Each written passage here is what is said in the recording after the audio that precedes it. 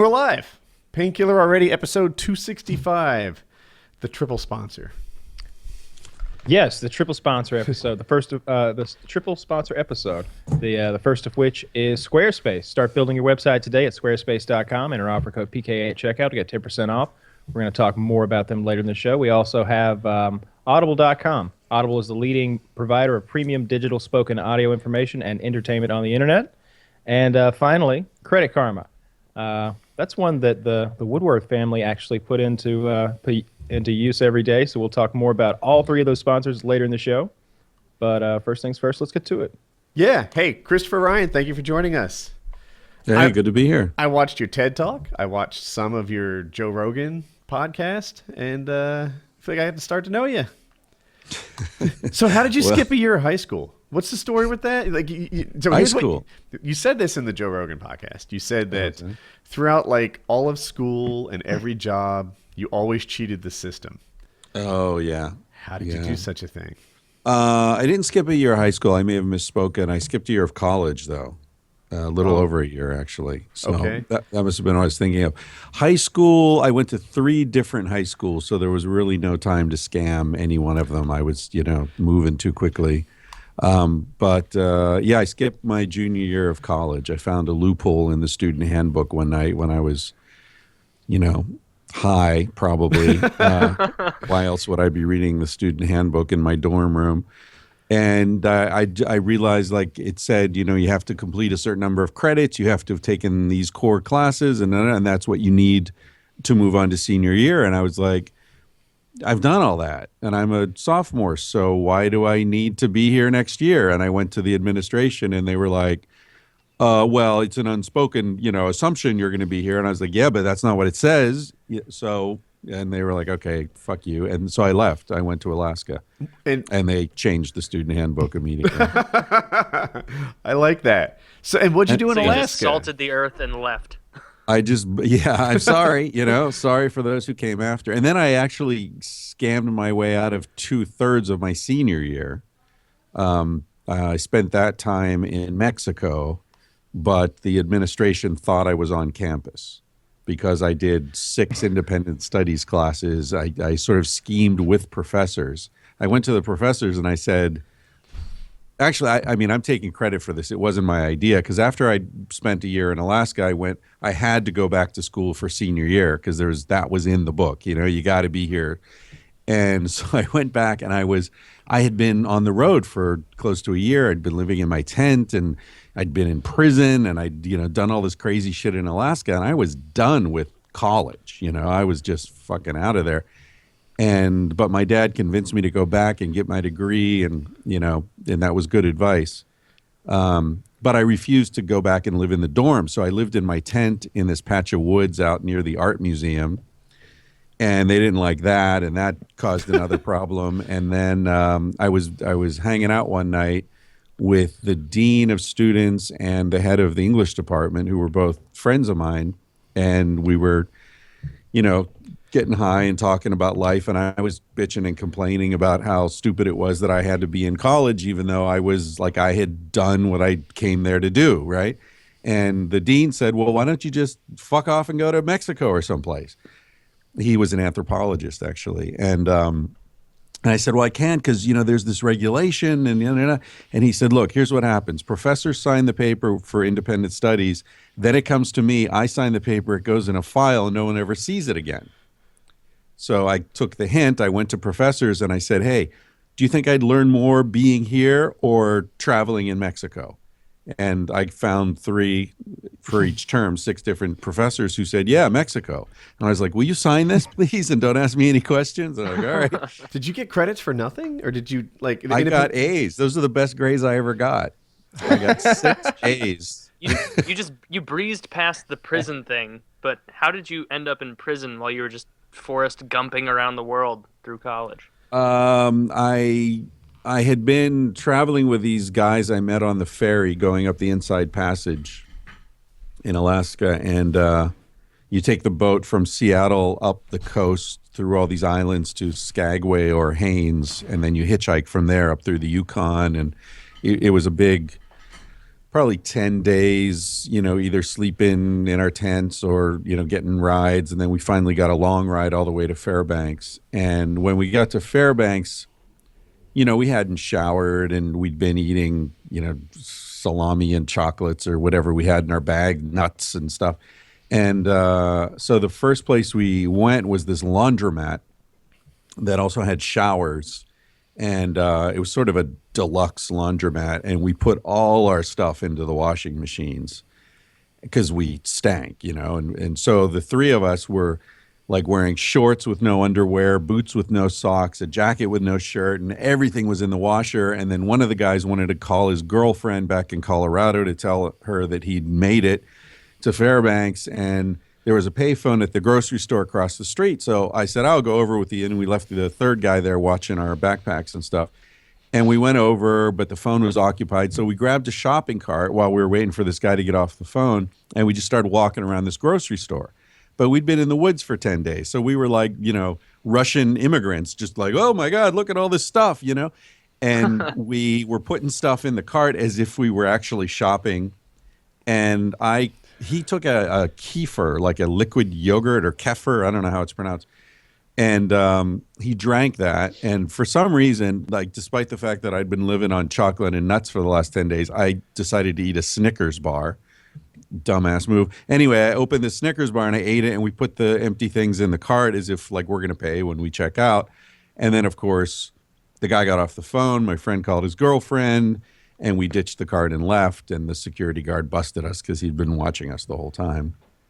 And then, but it wasn't a big deal. He was cool. He said, you just pay $20 and it's, whatever. It's no big deal. So we went up to the office, and while we were up there, this cop came in and someone said, oh, they got some shoplifters upstairs. So he came up, and then it sort of started spiraling out of control.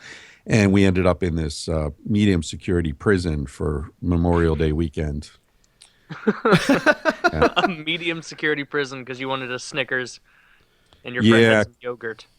Well, in those days, I don't know what it's like now, but in those days they didn't have local jails. They just had these prisons in Alaska. And so if they want to hold you for a weekend or whatever, you're in the prison. And so they had medium and maximum. We went to the medium.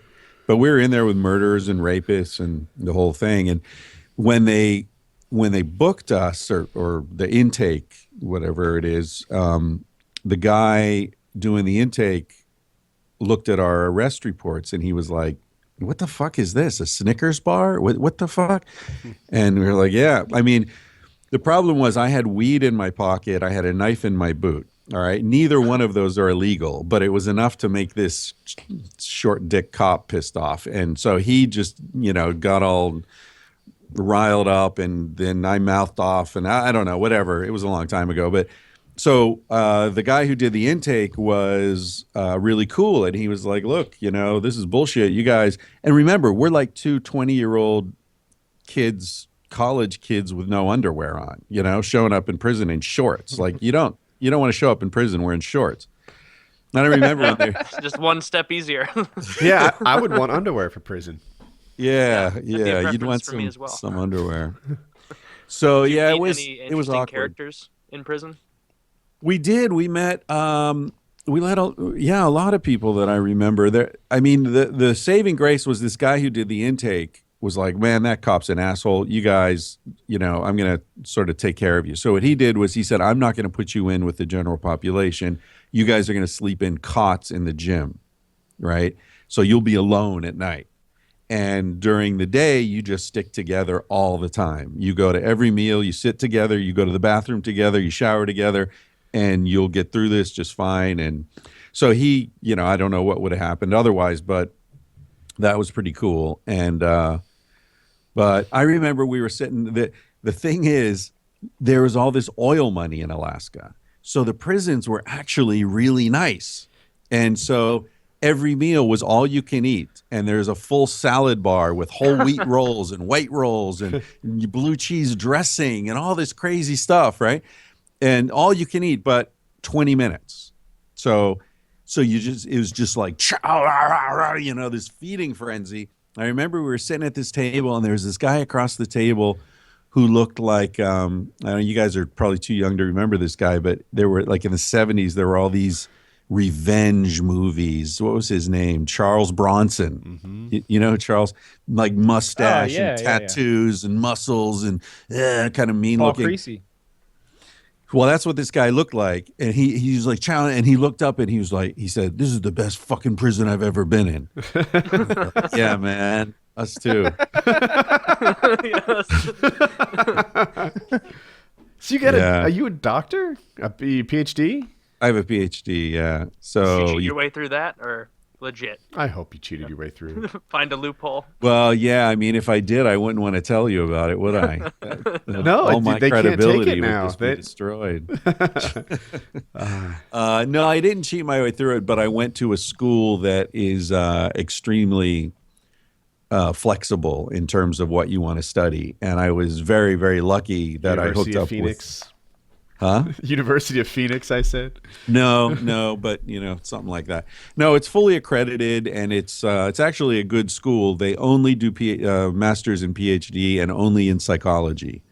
So there's no undergrad, and it's a lot of self-directed kind of stuff. So you decide what you want to study, hook up. It's sort of an Oxford, Cambridge educational system. So you hook up with a professor who's an expert in the area that you want to learn, and it's more of a mentorship kind of situation. And I was lucky enough to become friends with Stanley Krippner, who's a world-renowned expert in all sorts of things: paranormal, parapsychology, mythology, ethnobotany.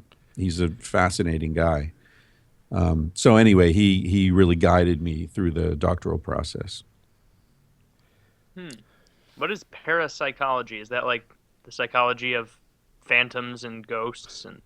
Yeah, it's the study of the what isn't readily explicable scientifically.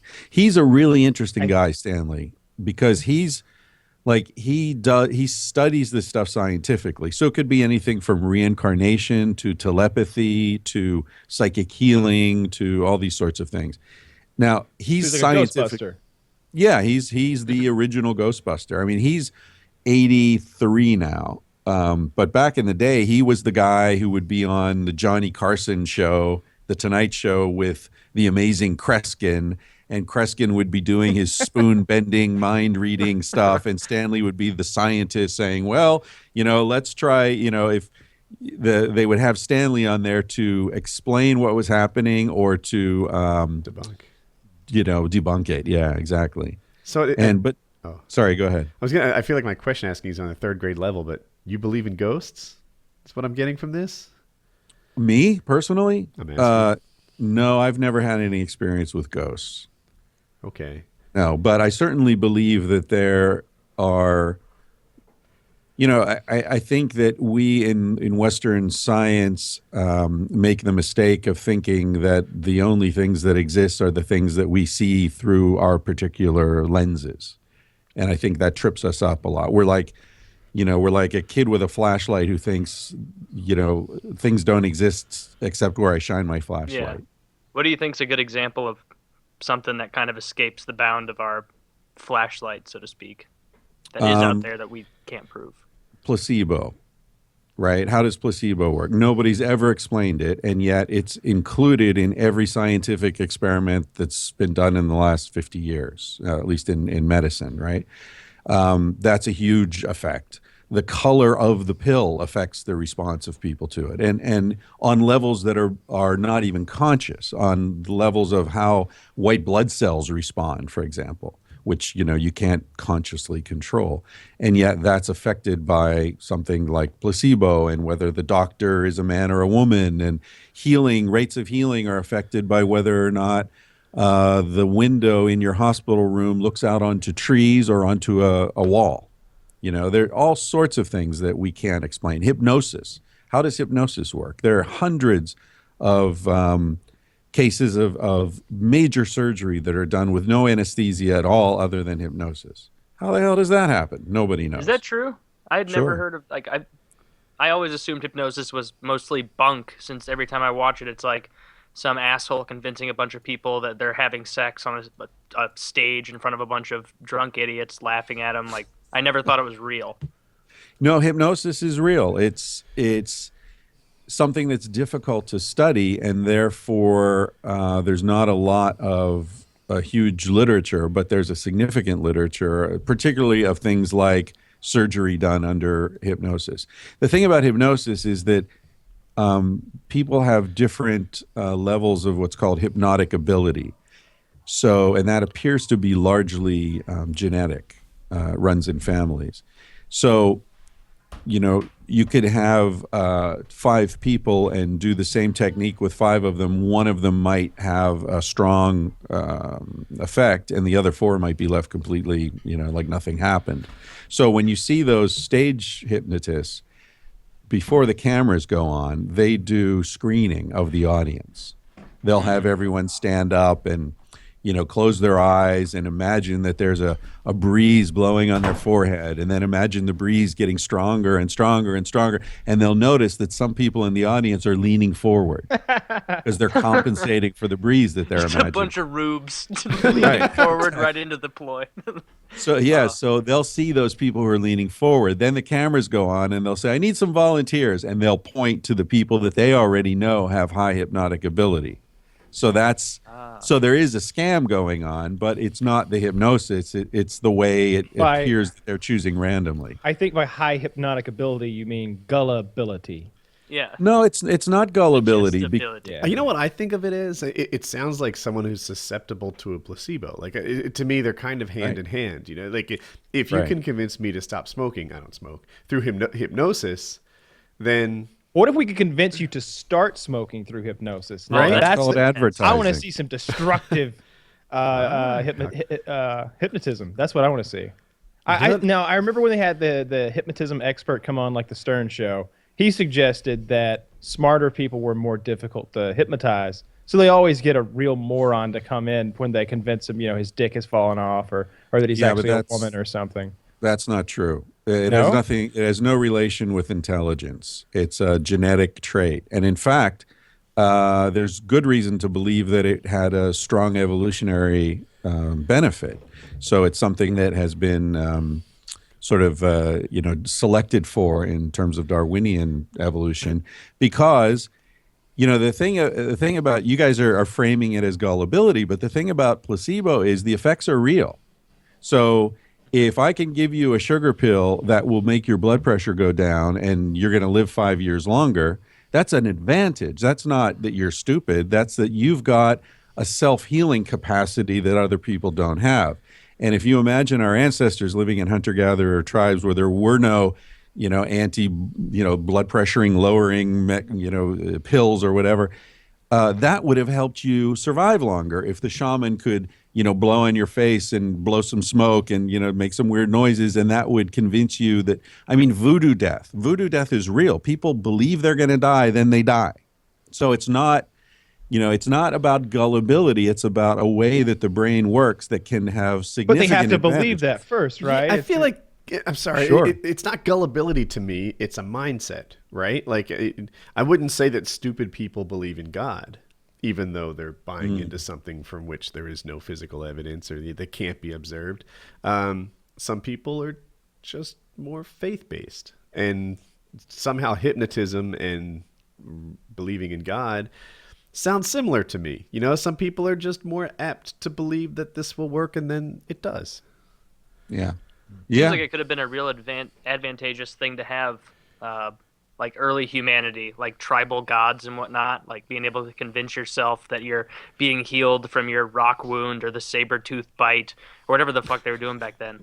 Like just being able to believe that you were getting better and then having that actually take effect. Like I never thought of that's really interesting. I never thought of it as like a placebo tie-in. Yeah, that changes a lot of my perspective on it. Have you ever been hypnotized? Well, yeah, I've been hypnotized. Why is it such a hard thing to? I know why. Because hypnotism is a spectrum, right? I have talked to people who've been hypnotized who say that it's almost like an out of body experience, and other people who say no, it's just kind of a like half nap where you're open your mind to suggestion. And that's why I feel like your answer was hard. You're like, was I hypnotized? Exactly. That's first of all, I was trying to remember when and where to be sure I wasn't, imagining it. I may be hypnotized right now for all I know. But yeah, I do remember when I was in graduate school, and I did some hypnotherapy classes. And and you're right, it's a spectrum, because I was thinking it's not like what you guys are imagining. At least it wasn't in my case. It was just like deep relaxation. Don't lump me in with these fools. Nobody had me barking like a dog or pretending to be fucking a chair or anything. I don't need to be hypnotized for that. Depends on the chair. Yeah. On the Stern show, they convinced Sal that that his dick had fallen off, that it was gone, and so he's just screaming, my dick is gone, I need it. It was that was great. So I really enjoy that. That's the kind of hypnotism that I enjoy. I want to see someone. Yeah, the fake kind on the Stern show. Yeah, exactly. That's much more entertaining. That's actually a disease that affects people throughout Asia called Koro, Koro. Being hypnotized all and the time? it's the belief that your dick is falling off or being sort of shrinking into your body.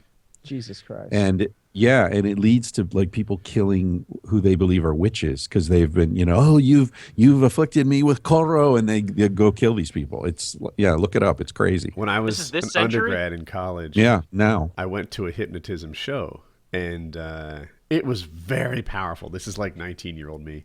And they got like girls to kiss guys. They got a guy to think he was a chicken. They got someone to be like deathly afraid of lightning, but we were indoors and it wasn't raining. And I came away from that, young Woody, thinking that like, holy smokes, this hypnotism is fantastic. That this guy has the ability to like, he's like Xavier. Is that the guy from X-Men? Who's the one in the wheelchair? Xavier. Yeah. Patrick Stewart. Thank you.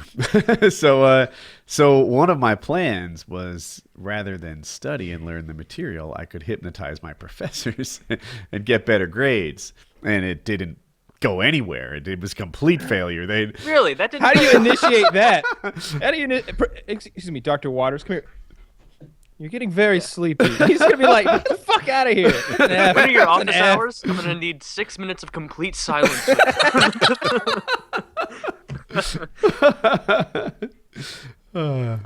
Yes, I've never seen it in action. Never actually seen somebody get hypnotized. My grandma tried to get hypnotized to quit smoking, which apparently is reasonably common in the hypnosis world as far as reasons quitting smoking. It didn't work for her, but I guess it wouldn't continue if it didn't work for some people. In hindsight, I think the people I saw succumbed to a social pressure, right? They're on a stage, there's 600 people watching, and they're saying cluck like a chicken. And they can either disappoint everyone and be like, no, or they can cluck like a chicken to claps and laughs and celebration.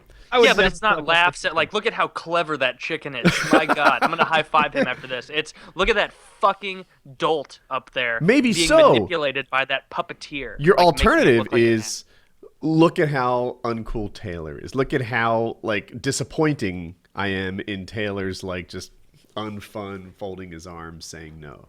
That's why people did it. I would prefer that.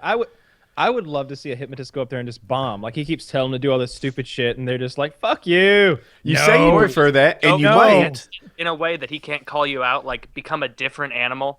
And so he can't say that you're BSing. And he can't.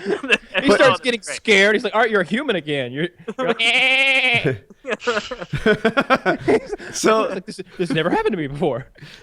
I know you prefer it, and maybe that's true, but hypothetical 18-year-old Kyle might have been much more susceptible to the pressures of the crowd. Perhaps. That's true. You never know. I can't know that without some sort of time machine. But whenever I see the hypnotism, I'm thinking in my head, I'm like, I think the same thing I think when I see those crazy televangelist churches when like he's got the line of people he's gonna heal and he's like, heal, and the person is like, oh, about like being like thrown across the room by invisible like Yoda force or something that this guy just put on him? And I'm thinking like, no. Those people are just dancing for the crowd. They're just caught up in the moment. Have you ever been to a church like that? Yeah. I've been to one of those too. When I was like 7, I spent the night at a friend's house, and they made me go to church with them the next morning. And I thought it was going to be like the church my parents made me go to, where it was like sit there and shut up and just listen to the guy do his thing. But as soon as we got in there, I could tell some vibe was off. The preacher like took his jacket off, like threw it to the side, like it wasn't the time to fuck around. Christ doesn't deal with blazers. We're rolling up the sleeves here, getting wrist deep in faith. And then people like kept like dancing their way up to the front, like shaking their hands like that. And he wouldn't do like the hit thing, but he'd kind of like grab him by the shoulders and go like, "Oh Lord," and then like kind of push them on their way to the side. With like, and they were asking me, they're like, "Taylor, you want to go to the front? You want to go to the front with the preacher? You know?" No, I think I just want to go home. Have you ever been to a church where they start the people start speaking in tongues? Yes. Yeah. That makes me very uncomfortable. It makes me very uncomfortable. They would just out of nowhere, this guy next to me who I know is like a volunteer fireman, and he is not communing with God or anything like that right now, and he's just and everybody's like, yeah, pointing at him like, yeah, they're like hyping him up, like it's so silly. It was unsettling for a child. I remember that. It is. The noises they make, like they're not like speaking like no, like, it's not like Latin or anything. Semi-screaming and like repetitive noises and high pitches. It's upsetting if you're like. If some good old boy from Franklin County, Georgia, started speaking Latin out of nowhere in church, I'd be like, "Holy shit! All right, this is legit right here," because he doesn't. But no, it's just gibberish. He's just making it up as he goes along. Yeah. That'd be a good way for God to show tongues is real. Make him do it in Latin or some other best language that That's I had to take. That's what the devil does. That's what Satan does. Yeah, and all those exorcist movies, they're communing with the the person in Latin. Yeah. Stanley, my professor, was the consultant on The Exorcist. Oh, that's very cool. Really, that's awesome. The paranormal expert. Had he ever been present for an exorcism or something like that? Did he have that in his background or? Good question. I don't know. I don't know if he'd ever been there for it. He was a trained magician though. That was how he got into it. As a kid, he learned magic tricks, and so that made him very skeptical when he heard these claims of ghosts and paranormal stuff. But he was crazy. I mean, he was really cool. He hung out with the Grateful Dead. Actually, he hypnotized Mickey Hart and the other percussionist whose name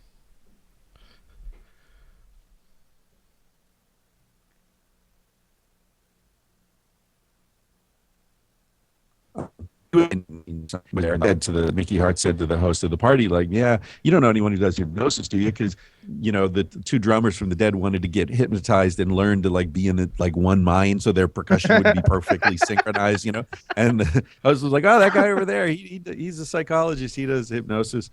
And so that began a long friendship. They're still good friends. And Stanley was the sort of in-house psychologist for the Grateful Dead for 25, 30 years or whatever. What and an he was always place to be in life for the dead. You just observe all the drugs through the decades. Yeah, he was backstage. He met. I remember he told me he was watching a show backstage, and he ended up sitting next to David Byrne, and they chatted, through the whole show. And Stanley's a fascinating guy. He tripped with Timothy Leary and hung out with all those, Aldous Huxley and all those people that you've heard of. But Stanley was like the young buck in that crowd, and now he's the lone survivor. The Grateful Dead was the career path of the loser when I was in high school, right? Like some people wanted to be doctors, some wanted to be engineers, some were going to be a chef or a construction worker. And then there was always that guy that was like, I'm going to follow the Dead. Like, like really? Yeah, just go from concert to concert following the Dead. I've got this great grilled cheese entrepreneurial spirit, and they're gonna like follow the Dead, live in a tent, and sell grilled cheese sandwiches, or mushrooms, and end up in prison for 20 years. Yeah, that kills me. Minimum mandatory sentencing for some deadhead selling mushrooms at a concert. Like, are you kidding? This guy's a threat to the public welfare. Yeah. No, maybe a threat to himself and people in his immediate vicinity, but not like the public at large. Yeah. Yeah, and let's talk about how many people die from mushroom overdoses. It's. I don't know. I think don't you Is have that to a eat thing? like pounds upon pounds of it to get there, like a crazy Well, amount. Yeah, I mean the neurotoxicity of most kinds of mushrooms is very low. So you can make yourself sick, but death overdose is very low. Marijuana, you'd have to eat like a pickup truck full. It's crazy. Yeah, I've heard with marijuana is that to What is smoke it it fast enough to die, you die of carbon monoxide poisoning before What do horses anything get? from the Is weed it even took hold. colic? What does a horse get when they eat too fast? When it jams up their intestines Gas. and they die? I think that's colic. Yeah, it seems like that would be a bigger risk. Nausea. with Horses pot. and babies. Yeah, what is that? The same thing that babies get? They say, "Oh, he's colicky," and the screaming. Yeah, why do I infant. think that's not? I it? think What is- I think that's the right word. I think you had it. It's colic. Is it? Because I thought feel that's like what your Kyle would Great know. Dane dogs got because they're Yeah. so gargantuan, their intestines get all tangled or whatever. Ugh. They have to have that surgery to like attach that to the Kyle's wall right. of. Yeah, Great Danes suffer from some of the same things that horses get, including colic. And That means we bred that dog too big. The poor thing. they're happy dogs. Yeah, so typically what we do is when we get them fixed, like 18 months old or something, we also have their stomach like tacked to a rib or something so that it can't get, not the stomach, but the intestines, so that it can't get all twisted up. Yeah. Wow. Oh, so this is going to be a weird kind of topic for Christopher, but I have this guy who works for me, and I give kind of weekly updates about his life because it's so absurd. So kind of like for you and anyone else who's not aware, this guy's name's Josh. I make YouTube videos and for a living, and so I get this guy as kind of a handyman to come and help me build sets and stuff like that. And he's just a real moron. He's 21 years old. He's pretty dim, and he's just terrible at everything. And I recently found out that his girlfriend that he's always been referring to is 40 years old. He's 21 and he's got a 40-year-old girlfriend, and he got her pregnant. And he was happy about the pregnancy. It's the second time that he's gotten her pregnant, but they lost the baby over the weekend. So he tells this to my dad. My dad he's like, "Good, that's real good, good." And he's just like, "Well, I'm awful tore up about it." So we worked all day yesterday, Josh and I did, and this guy is the laziest motherfucker I've ever worked with. It was awful. We poured a cement pad, a big cement pad, 300 square feet, something like that. And part of that is you have to get on your hands and knees with a board and kind of float it across the top of this thing and make a smooth surface because it's about to harden into rock. And I'm on my hands and knees and I'm in the mud and I'm just working really hard, both hands, and I'm just trying to make this thing straight. I look up and he's squatting, not on his knees, and he's got one hand on it, just doing this number, just half-assing it to the max. My back is so fucked up today. I couldn't work. And I just blame him. I hate him so much. Every day I work with him, I hate him more. I'm going to get him for the Josh Wheel of Pain. I mentioned it to him the other day, and I think he's up for it. So I'm going to offer him the Wheel of Pain, and we'll see if we can get him on the show. And Is he fine with the Wheel of Pain, like up to taser category, or is he going to have to taper off that? I So don't explain know. the Wheel of Pain, what you're doing. So with the Wheel of Pain, you've basically got like a Do standard. you have it spinning- around? It's in a room back there. I could take a minute. I'll try to find it. Just explain it. Yeah. Yeah, it's basically like you spin sort of a Wheel of Fortune style wheel that's cut into pie slices that are dry erase, so you can write in what each one of them stands for, and half of the slices are good things like cash, and half of them are bad things like getting shot with a taser or forcibly given a tattoo or something silly like that. So I'm gonna get him on here and see if we can do that to him because he's just annoyed me to no end. You know what? In terms of lazy, every so often I do this test. I'll follow a woman, typically someone in my family, like my wife or my daughter, and they go to open the door, but it's a real half-ass, like they put their hand on the doorknob, and in my mind, they are just as much blocking the door as they are opening it. So rather than do the guy like reach over and like swing the door open with grandeur, I'll just not. Like, just let them finish what they started. And it's just like, they put their hand on and then nothing. And then just like a limp, like, aren't you going to do this for me? Like, well, you got some choices, woman. You can get out of the way or you can open the door, but you can't be in the way. There should be a rule against this. I've Am I never alone? noticed women just holding doorknobs in public, It's waiting a thing. for their It's savior. a thing. Yeah, that's my experience with. Yeah. Oh glory! Who's gonna open this door in this summer heat? Like, I've always definitely never noticed seen if that. they do go through a door, they'll only open it wide enough to like allow them to pass through. Yeah, They're Yeah. not. slink through it like a hobbit in the Shire, like barely slide- getting through the door. Yeah. Yeah. It's it's definitely not a proper door opening. Yeah, I We're all don't. together on that. I don't expect much there, though. I don't care. With the working thing, though, like if someone's paying me to work, like I'll hustle. Like I want, like I'm paying for everything that's happening. It was like $500 worth of concrete, so I'm hustling around to make sure this shit isn't going to dry in a way I don't want it to be. And I just look at him; he's just fucking half-assing it. And I thought that he was like a heavy-set Bubba type fellow, but after seeing him like really do something that's strenuous, like what we did, he's just fat. He's just fat and out of shape. He can't cut it. So he's not like one of those bouncers that is really fat, but you're like, there's No. something underneath there. Underneath No, those like layers. a retired linebacker who's 350 pounds, but just could still bench 500 or something. No, You know that's who's not him. surprisingly good with concrete? Dr. Chiz. Dr. Chiz, really? Yeah, we have it's a counterbalance for my tractor. So we did about 1,000 pounds of concrete. I don't know if that's a lot or not, but put 1,000 pounds of concrete in this counterbalance thing. And he was all, working the shovel, working the hose. He had spread a lot of concrete in his life before, and like most of the time Chiz and I worked together, I kind of took the lead. This time it was clear that he should have had the lead. Yeah, I'm sure he loved it. No ladders. You're nice and low So, near the ground. do you guys mix your own concrete, or you like in a wheelbarrow or something? Well, because it was a counterbalance, it practically was the wheelbarrow, and that was his experience. Oh, that makes sense. Yeah, Okay. so we just put like the sand and then the concrete in, and then used a shovel and a hose. And I had a pretty hardcore drill, like an F-shaped, like half horsepower drill with a special Yeah. concrete mixing bit on it. I Yeah, had a those will break strange your- concrete. Oh, sorry. Go ahead. No, go ahead. I was wanna gonna hear say, yours. I was just break going your to tell fucking wrist. a concrete story. Go on. I had a job in New York for a while, sort of running a construction project in Hell's Kitchen, and it was an apartment building.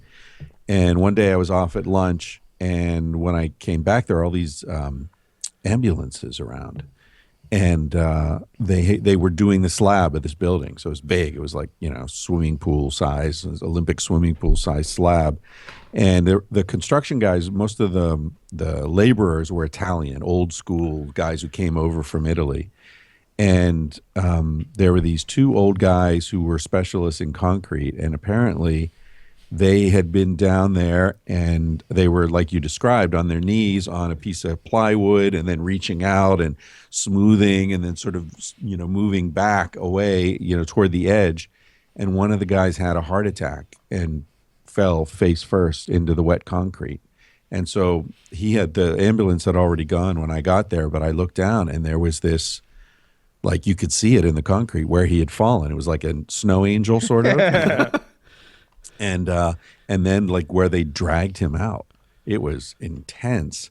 And so we're all standing there, and his buddy, who he had known since childhood, they came over together from Italy, and they'd worked together their whole lives, and they were in their 60s probably at that point. And so we're all standing there looking down into the pit and like, holy shit, wow, what is this? What are we doing? And meanwhile, his buddy just sort of quietly walks down and goes out and gets on the concrete and smooths out the image of where his friend died. It was one of the most moving things I ever saw, man. It was incredible. How dark. It was pretty, dark, but dignified, He didn't need to do that. Or he could have left it as a monument. Like that would have been, and that's where Larry fell. For years to come. It could just been In the laundry indentation room there. downstairs. Yeah. Did he die? Yeah. The dude was dead, yeah. Yeah, there were two deaths on that site. The other was it was horrible. A hooker was killed by our night security guy. That was weird. He was this really friendly dude, and He I had was one job. all he had to do was hang out there. All he had to do was at not night. kill the hookers. Yeah, exactly. Exactly. So like, did he like hire this hooker and then like strangle her, or did he mistake her for a burglar and shoot her? Like how did he kill a hooker? It was bad. It was bad. Yeah. And the weird thing was that I was the last guy to leave the site at night. So I would I was there. The workers had all left. The security guy shows up, and I'm like, okay, great. See you in the morning. And I left. So then they found this dead woman there the next morning, and so the cops interviewed me, right? And they were like, yeah, what do you think? Could it be? What do you think about the security guy? And I'm like, oh, no, definitely not him. He's cool. You know, he was a really friendly guy. Definitely not him. And it turns out it was him. And so, like, so much for, you know, my judgment of character. But yeah, that was interesting, getting interviewed by detectives in Manhattan. It was like walking on to Barney Miller or something. Or what's the crime scene Law and show? Order. Law and Order. Yeah. It was interesting. Anyway, that's my concrete story. Sorry to bring it down. Well, I told my story before, but I'm going to tell it again anyway for those who haven't heard it. We were getting concrete quotes on this house, and the guy was from Buffalo, and he had married into the mob. He wasn't really in the mob, and I guess the girls kind of get detached from it, so his connection was, of course, to his wife. But he was privy to all the stories, and she had all kinds of people she should call or could call. And anyway, it was like her uncle or something, her great uncle, and he was the biggest contractor in New York for it wasn't concrete, but it was those giant concrete pipes. Is there a name for them that like the sewage goes through? I don't know. And they're putting them in the ground, and these things are tall. I don't know, 12 foot or 18 feet tall or something. They're really, really big. And apparently they were using the wrong kind of soap to join them. There's something that goes on the pipe that not only sort of lubricates them as you slide them together, but also forms a seal for the long term. And the inspector comes down there, and he says, you're using the wrong kind of soap. And, so they get the head guy, and of course this guy's all mob. And he looks at the inspector, and he's like, well, fuck you. And the inspector's like, no, this guy's like fresh out of college with the clipboard. And, he's like, nah, he's just going through. He's like, you got to take these things apart, put more soap on them, put them back together. And he's like, nah, fuck you, man. I'll fucking kill you. And the inspector, not backing down, but remains polite as I hear the story. He's like, no, I'm quite sure. This is the kind of soap you need to use. So the guy pushes him in the ditch, which is 12 foot or 18 foot fall. And the inspector is now at the bottom of this ditch where they're laying the pipe. And he's not moving. So the mob guy is like, all right, cover him up. And they want to just keep building with the inspector in the pit. And the guy in the excavator, that's what they would use to pick up and move the things around, was in there. And he's like, no, I can't do it. I can't cover up this guy and just murder him like that. And he starts cursing out the excavator operator. He's like, you motherfucker, you put the thing in, you keep going. And he doesn't do it. He locks the door. The guy's freaking out. They pull him off. Anyway, they cancel all his business with the state. He's like, this is the number one contractor in the state of New York. And they just cut down every contract with him. His business was over. And then fast forward 9 months later, he's the number one contractor in all of New York again. He just bought his way back in. That's my story. Was the dude dead? No, he was hurt. Apparently he really got paid. But he survived, and that's that. Wow. Would you deal with that to get paid? Maybe. I don't know. I guess he had no money. Yeah, you have to think of the long-term consequences, right? If he spent a really bad 2 weeks in the hospital, but didn't have to spend 40 years working for the man, it's not a bad payoff. That's a great... I'd spend 6 grueling months with no TV in the hospital to get out of 40 years. Right? Just have... I could have hold a book in front of me and turn the pages when I blink. What's that? There's a sound effect that comes through at crazy high volume. I think, did you just get a text or something? Oh, I may have gotten a Windows 10 update. God, Windows 10. I just fucking love it. I'm so glad they offered it to me for free. Can you believe the benevolence of Microsoft that they would give me this software for free? Oh, Kyle, what are you drinking out of your Kyle mug? I like it. Orange juice? It looks like coffee. There's some coffee in there. Yeah. All right. Some coffee. Nice. Yeah, I really like this mug. Quick caveat. So shirt store, Spreadshirt. Link below. There's a couple new designs coming to that, and they should be up and all squared away by the time you guys are watching this. If you're a Patreon, maybe wait till Friday and they'll be up. But check those out. Well, I'm excited. Can you tell me about them? Yes, I can. One of them has to do with Henrietta. Okay. Picture the chicken that you guys killed on the survival trip, and it says all gave some gave all. And then there's a logo for One Tree Farm, which is my botanical kind of lotion and salve company, very similar to One Tree Hill, whatever the hell Kitty's is. Yeah, One Tree Lane. So One Tree Farm, it says it's not much, but it's ours, and that's the other one. So, and there might be another one coming if I can get the guy to finish it by tomorrow, but just expect those two for now. Chris, we went on this survival trip where Kyle, who you see at the bottom for me anyway, FPS, and me and another guy you don't know, Dr. Chiz, or barely know, and we survived in the woods for 5 days. We didn't bring any food. We bought a water purifier, and then we got sponsors, so we ended up having like hammocks and stuff. But instead of bringing food, we did bring a live chicken. And she started as like poultry, really, just living poultry. She's a food bird. She like whatever. Like no one cared about it somehow. We kept it in a box with a towel on the top. But then she escaped from the box. And she started just like she didn't run away or anything. We put her back in the box and she escaped again. And now she's just chilling with us. And in terms of survival skills, she was by far the best. She cleaned up the whole campsite of like caterpillars and bugs and stuff. She'd come up next to you and like sit on your foot and just like, hey guys, like I'm really happy to come along with you. I thought she started looking healthier. Am I crazy, Kyle? Or did she really agree with the woods?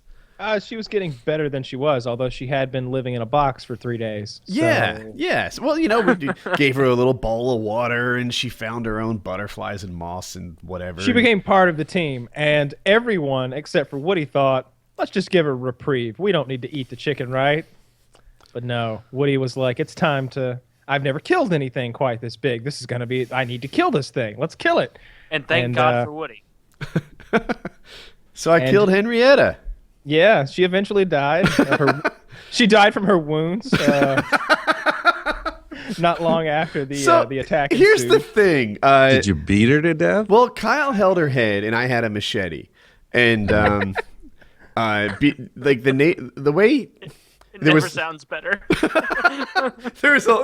He's kind of holding her down on a log. He's holding her head, and then he's putting a thick stick. I don't know, call it 2 inches in diameter, but between like his hand and where I'm going to chop, so that if I make a mistake, no one gets hurt. I would hit the stick theoretically. Except Henrietta. Okay, but that's the plan. So that wouldn't be a mistake, though. Anyway, the first chop on Henrietta was too low. It was kind of on her shoulders. It definitely didn't give me that nice, clean separation of life and death. The second chop, she was dead. Kyle will argue with you, but I won't argue with you. So, and unfortunately, Henrietta's not here to represent herself. But I'll say go back this: and watch the video. I've seen a lot of those ISIS videos where they line the people up and just saw their heads off, really, and it's horrible. Oh, no. Those people have it much better than if Woody's Gamertag is behind the plate. I'll take that Jihadi John or whatever from England any day over Woody's Gamertag sawing my head off. Someone needs to edit that clip of when you take Henrietta to the side and you hear the chopping, like right before that, someone edited in like that, and like just chopping. By the second chop, I think she was dead. Now it did take 4 chops before the head was just gone. But I really think I was screaming. By the second chop, screams. she definitely wished she was dead. By the second chop, her spinal cord was severed, I think, and it just took 2 more shots to get on the other side of the spinal cord and cut the skin. And well, I was glad I kept all my fingers, and that bird would have been dead 2 weeks prior had I not pulled her from the rotation. So that was the peak of her life. I mean, she was from a factory farm. Is that fair to say? Yeah. Yeah. So the time she spent in the woods with us, in spite of its bumpy ending, was mostly good. And then you guys, it was rough. Boiled It always. Oh no! Okay. It looks like this might be my internet, but this probably won't last very long. At least no machines are crashing or anything. And we'll try and get this call back and make everything okay. So, in the meantime, welcome to the Woody Show. A little awkward. I can talk about this. Oh, my internet's coming back. I was just going to tell you about my experience with Time Warner today, but I think we're about to rejoin. If it doesn't happen in a second, I'll just call and sort of force the rejoin. Yeah, let's do that. I'll call. Oh, look at this sponsor talk. You guys are seeing what you're not supposed to. We'll hang up on Chiz. Was it just me or everyone? It was me. My internet dropped for 20 seconds or so. It's normally so reliable, but not in this case. Oh, that wasn't just me? It was my fault. Yeah, I have a ping that I run constantly that lets me know like if I'm connected to the internet, and I could see that it was me. So Let's see. my internet. Oh, Woody, we should bet on something for. Oh no, we shouldn't because the Hurricanes are up 1-0. Nope. No, I'm down. We bet last time, and my team was behind. It seems only fair for you to take the same bet. Okay. Not the bad joke. How about winner gets to decide what the other one drinks on the next drinking episode? How about loser And sings the rule sings is a song? No hard alcohol. Loser sings No. a song. I won't sing. You guys hearing me? Yes. Yes, sir. Yeah, I'm back. Okay. Listen, I'm going to have to roll. So if there's anything you want to do to wrap up, let's do it. Okay. Okay. Did you have a book coming out, or what did I see? Yeah, I have a book coming out, but not till the fall. So, there's no need to promote that. People won't. They'll be What like, would you like to know what? promote? 9 months from now. Yeah, let me make a note in September to get this guy's book. Yeah, don't worry about that. Okay. But you can talk about Sex at Dawn if you want, or send them my website or my podcast, Tangentially Speaking, or whatever. All right. If you want, if you do that, I don't care one way or the other. But however you wrap it up. Okay. Yeah, I was looking at your book. That looks really interesting. I saw that because I've heard of Steven Pinker and I've read about all his assumptions and like the evolutionary psych perspective, and I didn't know there was like a juxtaposition, I guess, to that, or I guess rather an alternate side to that you take. I think that's really interesting. I'd like to read your book on that, see how you guys differ, since it seems like you do pretty greatly. Steven Pinker, yeah, certainly on the question of violence in prehistory, which is something that he's written about quite a bit. And actually his TED Talk on that is interesting as well. So, yeah, we definitely disagree. Unfortunately, he hasn't disagreed with me in the New York Times, which is what I'm hoping for. Oh, yeah. Trying to lure him into a high-profile dispute, but he hasn't gone for the bait so Should we far. go after him on Twitter? What's up, dude? Let's hear you. Don't you Yeah. back down? Yeah. No, he hasn't gone for it. So we'll see. But and it's not about him personally, of course. It's just that there's what I call a neo-Hobbesian approach to human nature and nature in general, which isn't borne out by the facts, at least as I see them. So that's the nature of the dispute, whether or not human life without the state is solitary, poor, nasty, brutish, and short, which everyone's heard, at least the nasty, brutish, and short part. Mm-hmm. Yeah. So anyway. Thank you for coming on. We appreciate it. Yeah, that was fun. It's my pleasure. So this is recorded, right? You're going to Yeah, release it'll go this? up on Saturday. Okay. Well, Yeah. Well, let me know when it goes up, and I'll tweet it. Oh, awesome. All Thank right, you so cool. much. All right. Sure. Good to meet you guys. Yep. Bye. See you later. Check out. Have I ever Sex told you Dawn. guys? Have I ever told you guys the when we sent the prostitute to my cousin's room to mess with him? That time. All right. So here's the. Stop me I've heard a stop lot me of if I've done this. prostitute stories from you. I don't know. That's unsettling. There haven't been that many prostitutes in my life. But so here's what happened. We were going on this road trip, and we were kind of conspiring against my friend Jeremy. We were always talking behind his back about potentially getting a transsexual prostitute to like basically paying her and then having her go and flirt with him and like, put on, just flirt with him all night, basically. Not go to bed with him necessarily because, something crazy could happen, but flirt with him and then make him like her and then reveal that it's a transsexual, it's a big, gotcha, Jeremy. We thought that'd be a funny joke. So it never came to fruition, but we did have those two prostitutes. So what we did was we went up to my cousin Scott's room. We talked to the girls first and explained this whole situation to them. And so we open Scott's room, we go in, and he's asleep in the bed. And this really good-looking brunette prostitute crawls into bed with him.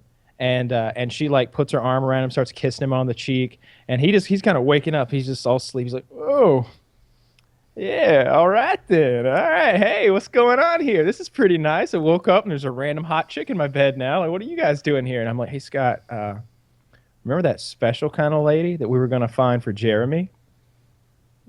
And I kind of nodded at the girl, and it took him about 1 full second to process, and he just goes out of the bed. He's fucking like fist. He looks at the girl. He looks at us, girl, us, and he doesn't know who to attack first. He's like, "What the fuck? What the fuck is this? What did you do?" The whole time is his his boxers like wilting a little bit. Just there's no need to fight anyone in this situation. Oh no, he feels completely violated. He feels like a man just crawled in his bed and started making out with him, and he is enraged. That's kind of what happened. yeah, exactly, ready to kill. So she quickly had to show him her pussy. We quickly had to be like, just fucking with you, and he calmed down, but he was ready to just put on a. Okay, you were fucking with them. I thought. Yeah.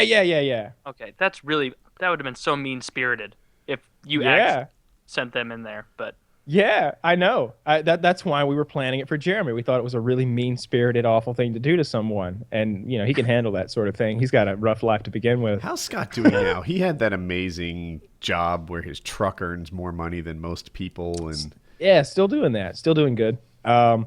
He's got a child now. It's been born. I guess it was born in maybe a 6-month-old or something like that with his girlfriend. And she might be having another baby now. But he's doing good, I guess, making plenty of money. I saw him yesterday, I think. Yeah, he came over yesterday while we were putting that cement pad in, doing that whole thing. So yeah, he's doing good. Seems like you're the last holdout friend in your little square without a kid. Oh, what you mean is I'm the only one of them with any fucking common sense. Like they're just... Well, it depends on the situation. You can't get your own senior citizen. It seems like Scott is actually perhaps, it'd be nice if he was married, but in a place where he could have kids. Sure. I mean, it's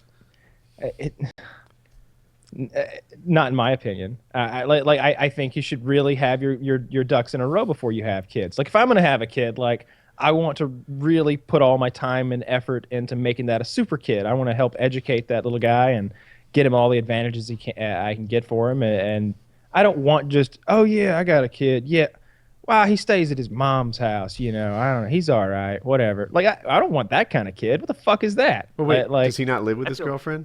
No, of course not. No. Well, I don't know. They're on their second kid. I thought perhaps they were getting serious. That's how these people are. They're just having kids. Like they're all like that. Like. Oh, I thought that's how Jeremy is. I thought this was one of those situations where they were all but married. They live together. They intend to stay together. They just don't know why the government needs a say. That's not the case here. No. And then Jeremy, he's got that situation where the lady he married already had 2 kids. Well, Jeremy he's not my choice for reproductive rights at all. No, I don't think so. Josh is worse. I think Josh needs testing. He might be. We could probably get him on some kind of government aid program or something. I feel like there's something wrong with that guy. The more I interact with him, the more I think he's just. It really infuriates me. I can't. I sound like an asshole the more I talk about it, but just being around this guy is just driving me nuts. Well, it seems like he's dumb enough for you to be angry at him, but not so dumb that you're pitying him. It's right on the borderline of He's pity. in that horrible middle ground of stupidity where you don't get any benents and you just get people like you telling him to sand out concrete all day for it was just driving me insane. And he's just He's not good at anything. You can't leave him to do a job. He'll ruin it. We talked about it. He can't dig a hole. And to think he could have had his own little Down syndrome child, a short 9 Yeah, months. that's what was going to happen too. Like the age of the mother when she conceives, that's a big deal. If you're 40 years old, it's not an ideal time. 1 or 2% chance, so it's not. No, it Really? increases drastically after you're 35. I thought it was significant at some point. Yeah. I think it's lower than you're saying. Let's see. Well, you're starting with Josh as half of your genetic makeup, so, and any 40-year-old Only way it woman goes up. who's yeah. It looks like at 40, it's 1%. Oh, Okay. Well, that is. I mean, It's not great. grand I mean, scheme of things. yeah. In the scheme of things, it would stink if that was the overall odds, where like 1 in every 100 babies, there's always a 1% chance of Down syndrome. Then it increases by 1%. I will go out on a limb here and say there's at least a 10% chance that the spawn of these two is not going to be a. just to get it right here. At 35, it's 1 in 350. At 40, it's 1 in 100. And at 45, it's 1 in 30. So it really does skyrocket up there. But it's those are the odds for 40 if that's what she is. So it's like 3 times more likely or something like that. Actually, in each of these things, it's roughly tripled from 35 to 40, and then it triples again from 40 to 45. Yeah, just After not a good idea. 45, probably not having kids. I'm guessing it's hard to conceive at 46. Yeah, I think most women are done around in their early 40s, somewhere in there. Menopause kicks in, but this is like I feel like I'm the only one who sees things rationally, and I it's like a Twilight Zone episode, and I want to like stare at this guy screaming as like the people, because the people around me aren't reacting to the ridiculousness of a 21-year-old dim-witted fellow who lives at home having a 40-year-old girlfriend who already has 1 child, and he's excited about the prospect of knocking her up for a third time. I'm just like, why aren't your parents and like your friends and why isn't everyone screaming stop like, you moron? I can't get it. I really don't understand it. He's creating burdens for society. That's all he's doing. Like, because he certainly can't afford to even put diapers on on this potential baby. She's clearly not all there based on what he's told me and her reaction to the pregnancy and then the miscarriage and all that. Now, you haven't met her. No, I haven't. I saw a picture of her because I was like, since I learned more about this, I was like, you got to show me a picture. And Scott showed me on his phone. She's not bad she's an okay looking 40-year-old woman. She's a little heavy set, but certainly not fat. You'd think she'd have to be above average to date a 21-year-old. Yeah, well, I mean, like it's the cream of the crop of 21. Yeah, it's a really overweight 21-year-old who has no job, lives at home, and is definitely dim-witted. Dim-witted. You say that like the way doctors in 1913 used that to diagnose people. I hate that they took all those words away from us. Like, he's got donkey brains.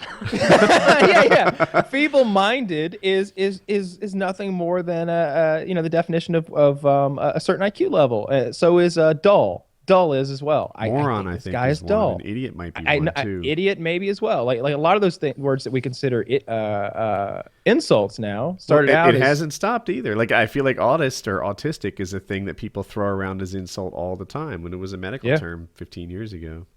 Yeah, they take them away, and then sometimes we get the words back. You never know what you can and can't say anymore. But this guy I watched South Park. I saw the whole season. No. I used to love South Park. I thought it was really edgy and, I mean, it's redundant, but they took these risks and it was funny and it was great.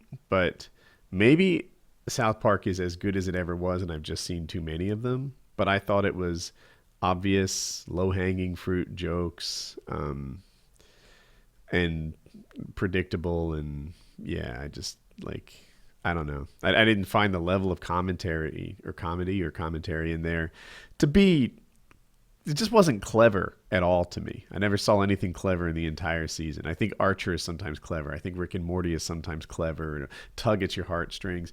Futurama at its best, you know, the storylines between, who is it, Lilo and Fry or something.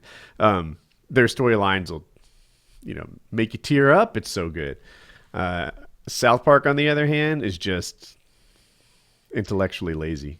I'm too far removed from having seen it to defend it properly, but I remembered liking it. A few of the episodes I felt were really standout. I liked the whole political correctness, you know, cap that the whole season was wearing. Really, they tackled it at every turn. It made no sense. I enjoyed it. I didn't think it was their greatest season ever, but I felt like it was good. Like, Kyle and I are too big of fans of South Park, and we have been for so long that it's hard to look objectively. Like even last season, which I think was one of the worst seasons they've ever made. Even then, I had a hard time saying like every episode was subpar. There was I try to like it. There was a speech in there. Who's the dad who joins the PC frat? Randy. Yeah, so Randy's wife was talking to him, and she's like, "You've just changed. It seems like now that you're in this PC thing, you use it to bully people." And that, I thought, was a nice little commentary, the things that I like from South Park. How he was using political correctness as a way to bully people who just sit there and listen for things to get offended about and then throw that back at you. I was like, oh, yeah, that was kind of they just sort of wrap it up and put a bow on a point that perhaps a lot of people thought would take 1,000 words. She does it in 100. It's great. But taken as a whole, I don't know. It just seemed obvious sophomore attempt type stuff. Like it wasn't masterwork there. I like that you mentioned like the other cartoons, like Futurama. Like they have some actual emotional ones, like when his dog gets frozen. Like that episode's from like 15 years ago.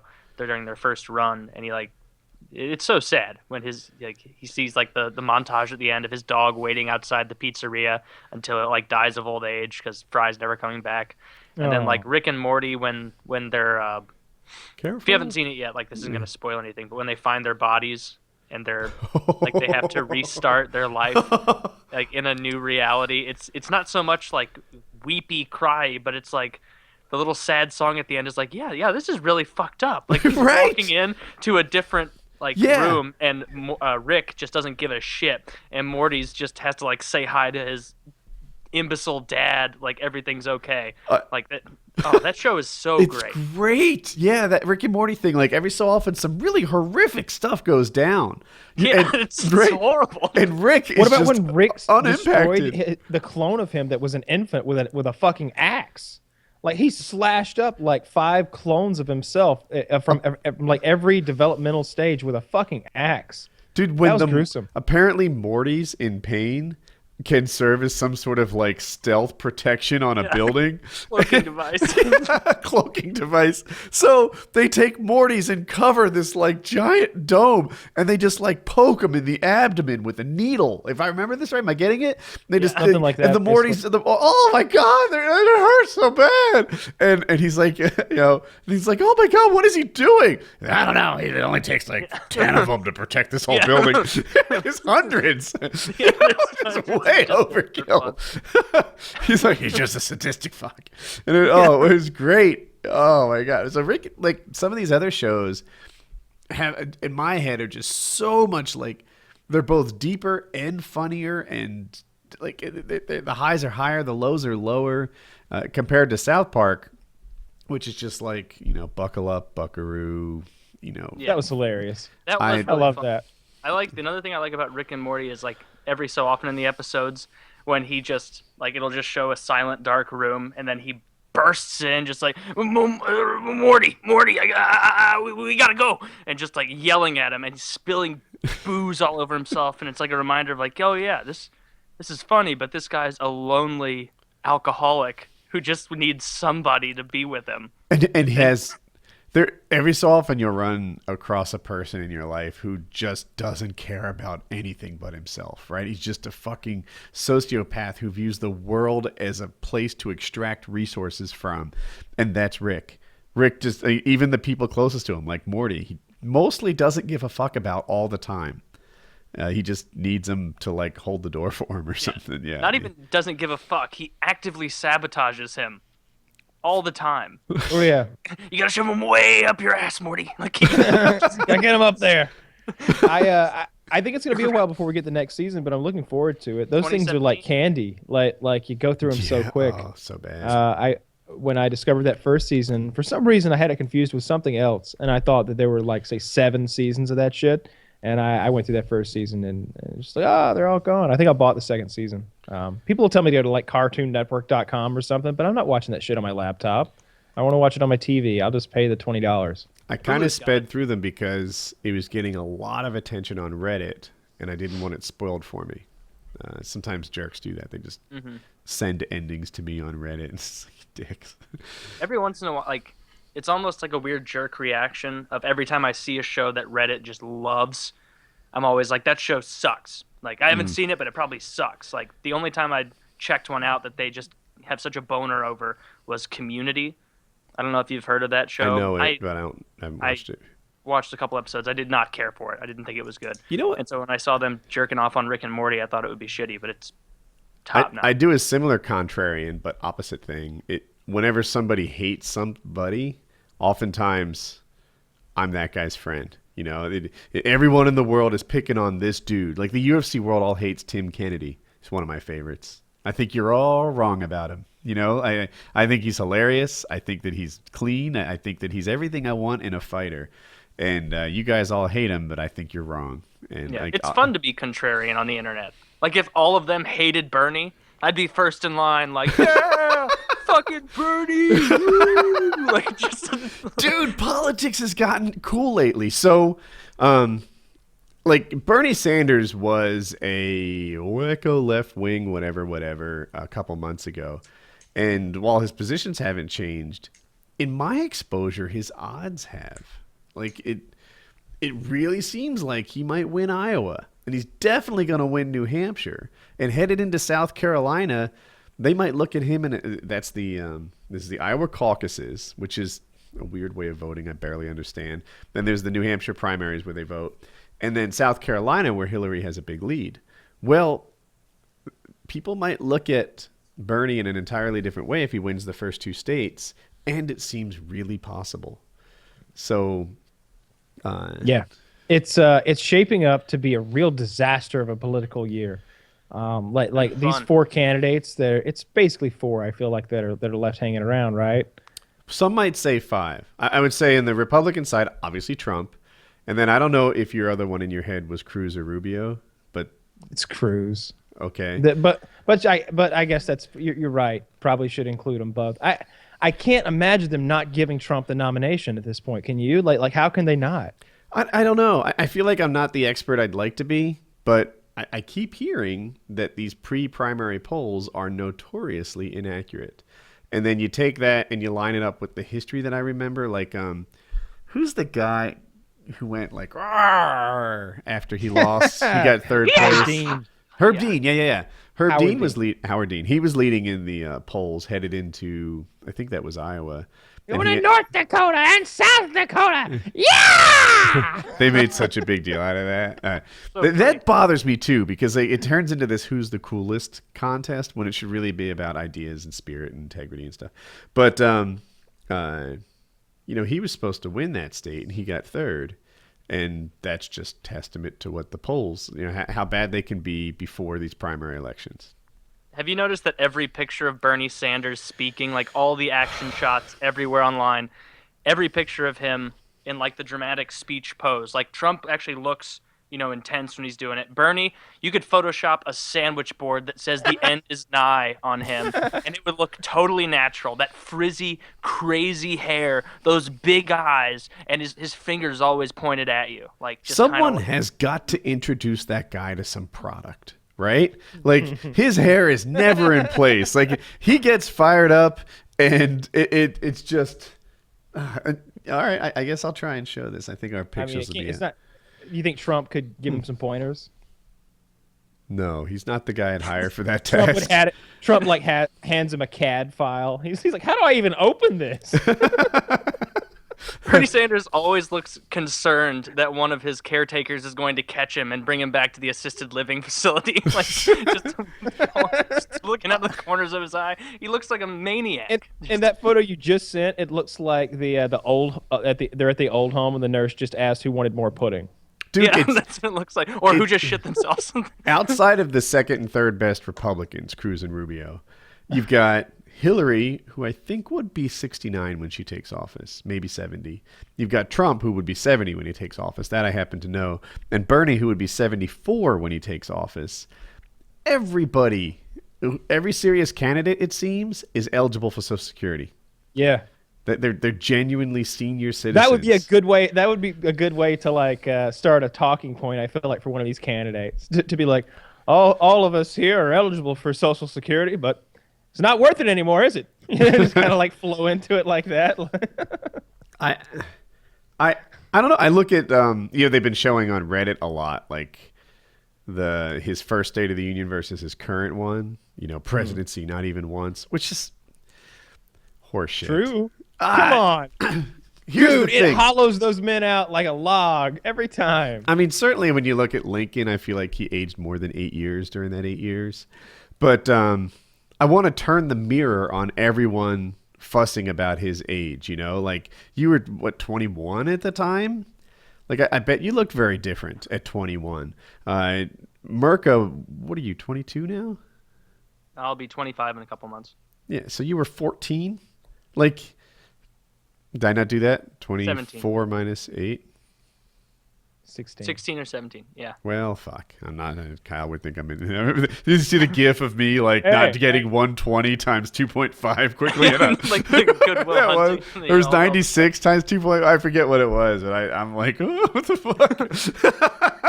But anyway, so what? You're 24 now? 8 years ago, you'd be 16. Yeah. Dude, I bet you looked wildly different at 16. Look at your beard. I don't think he's a good example. We should use you as the example. And I think 8 years ago, I think you have aged far less in the last 8 years than Obama has. I don't know. Yeah. I look at pictures of me from like even 6 years ago when I first started YouTube and think that guy's a lot younger than me.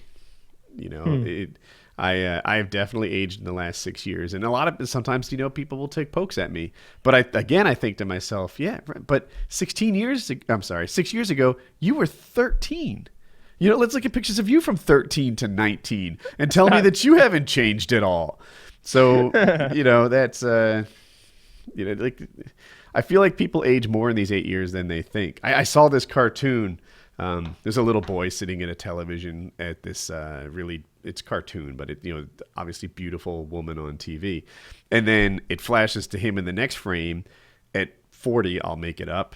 Big beer gut, fat guy drinking a beer. And then she, of course, is like 60 now, all wrinkly. It's like, what the hell happened to her? Yeah, look at you. People don't turn the mirror on themselves when they see other guys age. They got some fair criticisms as far as she goes, though. She could have lost a little more weight for that role. Like, Mark Hamill fucking got in great shape. This was just a cartoon anybody actress, but you're talking about Leia. Yeah. I think that cartoon you saw was specifically about Leia. Like, because I think it might have been. She put it on her Twitter. I saw. She could have lost some more weight. And it was so obvious in every scene with her in it. That they were using some really soft focus or something to make her not look as badly as she looks, I guess.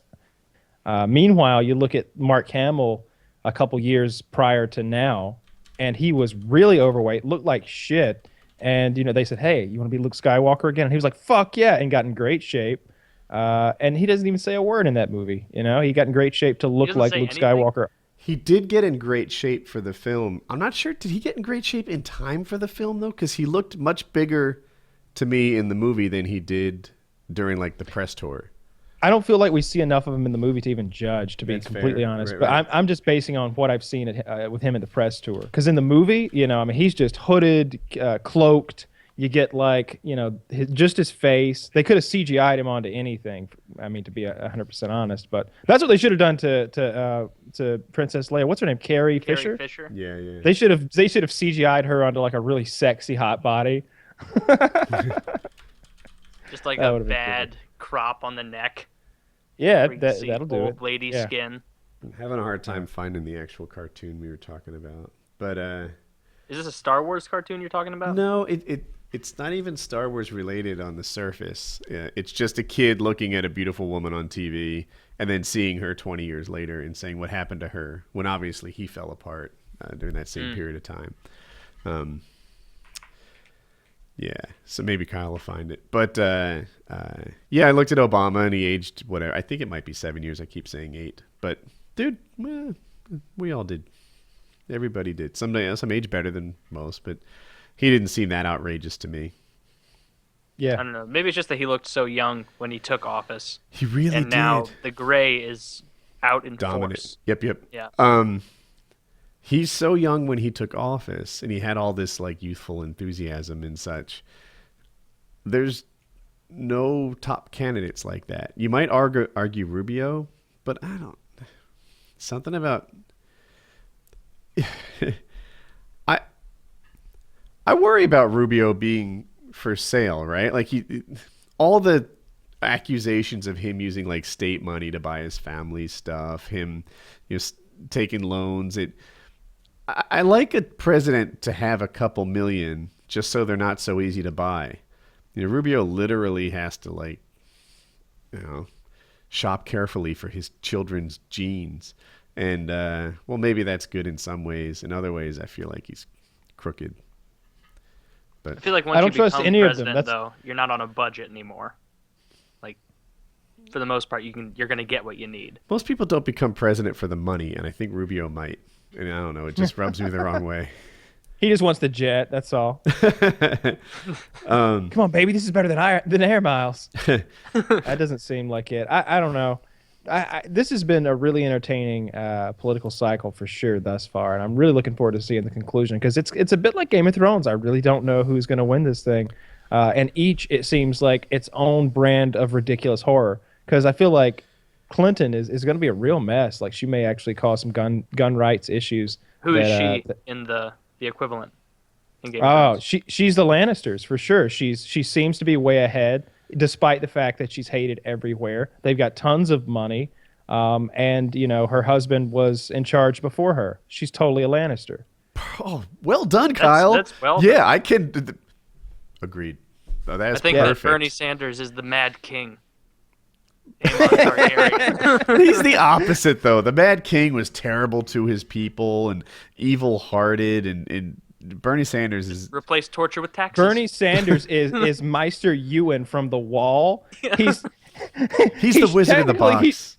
Technically, he probably should be in charge by all rights, but for whatever reason, he's just too old now, and his ideas are just way too crazy. He's never going to get back into power. It's not going to happen. I want to know who Trump would be, though. I feel like Trump's an up-and-comer, but he's got a lot of power. Yeah, He's not dead, so he can't be Robb Stark. Unless he drops out again.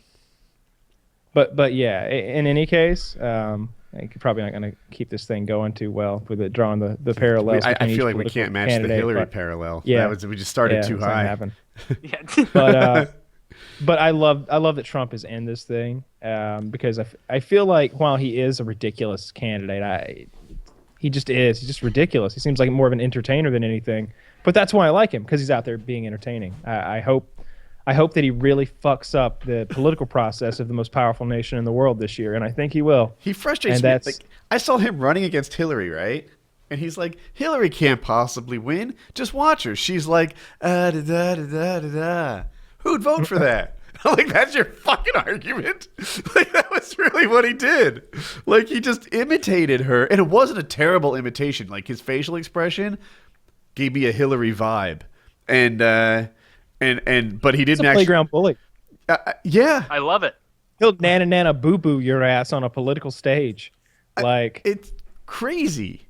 I haven't heard his plans. Well, I guess I have heard his like anti-immigration plans outside of tapping into like a national frustration with jobs and wealth or whatever. I don't hear him outlining what he'll do outside of, we'll put really smart people in here and do great things. So in his, well, I'm sure we all saw his TV ad by now, and the two things that stood out to me are, you haven't seen it? I don't watch TV. I don't either. Well, they put it on the internet as well. I didn't see it on I don't have the some internet. with rabbit ears or anything. Okay, no internet. I've never seen a Trump guys. ad. It's his first TV ad. That's why it was kind of a big deal. But the two things he talks about are the Muslims and immigration. They're like, he will build a wall and make Mexico pay for it. And that line's in there, and the keeping Muslims out of the country thing is in there. They pushed both of those things really big in like this 30-second ad. They caught some flack because when they talk about immigration, they show lots of people fleeing toward a border and crossing illegally, but that's footage from Morocco. But I mean, does it really matter? Like it's more of it's more to get a message across than to be like, here are actual Mexicans. You just need some brown people running for a fence. That's what he wanted to show you. If you'd hired actors, you wouldn't have been so mad. Mm-hmm. I think it's fine. It's not like you're like, oh, you didn't even have footage for it? How do we know it's happening? It's like, yeah, it's happening. Well, he's overstating it, right? Like he does, like, look at these immigrants coming in, showed... and then they show like running with the bulls, But they actually were immigrants running toward a border in Morocco. I don't think that's a big deal, because if you were making an anti-gun advert and you showed a person who was a victim of gun violence in Sweden, it still applies here, regardless. Because at the root, you're saying, hey, gun violence is bad. And with his commercial, you're saying, hey, illegal immigration is bad. So I had no problem with it being Moroccans or people running toward a Moroccan border. I don't know which, but they said it was from Morocco. Slippery I slope. thought his TV ad was good, and it definitely plays to his base, which is the people who took her gerbs kind of folk.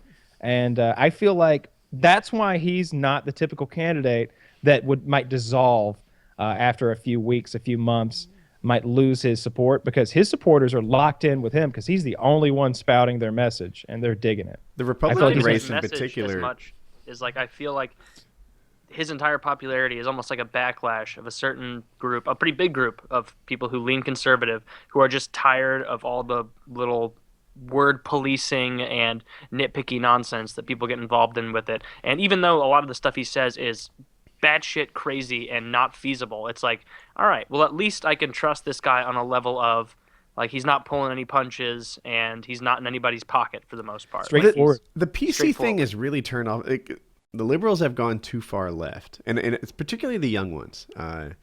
The Yale girl that screamed that she was supposed to have a safe space at college, I can hardly express how much I hate that chick, right? She is a worthless piece of shit. She's at Yale, for fuck's sake, complaining about not being safe enough. I keep pointing to the Steinway grand piano in the lobby of her dorm and saying that she doesn't have a safe... Like, what kind of overwhelming censorship do you need before you feel safe? You're afraid someone's going to wear an offensive Halloween costume? Go fucking jump on a knife. I'm done with her. That kind of, like, the South Park PC ridiculing, where they use their being offended to bully other people, right? The cry bully is the term I see a lot. Way too far, guys. Way too far. Please keep this in the realm of the reasonable. And the conservatives make the same mistake, but I didn't feel like the liberal side did this 10 years ago, whereas now it seems to be an accurate representation of at least young liberals. It seems like it's accelerated quickly, even from like my brother, who's high school age. Like, the shit, he'll even tell me stuff about, like, oh yeah, we had a like conference today about, rape culture or something, and it's like, what? Like, I'm 8 years older than you, and this was not happening when I was there. I don't like the rape culture thing. Like, so here's the deal. Is there rape? Yes. That's a thing. And it's terrible and it's awful, and I get that. But to say we have a rape culture, like, there are other cultures, the Middle East, if I have my facts right, has something of a rape culture where, a guy rapes a woman and the woman is held responsible for it. She's the one being stoned to death for adultery, even though she's a victim of rape. That's a rape culture, and it's a problem. In America, nobody celebrates rapists. Nobody looks the other way on a rape charge. No one says, like, oh, did you rape her? Sweet dude. Like, It's no, considered worse than murder. Unless the rapist is Yeah. a woman, of course. Okay, but in terms of guys, and that's all they're focused on, right? They're trying to make sure that guys know it's not okay to rape because they act as if there was some kind of gray area on that, as if guys thought, is rape cool? Is that like getting laid, crushing pussy? Is that what rape is? No, dude, and no one thinks that, and it's not a problem in our society. There's no encouragement. When we find rapists, we lock them up for a long time. That's what we do with them. And the other people in prison look at them as if they're the lowest kind of prisoners. There's no rape culture. It's not celebrated. It's not okay. So back the fuck off on your victim crybaby bullshit. I need you to give definitive consent right here. You just sign that it's okay for me to pound your puss. That's South Park reference for those who didn't get it. But anyway, crush your pussy, I think. It was yeah, because PC stands for pussy crushing. Pussy crushing. But anyway, yeah. So the rape culture thing, no. There are places with the rape culture problem. Yeah. America's not one of them. We hate rapists here. Prison. There's another one with that problem. Like a real culture of that. Yeah. No one's speaking up for those poor guys in there, like the accountant who's getting raped every day by some dude in prison. No one's crying out for his pain.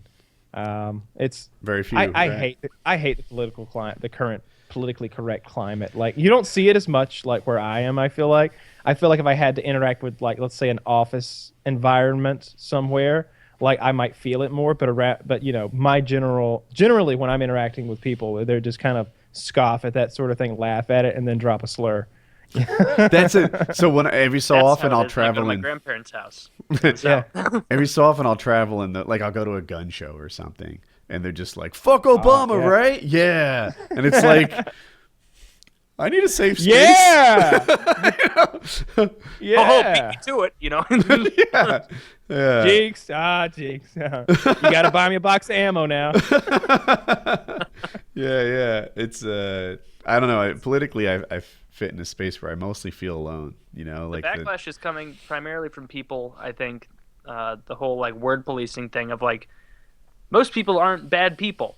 Like, if they say an off-color joke or they say something shitty, like, most people are smart enough to figure out what's said in jest and what is said maliciously with the intent of hurting someone. And most people are just tired of, like, by default being like, oh no, you're a malicious piece of shit. You know what you did. You were thinking about it the whole time, taking advantage of us, oppressing people. My God. When really it's like, no, I was just joking around. I was just saying something. It's not offensive. Quit taking offense on behalf of others and ascribing all responsibility to me while just patting your little pet minorities on the head. Quit so you loving can being offended, right? Like, oh, he offended me. Fucking sweet. Now I'm in a position of power. Hey, Taylor, I'm going to fucking extract an apology from you. You offended me. What are you going to do about that, huh? Yeah. I'm sitting here. I remain offended until you lay it out there for me. Let me know how. Did I trigger you? Did I trigger you, Woody? Yeah. And sorry. Civ 5, that's my trigger. I'd be up for some Civ 5. Civ 6 is coming out next year. Oh, they sweet. already now. Yeah, a proper sequel, not that Beyond Earth trash they released last year. So they're going back to Earth, and I have no idea what the premise of the next game is, okay. But that other thing was just some kind of bullshit expansion, I think from a different publisher maybe, but I could be completely wrong about all that. I know it was bullshit. It was terrible. It was a terrible game that we all hated. I'm glad I resisted the siren call from you and Chiz to buy it. Oh, I mean, I like modding the game that you've got in place already. I think the Civ 5 mods are plenty of fun. You don't need to go into space and grow fucking crystals or whatever the fuck that gay shit is. It's so lame. One of terrible. The things about Civ that's nice is I got a rough idea of history. I'm no expert, but I just kind of get who's who and what they were good at and probably where they'll be strong. It makes sense to me. What continent at the very least that they're from, that sort of thing. Yeah, but when you go to space, all of a sudden you're like, well, I see. Should I put crystals on my tech tree? Like, I don't come with any basic knowledge of how to play the game. Yeah, that was lame too. I like that, you know, it's kind of cool when you're playing as the Egyptians or the Romans or something like that. I like that aspect of the game. Oh, the Japanese give you some maritime bonuses, right? I think they start with the ship. You instantly, like, you don't even have to research on that. And do I have this right? I think they get more food from sea tiles. They've got Is there less research to do having to do with navigation from them? I'm getting not triggered. them. I might be mixing it up with in Civ Rev. I think I'm right about these things. I might be wrong for Civ 5, but anyway, we'll wrap up the Civ talk. Yeah. No, Some of the core mechanics make sense to me, and it's easy to remember. When as you go to space, it's all freshly new. Yeah. I definitely agree with that. But politics, it's going to get real interesting in the next 2 weeks. They're going to start voting. Leads start to matter a little more. Like, you know, if you go back 4 years, that Herman Cain's on top. Who's that Texas governor guy? Rick Perry was on top. You know, the Republican side in particular seems to try out different candidates with the lead. It's like a revolving door of people over Very there, just bandwagon. constantly throwing new ones out there. Yeah, whereas the Democrats tend to be, I want to say, more stable. I mean, obviously, if you go back 8 years, the Obama-Hillary thing wasn't that stable. But, you know, I don't know. It's not like they've got 6 guys who hold the lead at any given point, whereas the Republicans, they tend to try people out, not like them, and then try someone else out. I saw that Biden said he regretted staying out of the race now. He did. You know, that was my pick months and months ago. I was I was saying that Biden was going to be our next president before his son died. No way he would beat Hillary. I don't know. I liked Biden the most. The thing is, I like a lot of people, and then once they're exposed to the harsh spotlight of first place, sometimes I like them less. I think that happens on the Republican side a ton. You know, Biden to me is my favorite guy. I wish he was in the race, or O'Malley. I like him a lot. But these are all people that didn't get like first placed hate. You know, Was O'Malley? He's got the military record. Is that correct, O'Malley? I don't know. Is he? I know Jim Is he Webb the Democrat did. who's in third place? Oh, I just remember one of the debates. I thought he was the third Democrat. I thought that was the He guy is who the had the military. Third Democrat. I just think of Jim Webb as the Democrat military guy. I don't know if O'Malley is too. I'm thinking of a debate I saw a couple of months back or something like that. He looked very military, like he was kind of fucking still standing at attention over there with a big square head, and like just. Yeah, all this to me Still looks a screams little Jim shell-shocked. Webb. Yeah, He was like Jim nom or Webb. three Yeah, he's shell shocked, uncomfortable. Yeah. I like when ex-military politicians like start talking about. Obviously, they want to push that as one of their qualifications for they're on stage, and they start talking about what they do to the enemy, and they kind of do a thing where they're like, "Oh, you don't even want to know what I do. It's so bad." You ever been to Nam, boy? Like, you just know he's ready to like snap and start telling you about crawling through rat holes with a knife in his teeth and a 1911 in his other hand. You know what ISIS does to goats? That's what I do to ISIS. Aha, rape. That's the culture. Yep. So yeah, I still don't know. I guess Clinton. You know, if I'm a betting man, I would go Clinton, and then I would say the second most likely. Who's second most likely? Do you think? Would you say? You're talking about Trump versus Bernie, right? Yeah. Trump versus Bernie, or perhaps a Cruz or someone like that. Trump.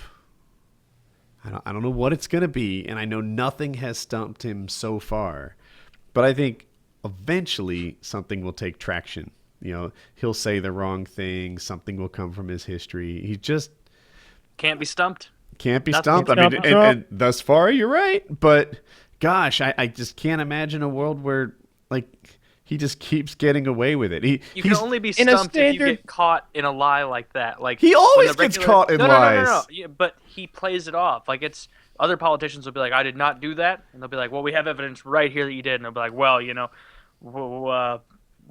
when I was doing that, you know, I was thinking of foreign policy." And the thing about foreign policy is, and it's like they misdirect it. With Trump, they'll be like, "You said this about Mexicans." Like, I never said that. I would never say that. He's like, "You said right here, I really, really hate those Mexicans." And he's like, "Well, you know, when you're wrong, you're wrong. You got me. Like, you know how I feel, and I've made it clear." It's like he's not stumped. You walk away not sure if he still hates the Mexicans or not. It's like, what? He played into it so much. I can't tell if he was being serious. Like, At some it's great. point, Trump is going to be like, you know, ISIL? I'd fucking stop him from screaming. And that's going to, like, being the attack ads against him and stuff, and I'd Trump love with to the see that. extra contrast making the scream, and something is going to get him. He'll immediately win like Kentucky, Tennessee, Missouri.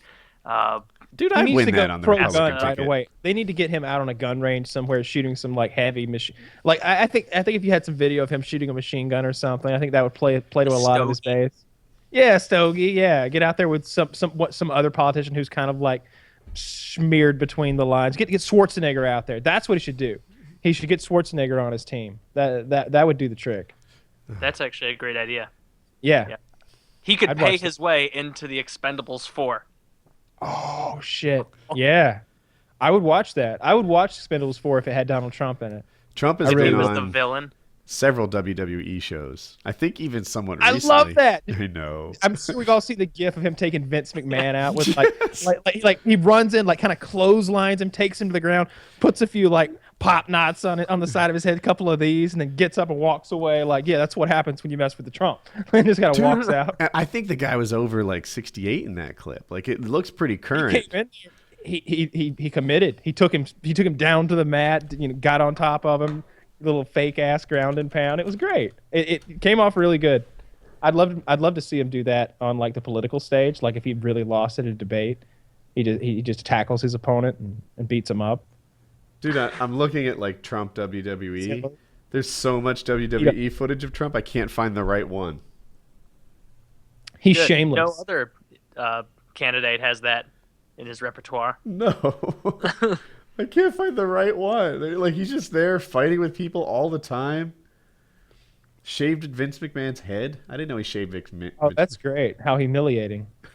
Imagine if Bernie tried to do that. He'd just explode into dust like that guy in the Ark of the Covenant. I think everyone makes fun of Bernie's like messed up hair. I'd love to see him in a Trump wig, just like an over the top, big, huge Trump wig. Be fantastic. I think like we should probably close down political talk, but I will say that whatever happens in the Iowa caucuses and the New Hampshire primary or whatever the fuck, if he not only beats her but beats her badly, and you start seeing the numbers slip on the national polls a little bit, a point or two, he could win South Carolina. This is gonna be cool to see. I hate her so much that I'm okay with her with anything that makes her crash Anything and burn. but her. I feel like there are a number of Republicans in the center who would be swayed to vote for Bernie, but I have yet to ever meet a Republican in my entire life, and I'm exposed to a lot of people who say, yeah, you know what? Maybe Hillary. I think I could go Hillary. Trump or Hillary, one of those two. No. Yeah. No one switches for Hillary. Zero. No. She's very Very unlikely. polarizing. Yeah, Yeah. They talk about what a manufactured candidate she is, right? And by that they mean, and I guess it happens with politics, even happens with YouTube a little, where you sit there and you know that your words are going to be parsed and like used against you. Everything you say and do is being recorded and analyzed, right? And some of the times politicians react to that by just being so disingenuous. In the middle of the road and just vanilla. They asked and never Hillary giving Clinton definitive answers. what her favorite ice cream flavor was, and she's like, "Oh, favorite? I just like them all so much." Cosmopolitan? Yeah, fuck you. You like all the ice cream flavors. Jesus fucking Christ, you unlikable cunt. Can you? What's your favorite ice cream? If I, Yeah, what it did they think He was changes. gonna say something just like an offensive ice cream. Right? I like gookberry. Like, Okay, Rocky Road. I like Rocky Road a lot. no, that's not flavor. Like, Right. I like Cherry tart, baby Garcia. chocolate. I'll pick Rocky Road. It's fine. Some of the s'mores ones I've been into lately, the little delicious bites of marshmallows stuck in there. I think it's cool. But mint chocolate chip, if you wanted me to do a classic that I'll still like 10 years from now. Red velvet cake from Ben and Jerry's. I would like to try that. I've heard it's incredible. I don't think I've had it. But yeah, that's one. Al Gore, when he ran, you guys are probably young, but he was just so stiff and wooden, and I can kind of see how that happens to a guy when he knows that everything he says and does is being dissected and used against him. he kind of freezes up and, doesn't give you much to work with. Now he's like hilarious. He's cracking jokes. He yells during TED Talks from the audience. And they're like, if that was you during the campaign, you'd be president. Hillary, I don't know if she'll look any better after this campaign, but she's just hard to like. She's just no redeeming qualities in my opinion. You see her on Ellen DeGeneres doing the nana? Is that what she was doing? The nay. The nay, yeah. No, she was doing the dab. The dab, yeah. She was learning to do the dab. I didn't see it, but I heard Stern mock it. And so that gave me a good enough mental picture. Such a lack of like self-confidence. Dude, you fucking dance. You're on there. Rock it, bitch. And so I'm certainly not on the cutting edge of urban dance, but dabs, from what I understand, that's marijuana concentrate. So I'm wondering if the dance, the dab, or doing the dab has anything to do with the drug culture referring to that somehow. And if so, I wonder if she has any fucking clue. Yeah, what else could it be if not that? Like the only time I've ever heard that a dab refers to. Yeah, a dab is either what your mom does to clean your mouth up when you're 3, or it's drugs. Yeah, they turn pot into like almost like a even drier molasses. Yeah. And you smoke that shit. Well, is this part of the dance? Because if not, it's probably about pot. Yeah. I think Didn't you so, hate dude. that? Did your mom ever do that to you when you were little? Like do the whole like The lick her spit? finger Way and like too rub rough. stuff I got Yeah, way too rough. Yeah, On board with Woody. I don't get that. My mom would like I'm wounded afterwards. Yeah, scrubbing with her. Yeah. Like there's gotta be now some... this nice red blotch on my face will distract them from the little bit of shit left on there from where you scrubbed with your saliva. Yeah. I smell like your breath now. I was always a pretty clean eater, but because I remember I went to Boy Scouts with this kid named Brett Miller who couldn't fucking eat, even though he was like, I don't know, how old were we? 9, 10, however old fucking Boy Scouts are. But like this kid would eat a sandwich and it would get like on his temple and like in his hair and shit. I just remember we ate s'mores at a cookout at a like a camp out type thing one time, and he had marshmallow behind his ear. It's like how did you manage this? He'd get it all over himself, and I just remember thinking that was so embarrassing. Even as a 10-year-old, that I was like, let me get a napkin going here. Let me just make sure I don't look like Brett fucking Miller. Friend in high school with that issue. Phil, he was my good friend too. Phil, I love you, man.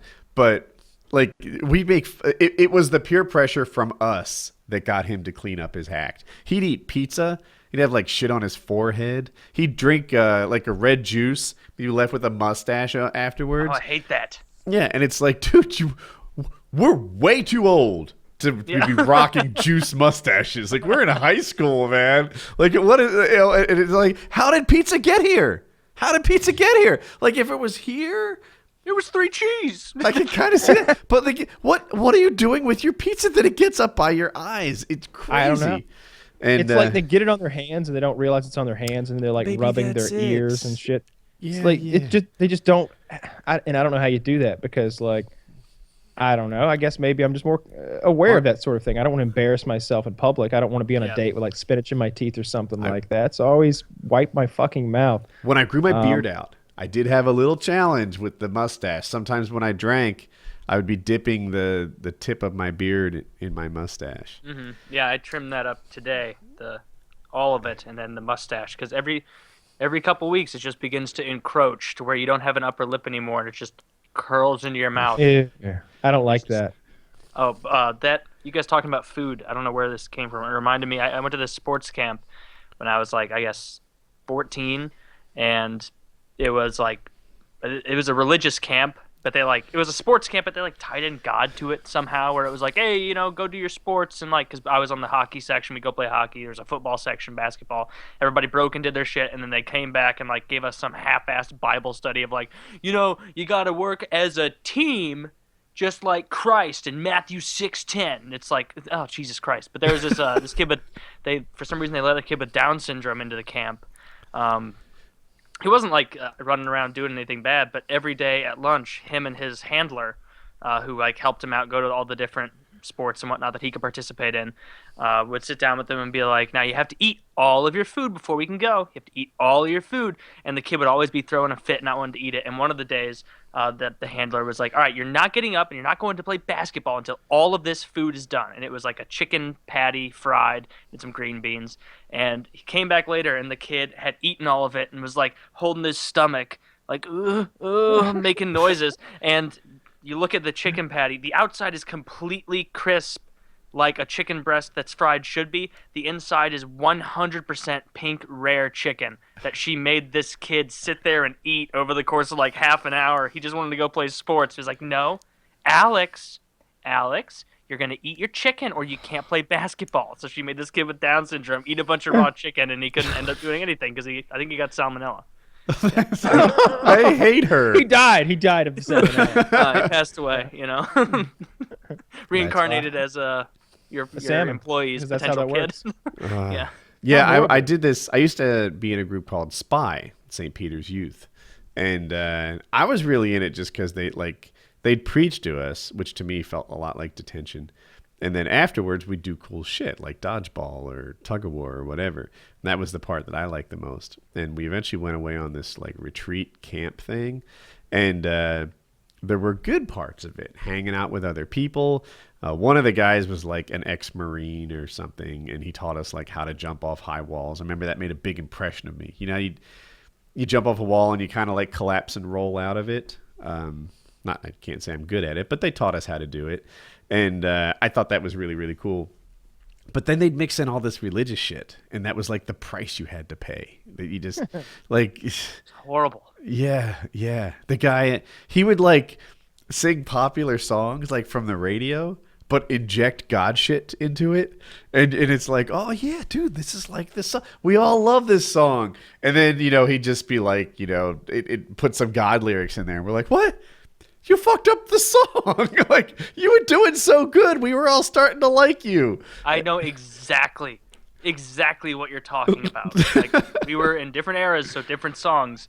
But I guess Backstreet Boys was really in when I was at all those camps, and so they would start off like a Backstreet Boys, but like a shitty church band version where it's like, all right, nobody is really skilled up there, but you're trying, and then they'd break into it, and it would just be all about Jesus and his love pouring forth or something, and it was like, oh, like now I'm just. I think that was my first ever cringe internally, and like even then knowing like I'm 12 and I'm cringing really hard for these adults, like something's wrong here. Like this can't be right if I'm feeling like I had to go to this thing called Super Wow when I was like 12, which was some sort of church event. Does WOW stand for something? It might. I don't know. I didn't really pay too much attention while I was there. I don't even know how I got into it. I didn't go to church, but I had a friend who went to church, and they said they were going on this trip to Jekyll Island. And they were like, yeah, it's cool. We have water gun fights, and we go to the water park, and we hang out on the beach. But then he kind of trails off and never mentioned the part where we go to a mega church for like 4 hours a day and we sing. And that's what it was. We get there and it's like buses from around the southeast have like congregated at this place. They call it, and it's a mega church. I'm in one of those huge auditoriums, like ushers should be on stage, like lap dancing some drunk chick. But instead, it's like every day it's this guy and this girl putting on like short skits that teach you about life, like anti-drug, anti-sex, shit like that. And then after each skit, the motherfuckers will break out the guitar and start doing some acoustic covers of pop songs and gospel songs. And there was some Christian rock, and there's big jumbo screens. Super lame. Worst trip ever. I think I had to work to pay for that trip. I remember that. Like you had to like help the church for like every Saturday, like do these cookout plates that they did. They do like a massive barbecue, and I'm out there like basting chicken or something under the heat, thinking those water gun fights are going to be great. We'll all get a super. I got there, I was the only one with a water gun. It was so fucking. Did you win? So you won. Yeah. Even worse, I squirted a guy and he got all pissed, like because I used hot water and I added soap to burn his eyes. And I was serious about that water gun fight. Nobody else wanted to play with me. Why'd you get that serious when you're the only one with the gun? Yes. It really hyped me up about it beforehand, and I was just raring. You could have just What are you doing with all that before. dove? Don't worry, it's no tears. Just like a maniac. Seems excessive. Do you have any good camp stories of like pranks, shit like that?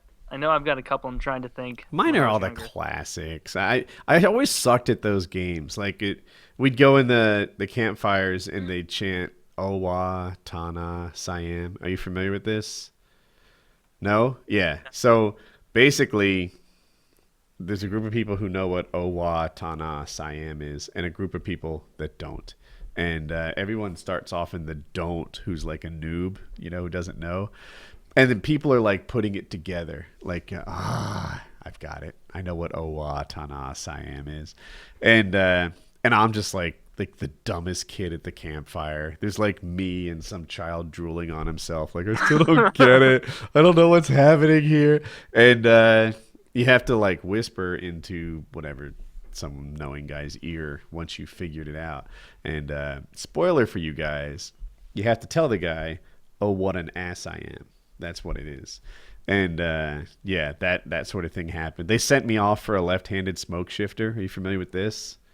Yeah, that's an old bit. They'll whenever you're new somewhere, they'll send you off for a non-existent item. Oh, Yeah. like snipe hunting? Much like snipe hunting, but the difference is in snipe hunting, you just go off in the woods and look for snipes. With a left-handed smoke shifter, you're required to go from, and the thing is, smoke is not blowing in the direction they want it to blow, so you need to get a left-handed smoke shifter. And I would go from campsite to campsite to campsite, walking like 7 miles, because it's not like they're right on top of each other. Like, you ask them, like, do you guys have a left-handed smoke shifter? I'm looking everywhere. And these fucking dicks, rather than just let me in on the secret that that's not an existent thing, would just be like, nope, maybe those guys got one. And I'll just keep on hiking, I guess. And, hours. Yeah, I'm thankful I didn't get raped during the episode, going from strange campsite to campsite in the woods. At the car dealership, we would tell the new guys to go to the service department and get us some blinker fluid. They fell for that? Blinker fluid? I feel like that one's so classic. Like, it's some blinker fluid. Like, it's like a trade-in or whatever. Like, look, how are you going to sell this? It's out of blinker fluid. Go get some more. Tell Big Mike in service. He'll hook you up. At McDonald's, where I worked for a week when I was 15 once, even though I'd been there a week, I guess I wasn't stupid enough to be tricked into this, so I was in on the joke. But they sent the guy to go get the pickles for the Big Mac sauce. Like, yeah, you got to dice them up, and he's looking everywhere for these fancy Big Mac sauce pickles. So that's a pretty common one, sending someone for something that doesn't exist. What was I going to say? Oh, you mentioned working at McDonald's for a week. So my father, when he told the stories of us about his childhood, it was always in the most positive, like legendary aspects. My father had a paper route, right? And you think, oh, paper route. But no, he took it to the extreme. Like, whenever a new route opened up, he'd take that one on too.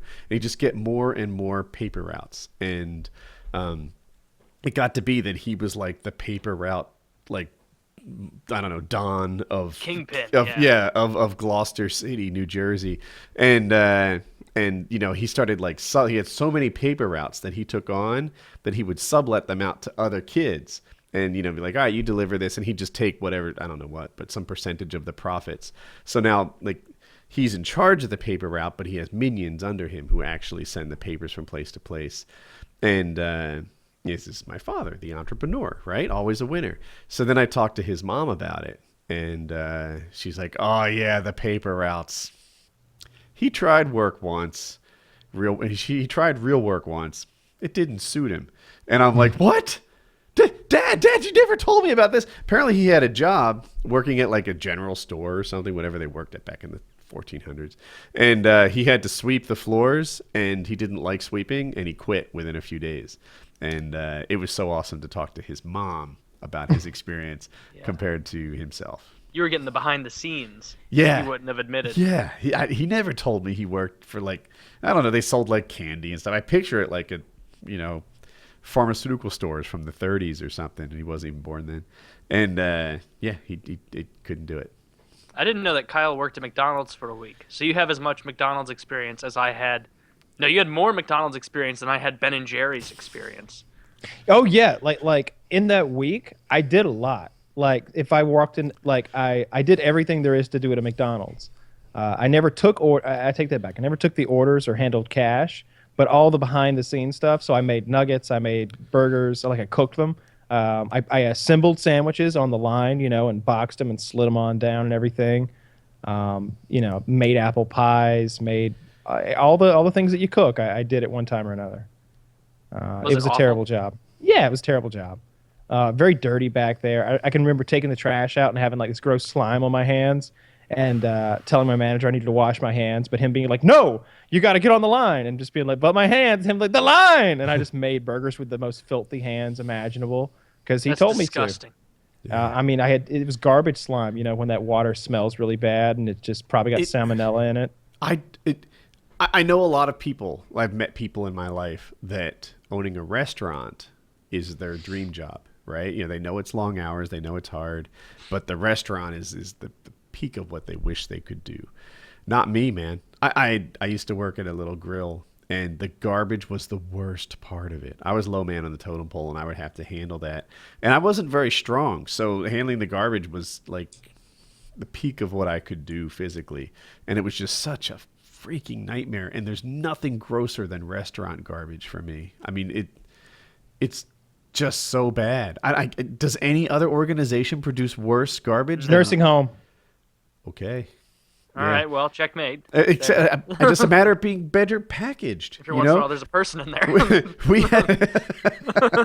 we had a big issue. Like the garbage is always leaky and stuff, and we had to like transport the whole can to the dumpster because if you were to grab the bag and carry that to the dumpster, it would leak across the boardwalk, and that you don't want. I had a wheelbarrow.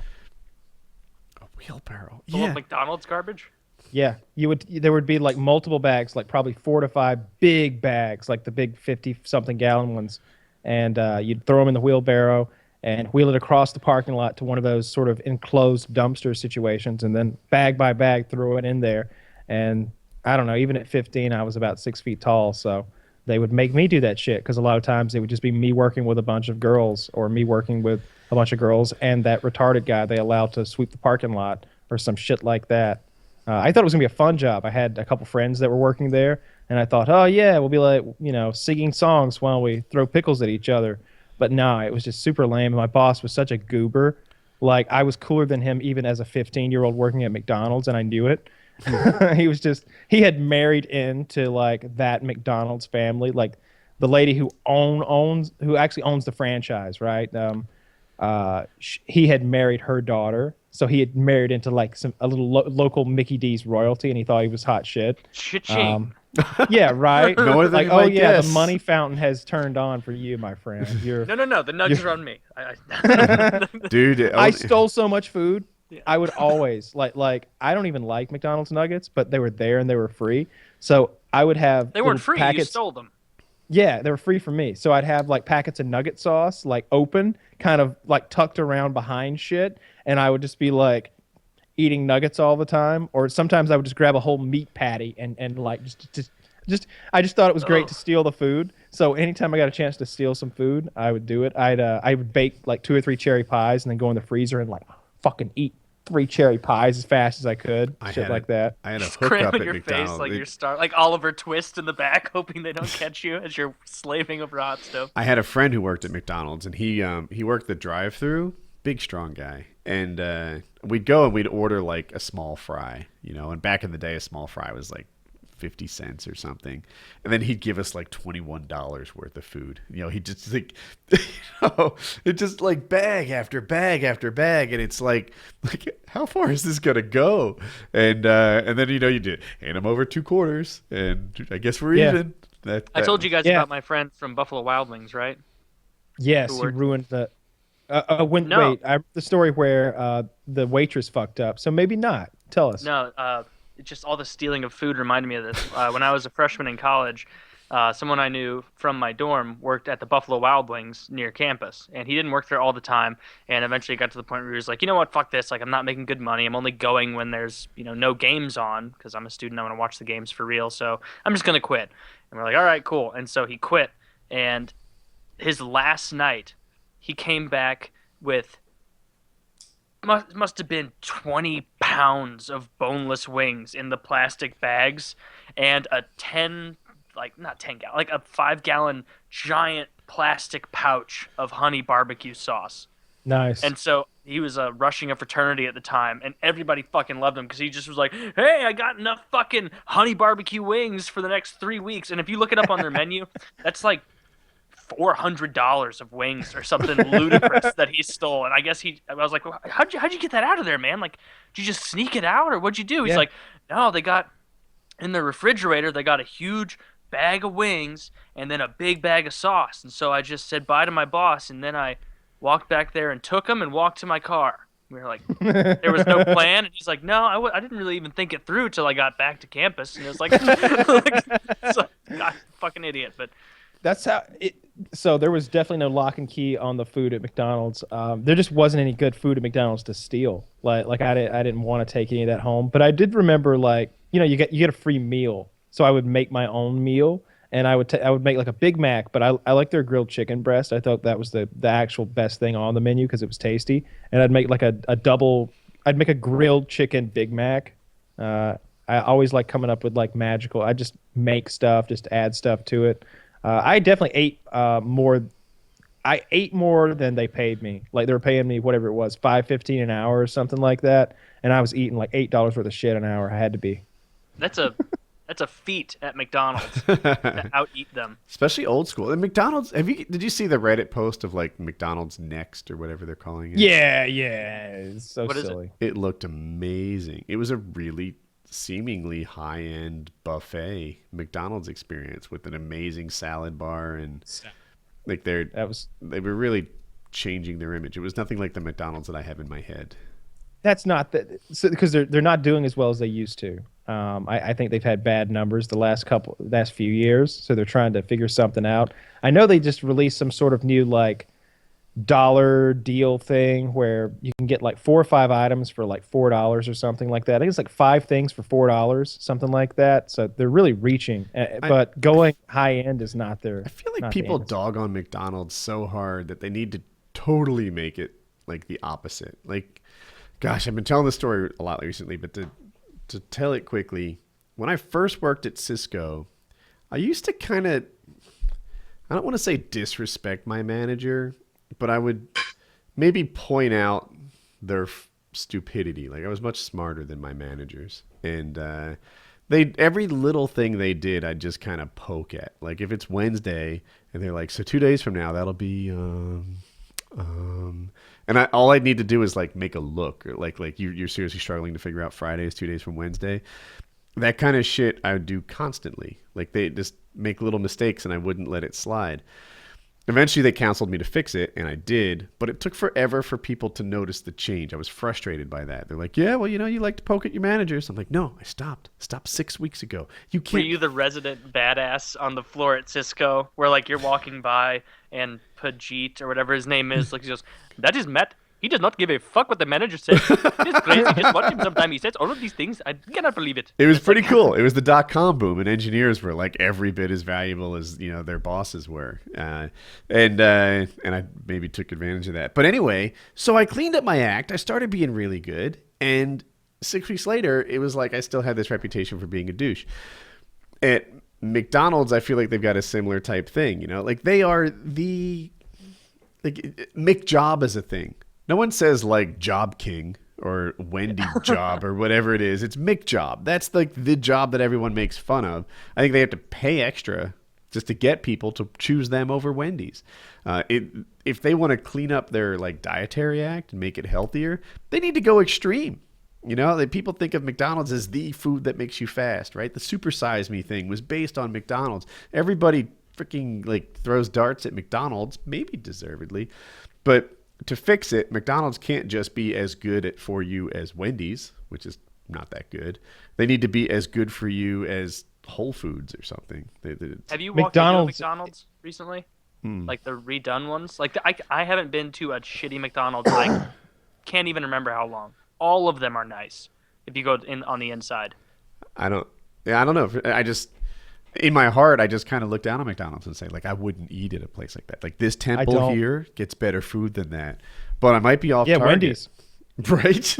Chick-fil-A. It's better. Chick-fil-A is infinitely better than McDonald's. For the quality, it's got to be. I think I'm the only guy that still holds a grudge on their, like, Christian anti-gay hate bigotry. Like even my Like- daughter, who you would think would be very stick to her guns about that sort of thing, A little fickle when it comes to that hate chicken. she's Yeah. like, those bigots make a good sandwich. Yeah. That's what I wouldn't say. care Look, if they had. Yeah, go ahead.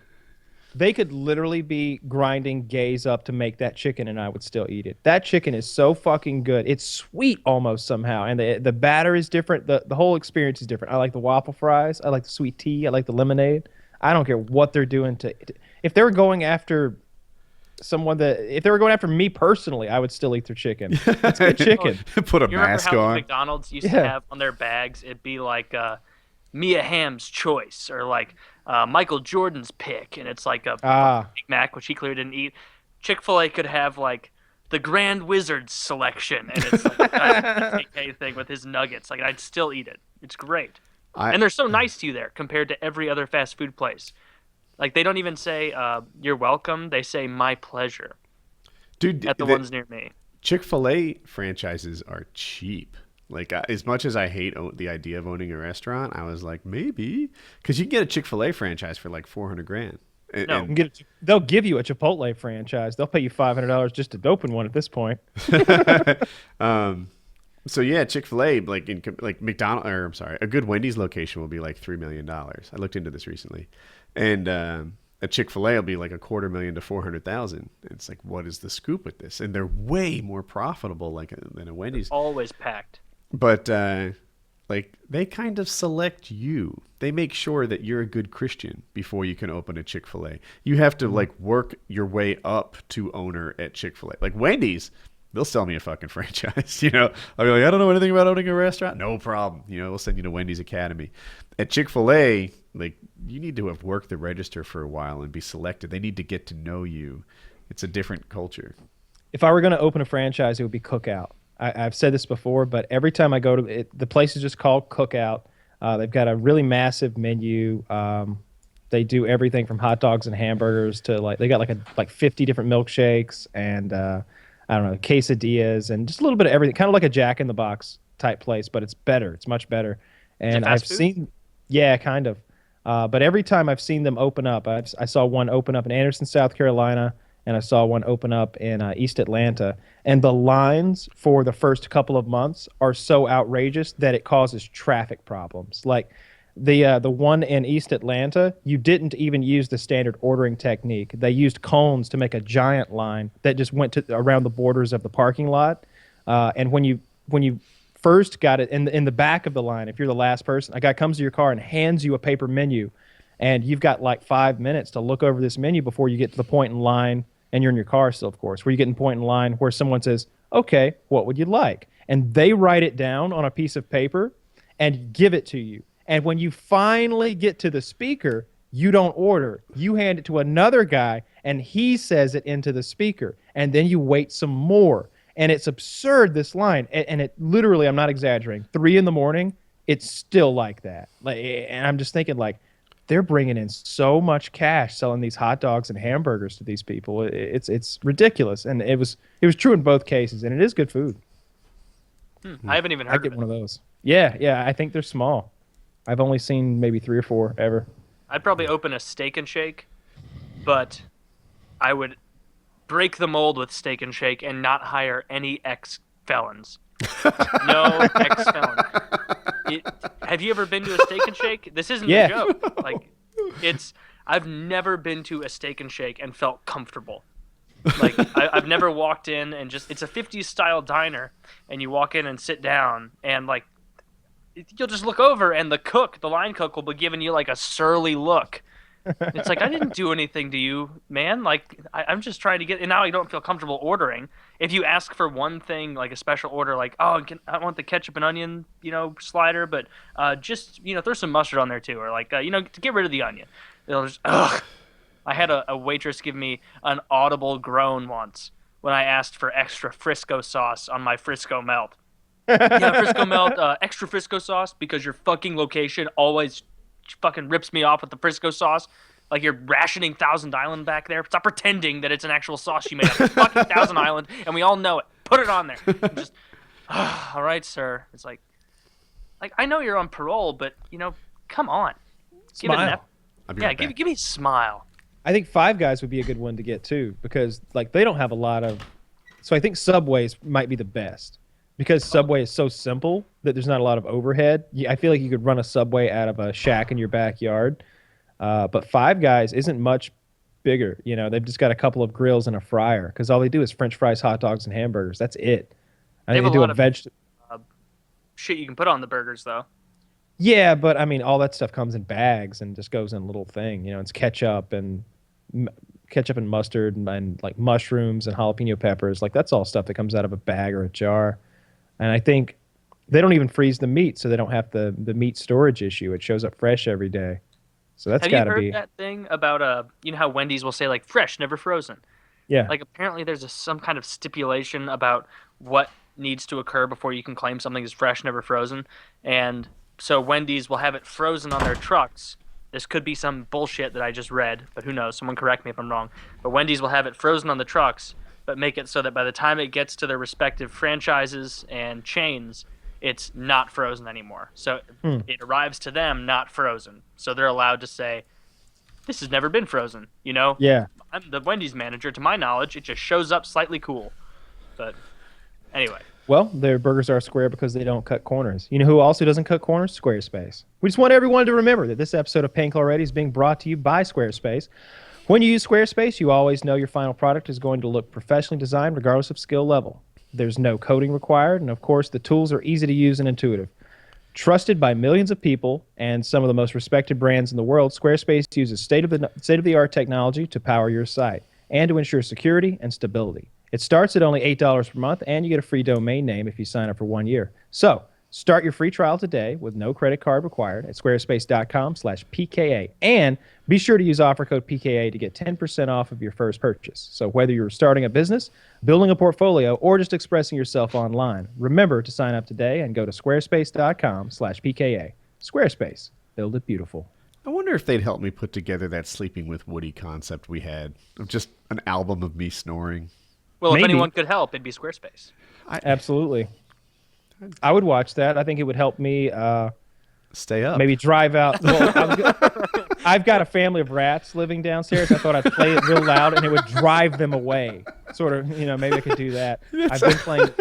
I usually play Woody the Slayer in moments like this. But if you've got some snoring audio, that'll really do the trick.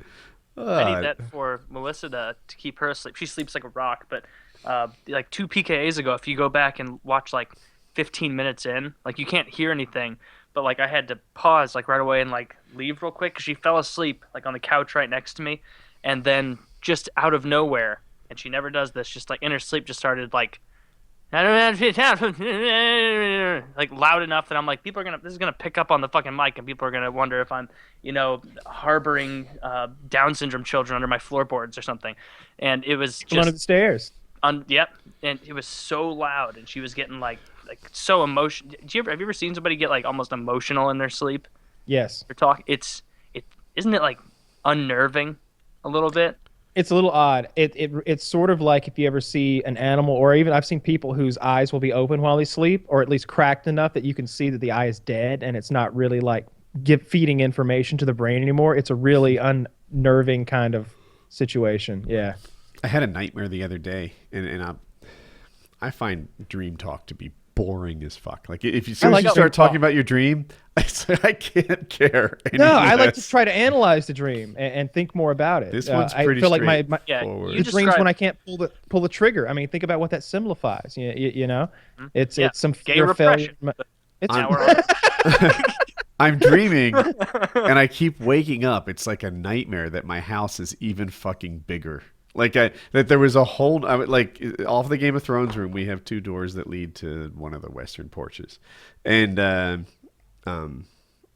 my dream was that one of those doors led to like another master bedroom, and that's where my mother-in-law was going to live. And it was just like, again, giant ceilings, lit bookcases for some reason, and the whole thing was just huge. And I kept waking up anyway. That was it. It was a recurring sort of dream all night long that my house had gotten bigger and it was more to heat and maintain and all that. Oh my god! Oh my god, Jackie! Oh, Jackie! Oh my god! Thank God you're here. $100 more. We're getting a fireplace. Oh, nice. Yeah, so the house has operational. The house has 5 fireplaces. 3 of them are like real masonry fireplaces that you could burn wood in, and 2 are just like sort of decorative propane or gas fireplaces. But even the ones that are operational have gas logs in them. What am I missing? He was saying that he had one fireplace, and I was like, I don't have any. Oh, okay. So we're like, So anyway, in the living room, we have gas logs that we tend to use a lot, and they're worn out really. So we're gonna upgrade it with a wood burning fireplace, and the idea is that it will just like pour heat throughout the house, and it'll have blowers, and we'll be able to, I don't know, let's make a lot of heat. I know a guy that's got one, and his has some sort of system where it feeds the fire these wood pellets, and so it's like I had never seen that before. You know, when I think wood fireplace, I think splitting logs in the backyard and tossing them in one after another, and closing the door and getting the air feed just right, and using blowers, and I'm familiar with all that stuff. But this thing he's got, you know, slowly trickles these wooden pellets to the fire, and actually. That's what I had in my head at first. I was like, that's what I'm gonna get. And I went to 2 different places, and my area just doesn't really sell pellets. Apparently, you can buy them sort of expensively at some Home Depot a few towns away. There's a Tractor Supply that gets 2 pallets, and then that's it, you know, for the year. Once they're out, and that's it. And everyone is, you know, both of the stores were like, I'll sell you pellets. I've got one sitting here that no one else will buy. I'll make you a deal, but you don't want it. You know, you won't be happy. You can't get pellets around here. You know, apparently North Carolina is one of the biggest pellet manufacturers. Maybe it ties into our furniture manufacturing, but they just ship all of them overseas, and they won't even. Guys like, I will buy truckloads. I'll show up at your door, and they wouldn't sell it to them. So super hard to get pellets in my area, which is why I went with wood. So this is off topic, but it's kind of weird. So 2 days ago, my girlfriend said that it looked like someone had rifled through her vehicle in my driveway. But meanwhile, my car's right next to hers, and it's got guns and cash in it, and they're, you know, right there. Like, there's a lot of the stuff's tucked away, but there's maybe $20 worth of cash sitting right there, and there's a handgun sitting right there, and all that's there. But I believe her because she says, you know, the credit, you know, her wallet was sort of dissected, you know, and kind of like laying all out there, and that's unusual. And then Kitty says that she thought she heard someone outside last night, and the dog was barking and causing a ruckus. So I'm going to get to the bottom of this very soon. We'll see what's going on. Yeah. I'll get some motion sensing cameras out there, and get myself some way to alert myself. And you know, if I need to in the night, I can go out and investigate. I got my gun with the light and the laser and all that shit on it. So we'll see if the double-barreled shotgun. Yeah. That seems like the way to go. Already got it all tacked out over there. Yeah, that might be a good one to grab. I'd wake the neighborhood up. You haven't made a video with that yet, right? No. I feel like you want to run 100 rounds through it and just see what it's got in terms of reliability. Yeah, I'd like to as well. Have you heard about the issue with the pumping them? I haven't heard any specific issues. We did have one failure, and I think that it was where we sort of short-stroked it, and the answer to that was just holding the release and hitting it hard, and that fixed it. I've watched several videos about it because I was kind of excited. And apparently, if you point it down when you, is it called racking the slide with a shotgun? When you pump it, sure. Then it doesn't load right. Like gravity does it wrong. You need to hold it up and rack it, and they're sort of targeting it towards law enforcement. So that's kind of an issue. Like, you don't necessarily always want to be pointed up when you rack it. I didn't have that issue because one of the ways I was. Do you have any shells that you can test it with? Yeah, I'm gonna do that in just a second, but just to kind of show the inner workings without one. You know, I was cycling it. That looks so cool. Yeah, I was cycling it, and I like held it like this and did it really slow, so someone could watch it. I'll get some shells so you can see what's going on here, because it's actually pulling shells from 2 tubes and then injecting them into 2 more, and it's pretty cool to watch it do its thing. Let me grab a couple shells. Yeah, before you go, when you do it, test it, like point it down like you wanted to shoot. I'm going to hold it just like this. Well, that's up. So it's upside down. Well, the barrel's pointed down. Oh, is it? All right, I lost my bearings. Yeah. Yeah. I didn't realize that either. Oh, okay. Yeah. Yeah. Let me see if I can find a shell or two. All right. I was wondering how he was racking that with it pointed up with both hands down like that. I don't know. Figured it It's was a just some bullpup Russian. shotgun.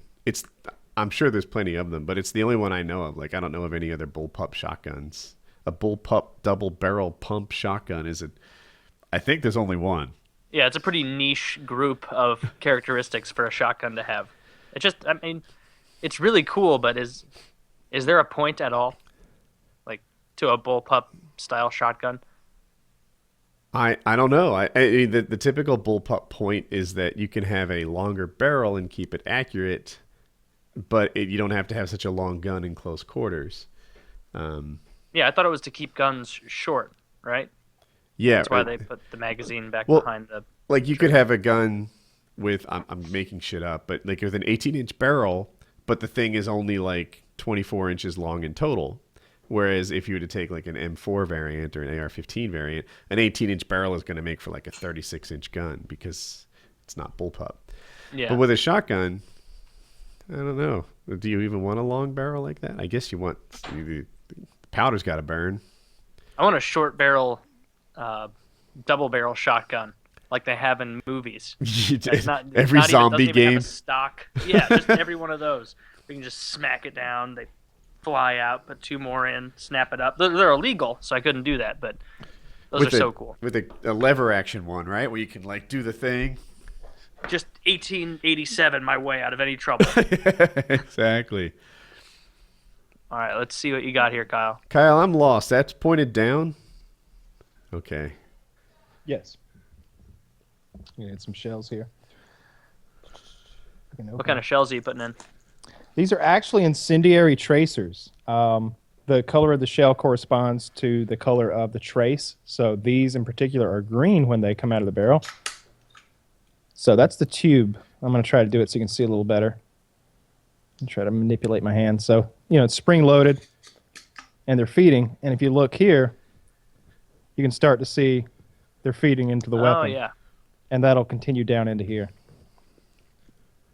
So, I don't know. We'll put 3 on each side, I guess.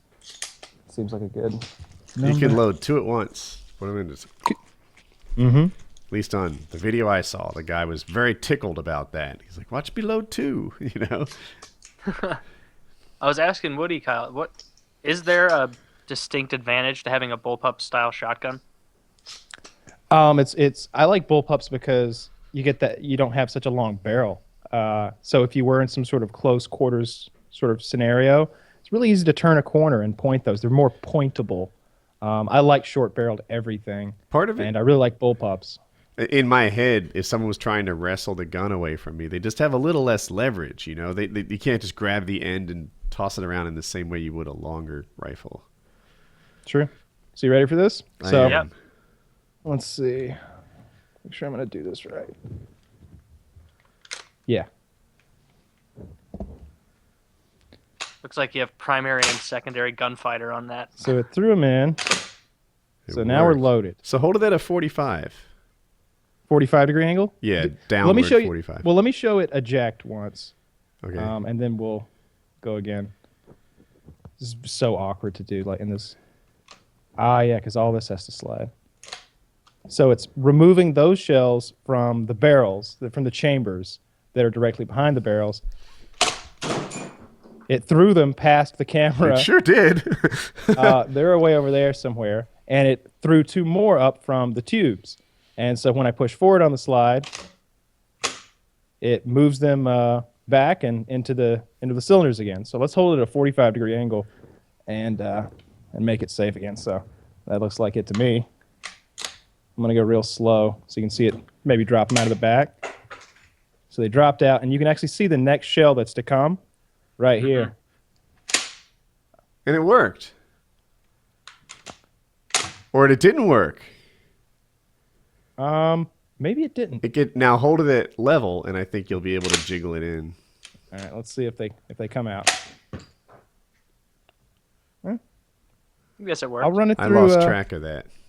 Yeah, I did too a little bit because I'm watching the reflection of what I'm doing, and it's really hard to be kind of focused on anything right now like I that. do love all that gobbledygook on that gun. I normally I do don't, too. but God, that thing is. Well, see, none of this is really unnecessary. Okay, all right. So the things that I think are redundant, which is when in my opinion, that's how you know that you're being silly, is when things start being redundant. So it's got these offset sights here, and it's like, is this really gonna fail? Is that what you're worried about? This failing? Because it's a shotgun, right? Like I'll just take it the fuck off at that point. But I just feel like those are a bit redundant.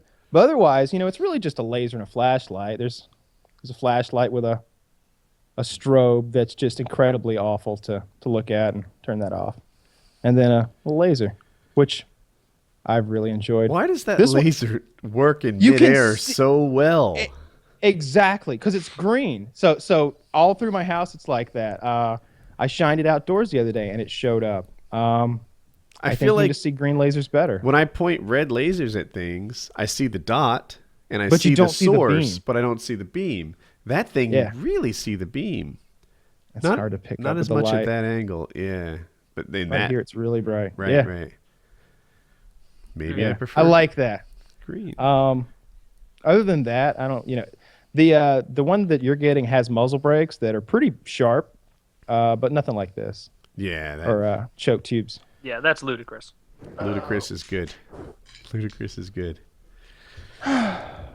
So yeah, But you haven't made What were we talking about? You haven't shot any video for that yet. Like, have you run many rounds through them? I don't know if you can call them rounds. Shells. probably 50 so far. Oh, so a bit. Too crazy. Yeah. Yeah, we haven't really tested them that hard. I'm doing the flamethrower video first. Whenever I'm done with that, I'll send yours to you. And but I think I'm filming that Monday next week or Tuesday, something like that. Maybe And we then can use the flamethrower to start my new fireplace. Yeah, There totally. you You totally will be What able could to. go I wrong? was shooting yours today, or yesterday. We were testing out the propane balloons. It seems that propane, when it's in a balloon, like a standard latex balloon, that the propane gas is somehow degrading the material that the balloon is made out of. So if allowed to sit for long enough, they'll just pop spontaneously, which is horrifying. Right, When static. you're working. Well, the static doesn't scare me as much as the random balloons popping in your hand when you're already on edge, afraid of static. So like static never happened, and if it did, I had a face shield and gloves on. But what would happen is they kept spontaneously exploding in my hands, and that is horrifying. So I don't think propane's going to work, which means I might have to go to acetylene, which is That's what you I told don't know. Woody not to use, right? I sure did, because like Because of a childhood injury. on the levels of as far as explosive gases go, in my limited opinion, although I haven't really worked with too much hydrogen or anything, propane is like some Frank's Red Hot sauce, and acetylene is more like that Devil's Inferno shit that you give to someone as a joke. It's when that stuff goes off, it's an explosion, and it's very hot, and it's very sooty, and it's very bright. But I'm Such a afraid bad idea. it frightens me to work with it, so I'm gonna have to come up with some kind of a legit burn suit. Not a burn suit, really. It's just some protective gear to work with it. So if it does flare up, I'm not. Don't you have flambe- like He a has a flame Ghostbusters suit? suit.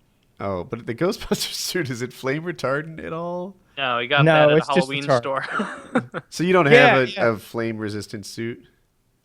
No, I actually ordered these really nice glove/arm sleeves off Amazon. They were pretty expensive, and they were supposed to stand up to, I don't know, 800 degrees or some bullshit, and they never arrived. I should check my closet. I want to say I have 2 flame resistant like racing suits. And I try don't for know. You're taller see, I than really- me. Well, see, I really don't. That's not real. I've been in those suits that are too small before, and it's very uncomfortable in the crotch. It's when they ride so high But because your shoulders are pulling it up, and your crotch is I hear what Yeah, you're saying, but I want to size. say this comes in like whatever, small, medium, large, extra large. Like we might be the same.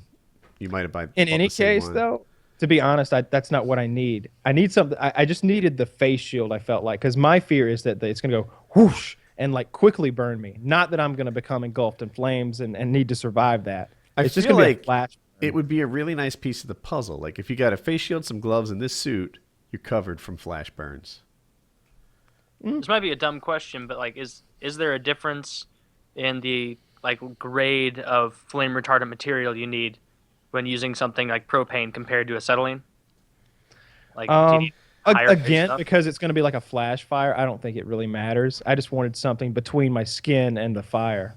As far as I know, Kyle's right. There's probably someone out there with more expertise. But when I was buying them, everything was rated by how long you could stay on fire, not necessarily what was making you on fire.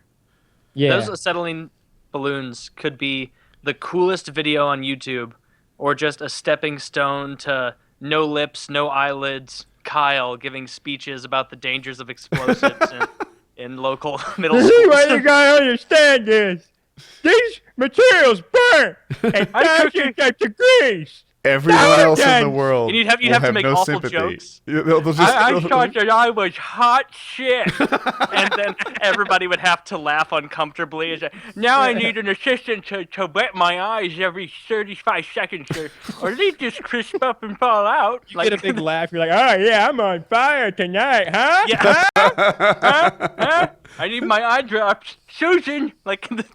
Yeah, I don't want to burn up. But the thing is, like, let me find a video of what this acetylene looks like going off, because it's so different than propane. It's night and day. Is it like, going to be in a balloon or in the bottle? I'll try to find a video of a trash bag full. Oh, okay. Yeah, because sometimes you see the plant where they fill them catch on fire, and the bombs that are the oxyacetylene like canisters is outrageous. The explosions go 5 stories high and break huge things. It's a big deal. I got one. This is just a balloon. This is what I did to my hand. I haven't watched the video yet, but it's just a minute long. It seems perfect. This is literally what I did to my hand. We should queue up, I guess, somewhere.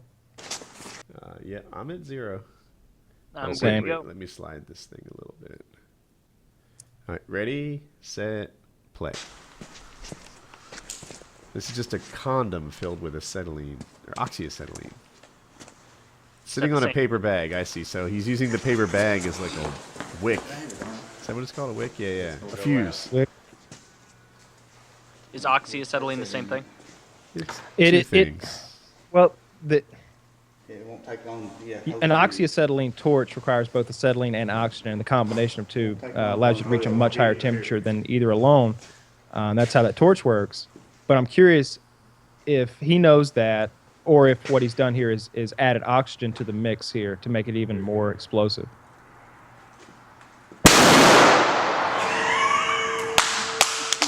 Yeah, just don't do that.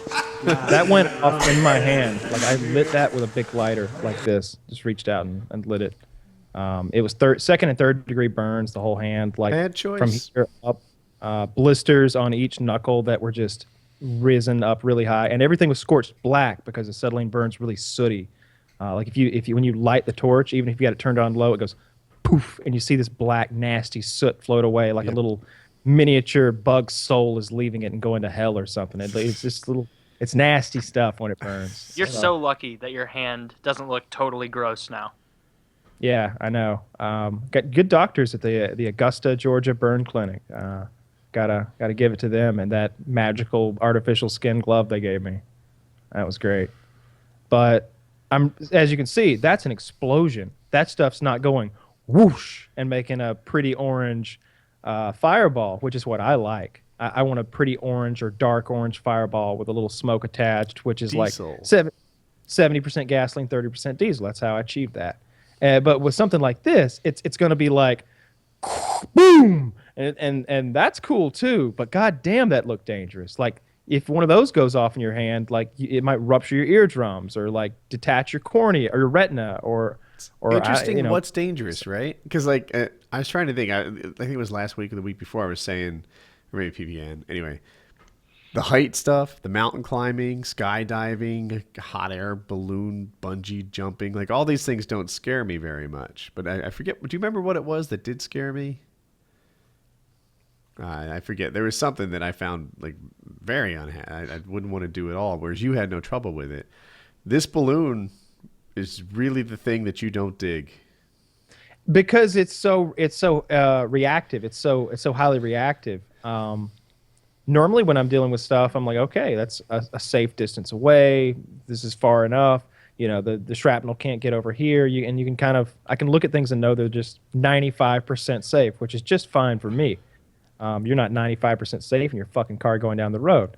But with this thing, it's like I don't understand static electricity well enough to know that I'm safe. I don't know how to make that happen. I guess maybe I need to do a little research because maybe condoms are better. Maybe latex doesn't make static. I don't know. Maybe because I don't balloons know. do.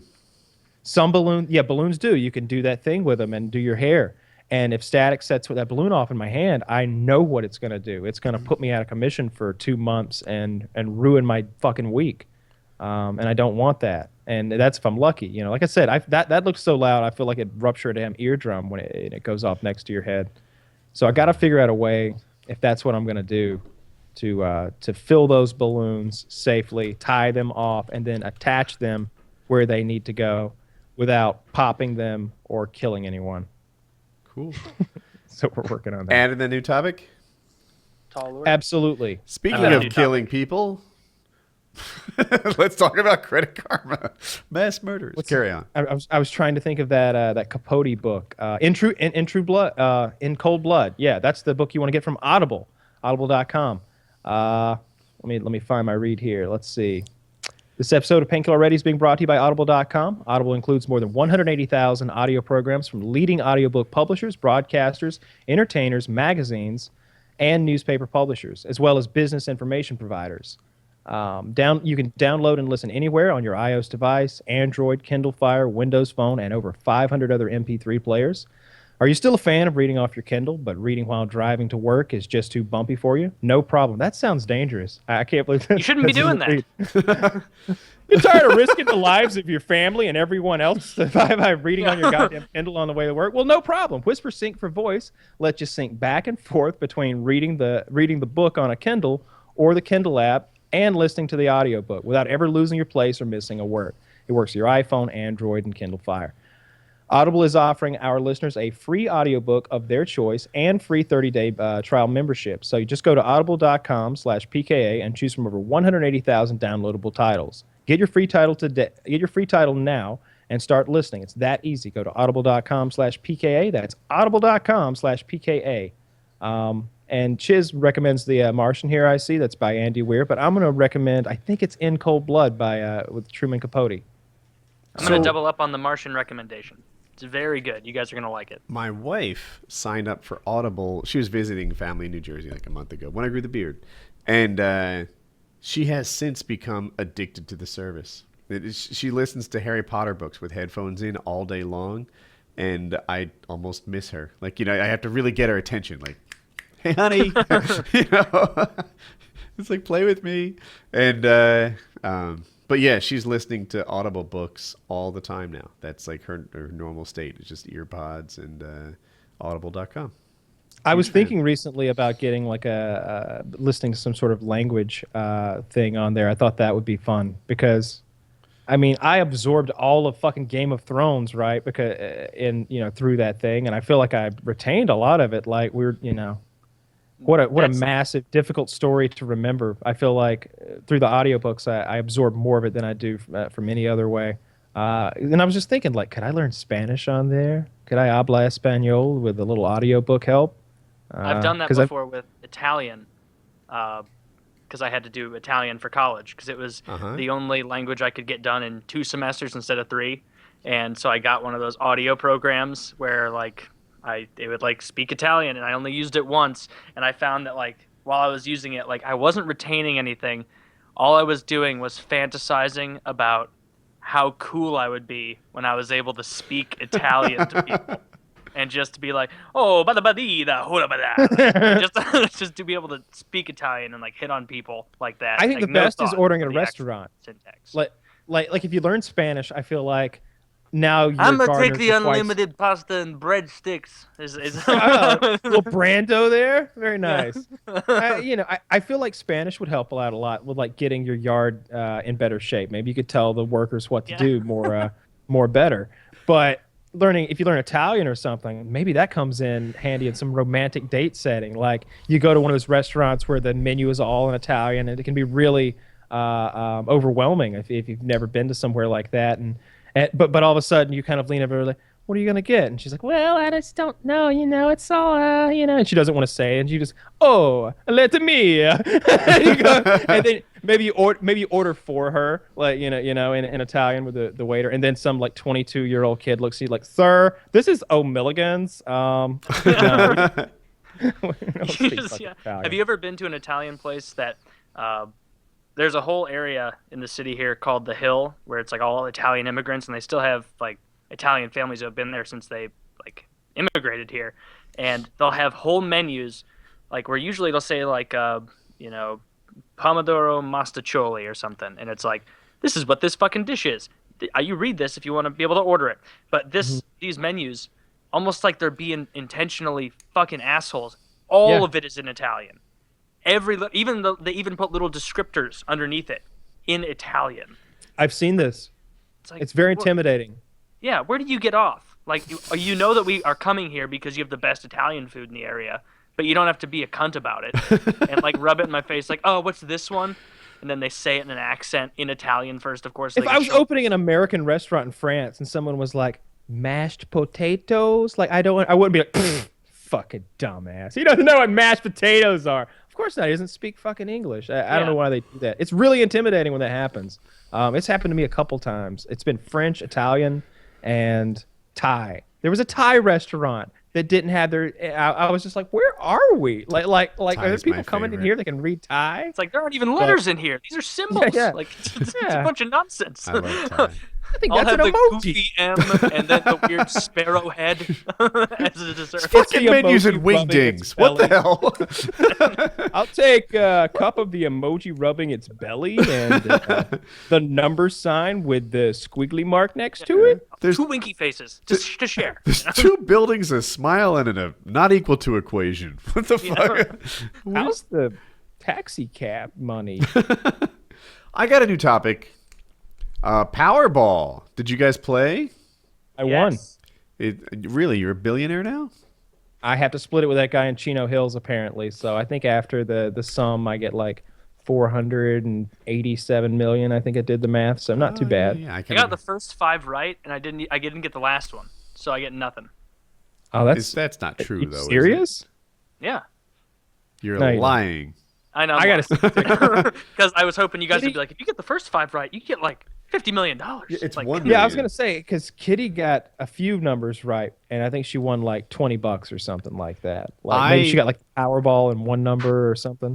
In spite of the fact that logically I know the math is so horrifically against you, 1 in 280 million, I believe. a little part of me was like, oh, 1 in 280 million. So there's a chance, right? There's a chance. So I found a website that lets me lose for free. Do you guys want to play it with me? We can see who's the best. Oh, sure. No, actually, on my tickets, I didn't get a single number correct in all 4 of them. I got one number. Let me see. Oh, this it frames so perfectly. All right, I played this once before, so I'm gonna change my numbers. All right, I'm gonna pick my numbers over here. Okay, let's go with 18. 2. I think is 64 too high. What's the highest you can pick? I don't know. I thought it was 9. You can't go to 99. You can't go to 99. I'm pretty sure. I'm just gonna keep them all below 50 just in case. I'm gonna go 12. The number of disciples. I think I need to reload the page to clear mine properly. 3 for the Holy Trinity. I was gonna 1 do that. for the Lord and Savior Jesus Christ. And 0 for the number of fucking NFL teams we have left. Nice. I bet my first 100. So here's what I want you to do. You'll pick your numbers and you'll choose play, right? And then it'll pretty quickly do 100 of them. And then bet your paycheck, and hypothetically, your paycheck will be $100,000. And tell me when you get to that stage. Oh, it has to be between 1 and 26. I gotta change these numbers. Oh, Just the quick pick needs to be that low, I think, because that's the one you failed on, right? Oh, 1 yeah. and 26. Okay. All right. So tell me after you guys managed to bet 100. I managed to play 100 times and not win anything. All So right. it says Play. you've played the lottery 56 times over. I didn't input any other number. Right. I'm not the sure how first this one's works. 100. You don't choose. After that, bet your paycheck, Ah, and then win So how it much says- to 100,000. so it says you've played the lottery 56 times. Oh, okay, that's the number you want. I'm sorry. All right. So Bet for your me, I played 50 times. It sounds like you won $6 along the way. 12. Okay. Oh, okay. I didn't win any. It's uncommon. I usually win $1 or $2. So what do you do for paycheck? Like a monthly gross income? Just put 100,000. I did 100. It's taking a while to tick, and so far. Oh, you went not already? much. You ran ahead? Oh, I I just thought you were clicked already play. running. Well, shit. I click play too. So Kyle and I are together, and Mirka's out ahead. I'm We'll wait winning until we hit hundreds 100,000. and losing thousands. We'll watch this thing go while we do the show. I but am at $13,000 spent, 1,201. So real bad. Real I think bad. you're It's actually not going doing well. better than me. Yeah, this site really made me feel better about not playing. Like I would like somehow the number like 220 million to one or whatever it is, 280 million to one. It didn't sink home for me. Just how sure I was to be throwing away money. Right? They say the lottery is a tax for people who are bad at math, and They say it's a stupid tax. I've heard that too. I've heard that too. I say it. But I really like there's a couple online tools that allow me to lose the lottery for free. So far I'm at like 10%. So I've won about 2,000, lost about 20 grand. I've lost 32,000. No, I've lost 30,000, and I've won 3,000. I'm I training. really wanted to hit one of these times and jump to like 80 million. No, I wouldn't even want that.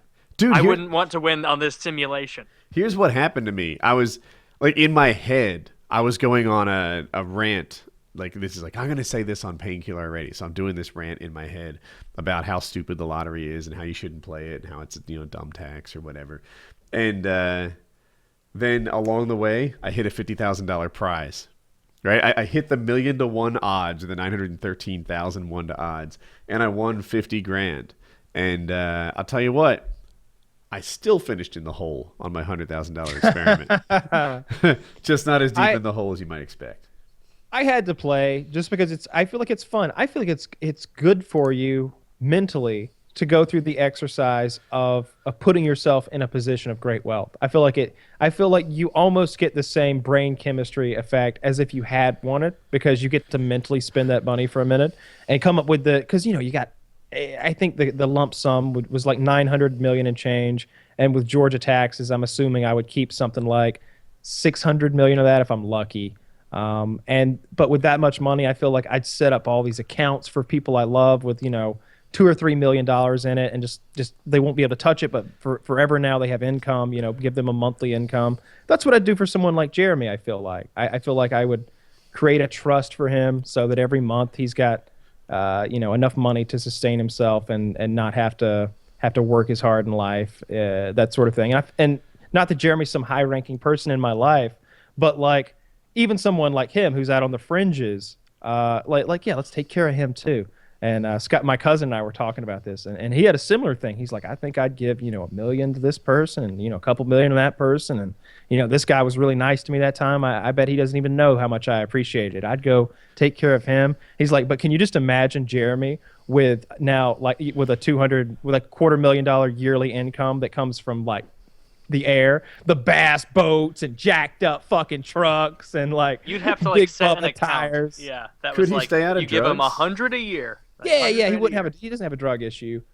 He's more of he wants to be a good old boy. He likes fitting into a group, and for him that's redneck. Right now, instead of going back to school like we all had like put him up, he was going to go back to a technical school and get the same degree that Scott has to potentially get on and start making that money that Scott's making, because Scott's got his ducks in order now. He's doing good, and Jeremy's not. He's struggling.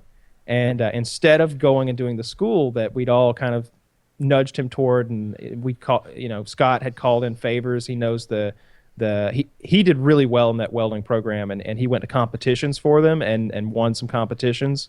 So they like Scott a lot, and they'll do some stuff. They'll do whatever it takes to help him. Instead, he wants to be a volunteer fireman, which is really like a good old boys club that you're really paying to go be a fireman when it comes down to it. Because you get like $12 a fire. That's your pay. It's tax free, of course, but that comes to like, $1,200 a year if you're lucky. And you have to pay for a lot of shit that goes into it. It's a lot of your time. So yeah, I would do stuff like that. And I said I would definitely buy like one of those mega yachts that's like, let's just call it $100 million and has a helicopter pad and a crew of 50. 30 of those are women. And the other 20 are also women, but the other 20 are very hard workers. Yeah. They're all women, but 30 of them don't do anything. And I think it would be fun to like, just let's sail. Let's sail the seas. Why not? Let's go from port to port like we're running our own Disney cruise, but I'm the fucking captain. And I'd wear a captain's hat and everyone would call me captain. You know what? I had a whole fantasy about it. Like I was like, all right, if I had $800 million, whatever the hell it would be after all the taxes and everything were paid, my whole fantasy was that for like 6 months, while the media attention, as much as I could garner for being the winner, I would change nothing about my life. Nothing at all. Like I would be that guy who like a weird kind of arrogance and I'm better than you of like, I got all this money, but I was already so thankful for everything that I had. I don't feel the need to do anything or buy it. And I'd be giving it out to friends, people, build up so much goodwill around my name so that when eventually I did spend a ton of money and get embroiled in some horrible scandal in Tijuana, undoubtedly, that people would be like, well, everybody gets tempted. Of course he had to spend some eventually. Just remember when he first got it? He stayed in the same place. He stayed in the same car. He's a, What are you driving? Chrysler 300C. Oh, that's right. You've told me that before. Yeah. So what did you guys all finish? So I'd get my yacht with my crew. No, the lottery thing. What did you actually get here? Yeah. I won $12,500 and, I lost the remaining, the 100,000. 12? What'd you get exactly? 12.5? It's 12,482, I think. Huh. Yeah. Taylor, what'd you get? I spent 109,930, and I won $9,731. So I'm in the hole $100,000, $100,199. We're all in the hole 100,099, I think. But I won 10,087 along the way, so I'm in the middle somewhere. And I've played with this website and some other ones like it a little bit, and it really made me feel better about not playing the lottery and instead investing in like, index funds, stuff like that. Because I'm way ahead in the stock market and way behind on the lottery. Go figure. I've got a topic if we're moving. Go on. So I know, Kyle, you kind of follow the NFL. Woody, you kind of do as well. Mm-hmm. So you may not know, but Kroenke, that fucking asshole who owns the Rams and I believe the Denver Avalanche, or the Colorado Avalanche, he moved the St. Louis Rams back to L.A., and I'm pretty agitated about it. Not just because I didn't care about the Rams half as much as I care about Mizzou. Like, I kind of like college football more. But he, got on TV and just started roasting St. Louis, being a complete ass about it, being like, oh, I think it's for the best, I think that they're going to have trouble supporting the Cardinals, the Blues, and the Rams. It's for the best that we get rid of this team so they can support those two teams. Meanwhile, we're a bigger city than Denver, and Denver has 5 teams. We were able to support it just fine. He was just being a cunty douche and wanted to make a little more money that he'll never be able to spend before his feeble, pathetic life ends in L.A. And it's just even worse. I can't even root for them in L.A. because I just don't like that. I don't know. I'm what just other still football bitter teams about are in L.A.? The Raiders went to Oakland, right? The Raiders. It's the Oakland Raiders and the San Diego Chargers and the St. Louis Rams moved to L.A. this year because why the fuck not move another glut of teams to L.A. for all those bandwagoners to hop on. But the L.A. was once the Raiders, if I recall correctly. It was once the Rams. It was once the Rams both, until '95. I know it was the Rams. I thought it was the Raiders too. That might have been even before that. Okay. I'm not up on it, but yeah, it just really pissed me off how he handled the whole situation. Everybody here is, if they care about the Rams, is so pissed about it just because he's from here and he sold out his home state, home city, to make a couple more bucks as like the richest owner of a sports team in the country in LA. It's just such nonsense. Like I guess I could root for the Chiefs. Still got them in Kansas City, but yeah, I don't want to root for a Kansas City team. I don't know. Just really shitty. Really shitty. So do they play in Kansas or Missouri? Kansas City, Missouri. Yeah. Yeah. That's not obvious to everybody. I don't even understand how Kansas City can be in both states. It's so the cheating. way it works is so. And weirdly, the Missouri Kansas City is like the big good Kansas City, and the Kansas City is not the real Kansas City for. No, that's it's the huge part of it is in Missouri. Then there's a smaller part in Kansas. Then just like St. Louis on the complete opposite side, the big part is in Missouri, and then the shitty East St. Louis part is in Illinois. And is it St. Louis that has Google Fiber? No, it's Kansas City. Kansas City. Oh, well, that's the only thing that matters. Well, you know what? You're right. Fuck all your sports. Rams, I'm telling you, if they said, Woody, you've got a decision to make. Google Fiber's coming to your house, but the Hurricanes are leaving. I'd be like, fucking goodbye, bitches. What about Panthers? Fuck them too. No, none of these guys are as significant as Google Fiber. I would take Google Fiber. All of them on their way. Oh, yeah. Yeah. Just today, I was cursing at a Time Warner representative. So they constantly send me this mail about upgrading to Time Warner Business Class. Now, I had Time Warner Business Class in Apex. Apparently the deal is if you work for Cisco, you get it for like $65 a month. And that's great. So it was 50 down, 5 up for $65 a month, and I was always fine with it. Or maybe it was 69. And the problem I'm having at home, when I work at Woodycraft, I spend a lot of time just like SSH, like telnetted into these servers in New York. And they disconnect like every hour. I talk to my staff via TeamSpeak. It disconnects like every hour. I'm dropping packets. And I look at my max speed, and this is wired. I'm getting like 17 down when I'm supposed to get like 100. So I called support. It's been going on for like 1 or 2 months. And the guy was an idiot. He didn't seem to have any concept of dual WAN routers or bandwidth or latency or dropping packets or anything. And I asked for level 2 support because he was foolish and didn't get it. So a guy was supposed to come out today. While I'm waiting for the guy to come out today and perhaps like replace bad connectors or something, I call Business Class. They offer 300 megabits down, and I think it was 30 up, something like that, which is pretty legit, right? How much? $480 a month.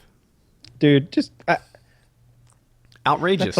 Outrageous. Oh, and by the way, 3-year contract. Right, so you can't just sign up for like 480 while times are sweet. And if I'm gonna come live in your guest house and do my Let's Play series and then leave a few weeks later, if that's okay. Let's just knock that right out. Jesus, that's fast. Yeah. So then, so expensive though. 200. I think it was 100 by 10 for their business class was like $300 a month, and I'm like, that's outrageous. That's not proportional. I was like, that's so much money. Like, what is the scoop at this? And he's like, so much compared to who? And I'm like, that's the thing. Like, you're a local monopoly. He's like, well, if you can get a competitive quote from like AT&T or Google, like Google offers that Google is 3 times faster for 1/3 the price, right? That's some powerful math, right? They're offering 300 for 400, less than 1/3 of the price. These guys offer a gigabit for 70. Holy fuck. Right? Like, why are your prices so outrageous? And he's like, well, just get me a competitive quote. I'm like, I get it. You're a monopoly. There are no competitive quotes. Why was this guy talking to you like he was the guy with the top hat running the monopoly and not some pawn running around? I was like, I thought that maybe you guys would like offer an introductory price or some sort of package or, something to get new customers signed up to you. And that just it wasn't going on like that at all. Seems like a good write-off. I mean, I might jump at that super fast internet. At least, would you have to sign a long-term contract? 3 years. Fuck that. Right? 3 No, years. in 3 at years, $4.80. you'll have Google Fiber. Yeah. There'll be competition at the very least in 3 years from now. Fuck him. Yeah. No. I just, and at $4.80 a That month, breaks it.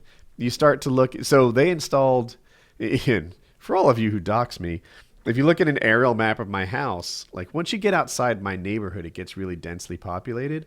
Those people have AT&T fiber optic lines. When you start talking about $500 a month, I bet they run a fiber optic line for like, $5,000 or something to my house. The payoff is in a year. And all of a sudden, you're dealing with gigabit the whole time and fiber optic reliability, which would be great.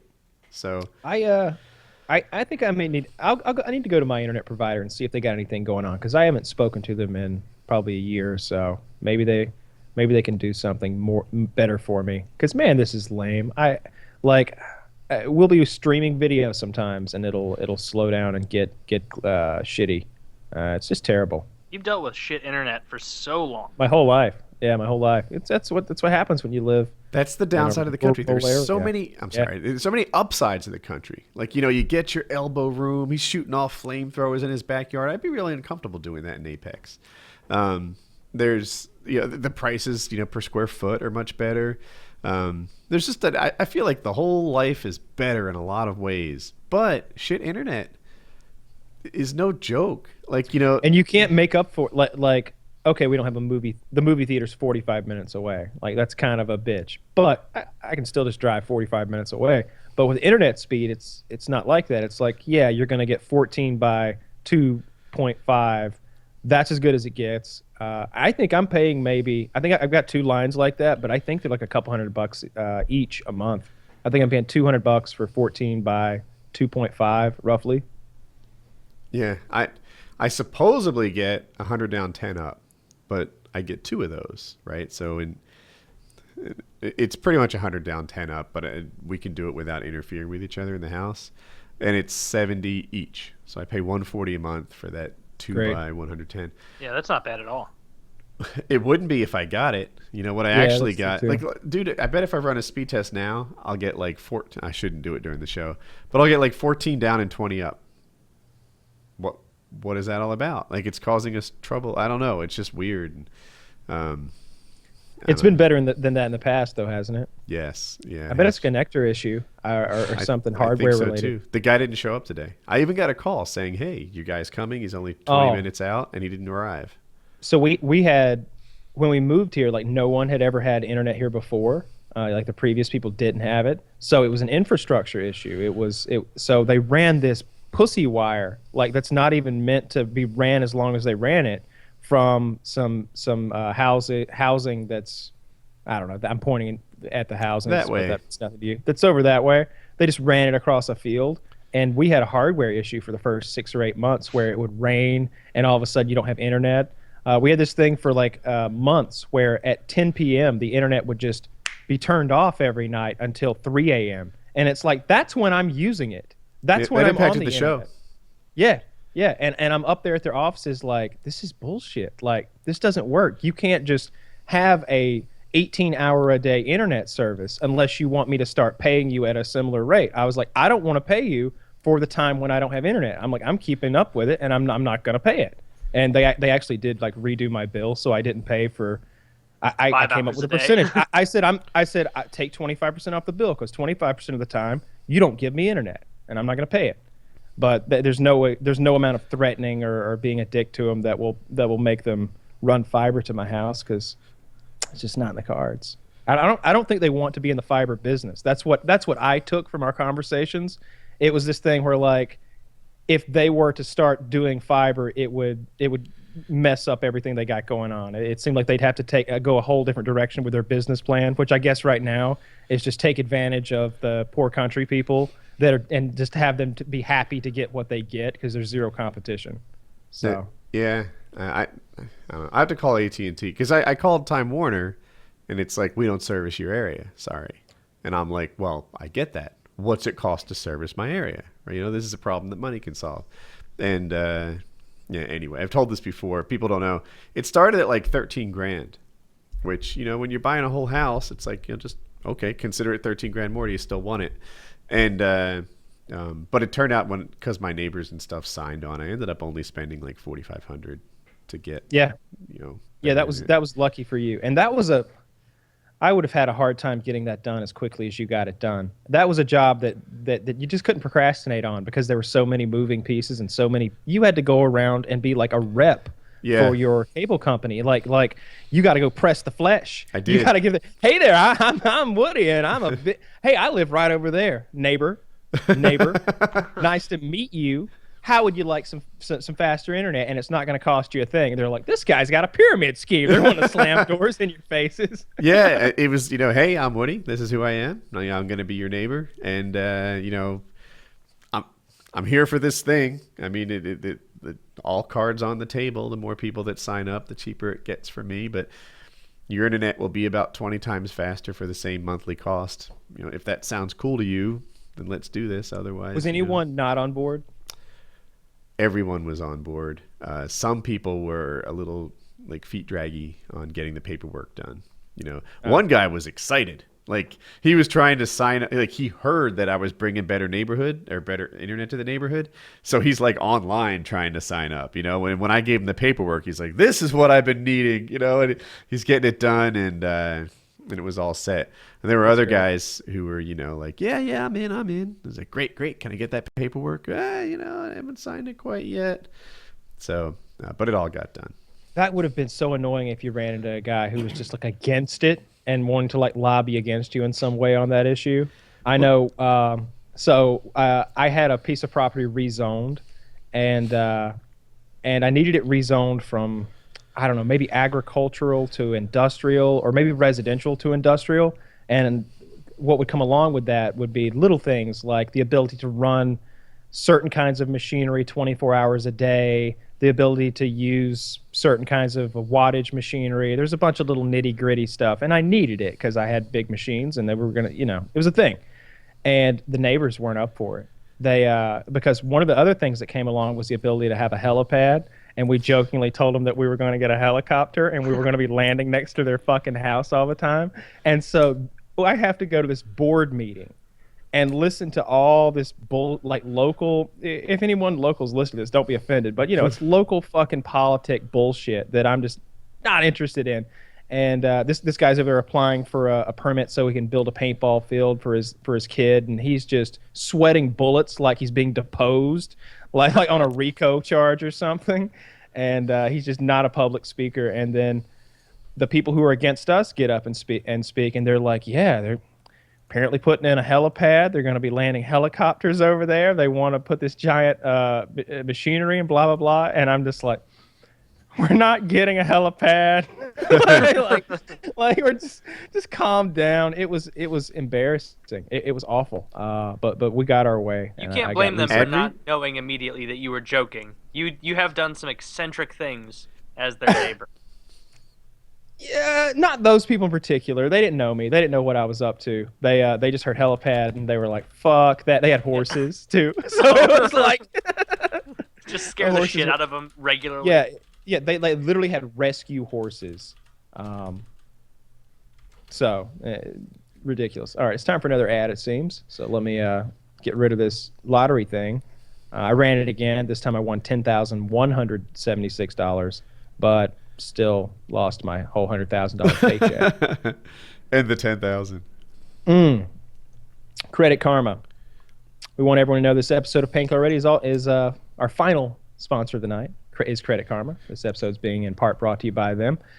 You need help with your New Year's resolution? We can't go to the gym. Excuse me. I'm sorry. This is the wrong thing. It is Credit Karma. Yeah, you're right. I'm just looking at the ad wrong. You need help with your New Year's resolutions? We can't go to the gym. That one's on you. But you can take steps to get your finances in shape, and that starts by checking your credit score. Most people don't know their credit score, and who can blame them?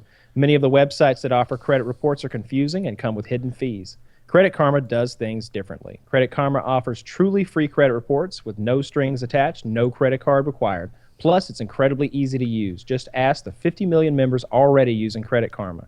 Credit Karma doesn't just show you your score and send you away. They actually break it down so you can see how your actions can affect your score. like how if you use too much of your credit limit, your score can actually go down. So visit creditkarma.com/save right now to get your free report. You may not get to those push-ups, but you can feel more confident about your finances this year. Get your free credit report today by visiting creditkarma.com/save right now.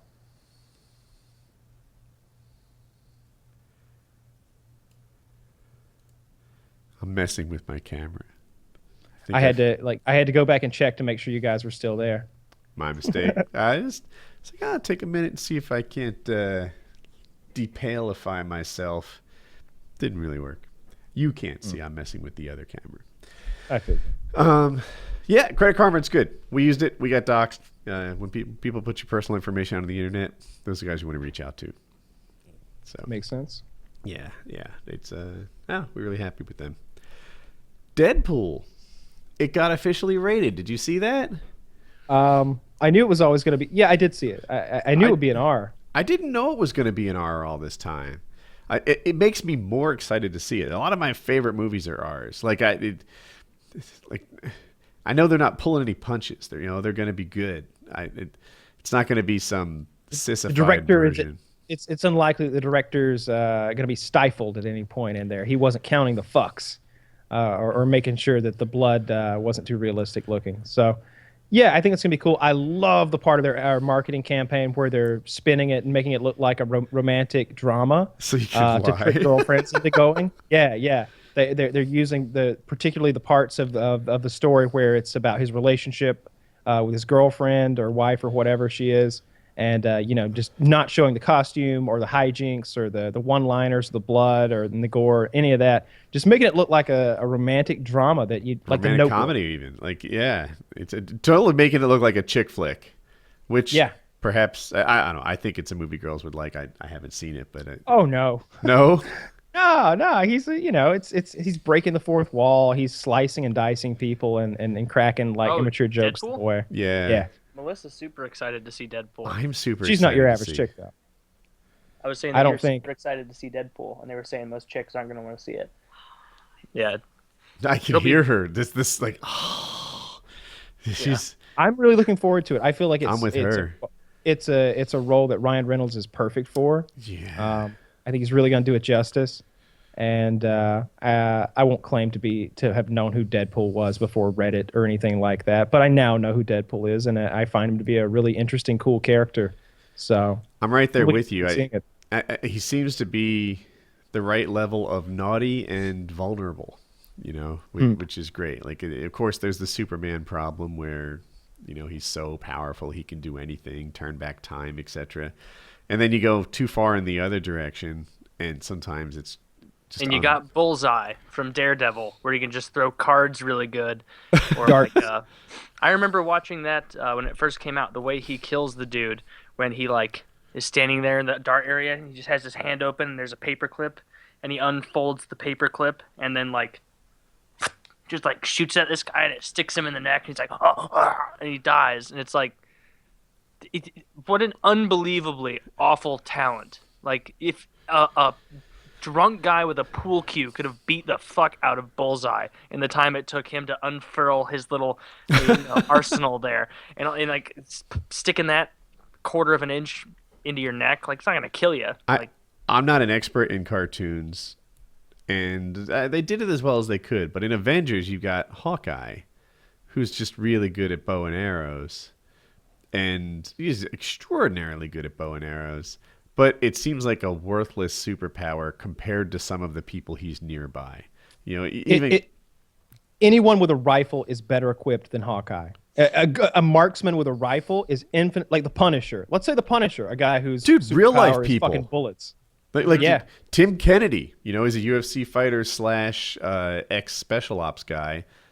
Way better than that superhero, and he's a regular person. Totally, 100%. He would kill him in a heartbeat.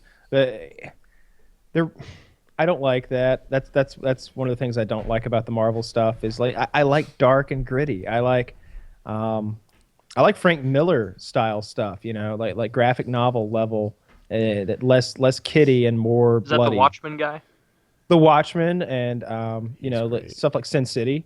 I want that feel to it rather than what you get a lot of times in Marvel movies. But I'm not going to complain because look at the superhero movies when we were kids in the '90s. Like they were just trash. Oh my God, so bad. If Wiggs were here, he would defend some of the '90s Batmans. But Some of the first one and the first one in particular I like a lot, and the second one too. First two Batmans are good. I liked Mr. Freeze or Arnold Schwarzenegger as Mr. No, Freeze. no, I was no, young no. enough that That's when Batman I saw and Robin. that, it was you cool. are wrong about what you like. If I went back and watched it now, I'd be like, yeah, that's shit. And I've seen clips, and I'm like, how did I think this was cool? But back in the day, freeze. when I was a little kid, I So was like, this lame. is so cool. Like his Uma frozen Thurman was head. hot as Poison Ivy. But no, those movies were shit. After what's his name? After the director left, the one who directed the first two, Tim Burton. They weren't worth watching. Dude. After that. J.J. Abrams, I think that is his name, right? He was saying the next Star Wars was going to get dark, and I'm excited about that.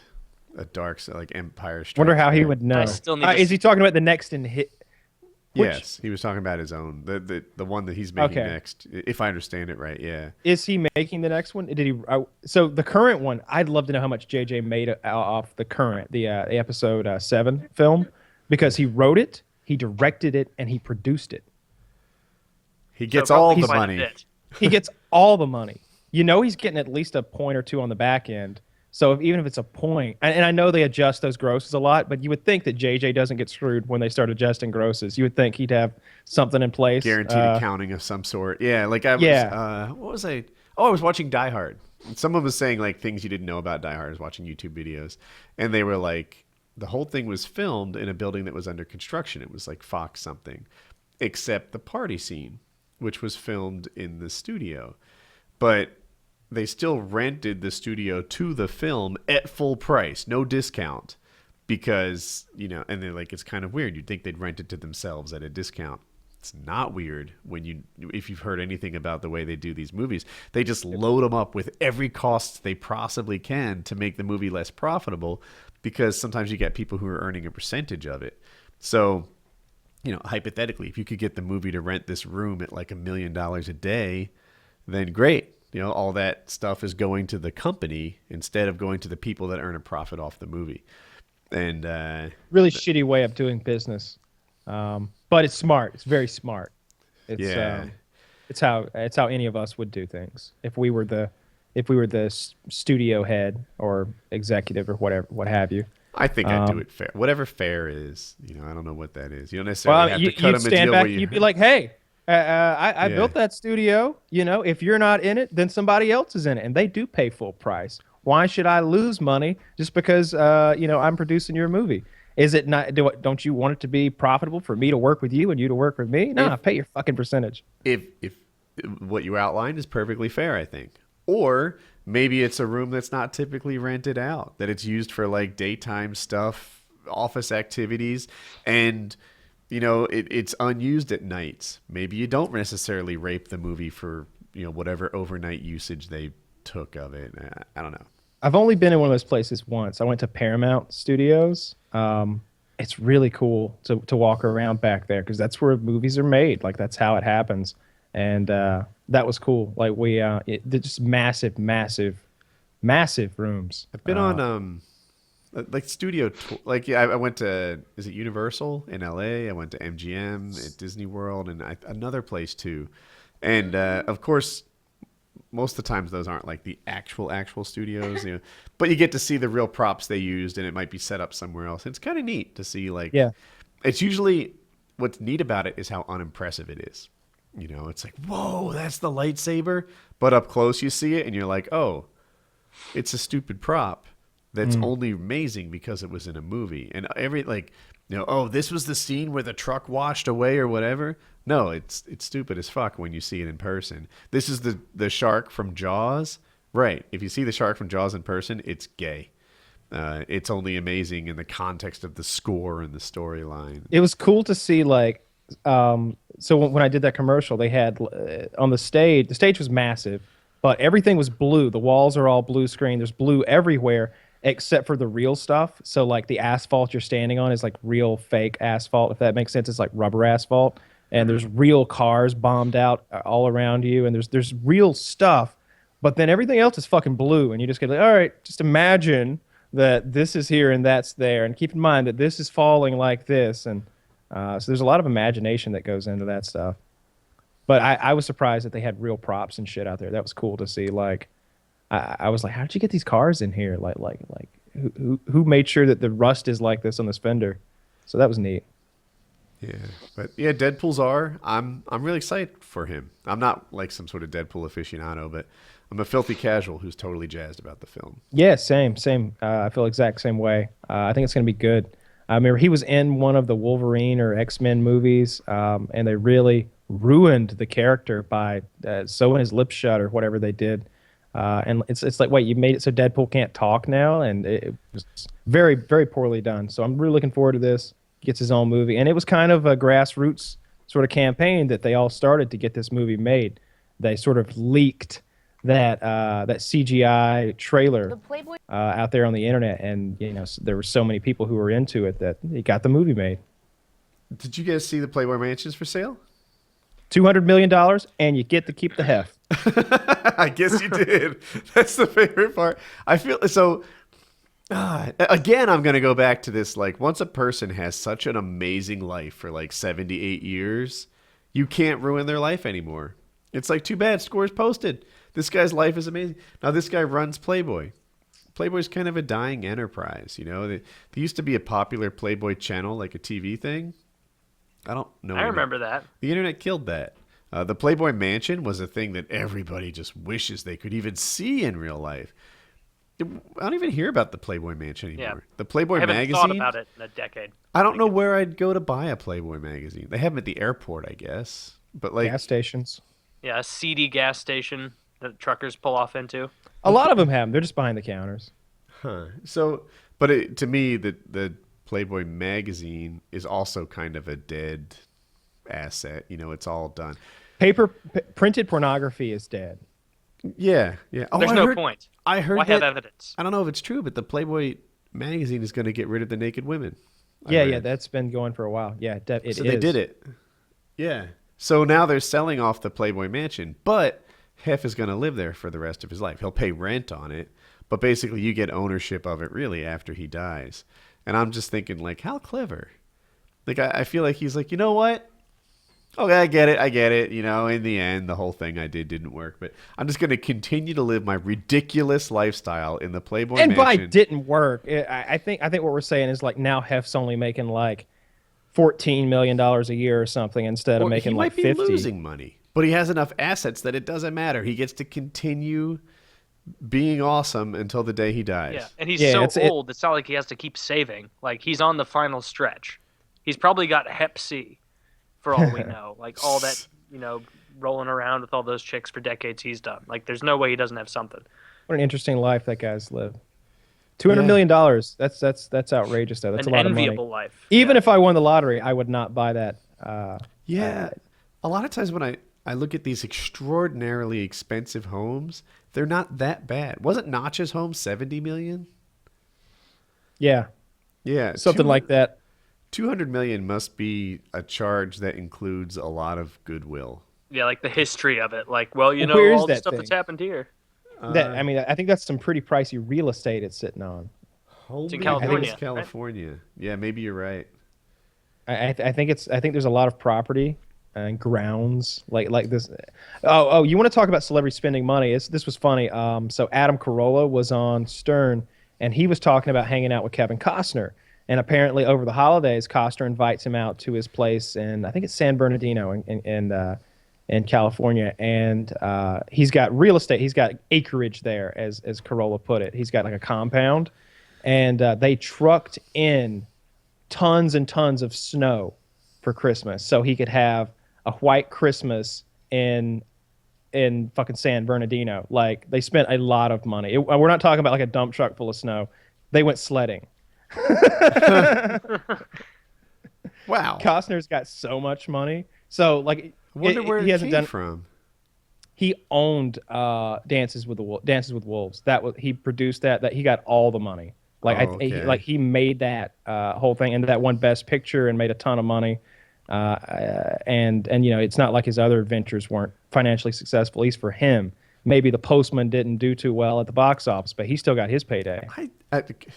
I'm on edge because everyone doesn't like my Revenant anti-choice, but I like The Postman. I thought that movie. I liked it too. Did Look, you? Kevin Costner is one that I just disagree with I most like the people water. on. Was it Waterman? Waterworld. Waterworld, There's yeah, Postman. Yeah.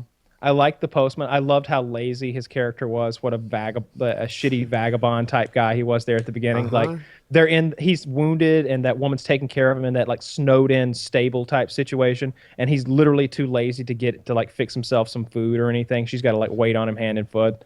I liked that movie too. I thought that was a good movie.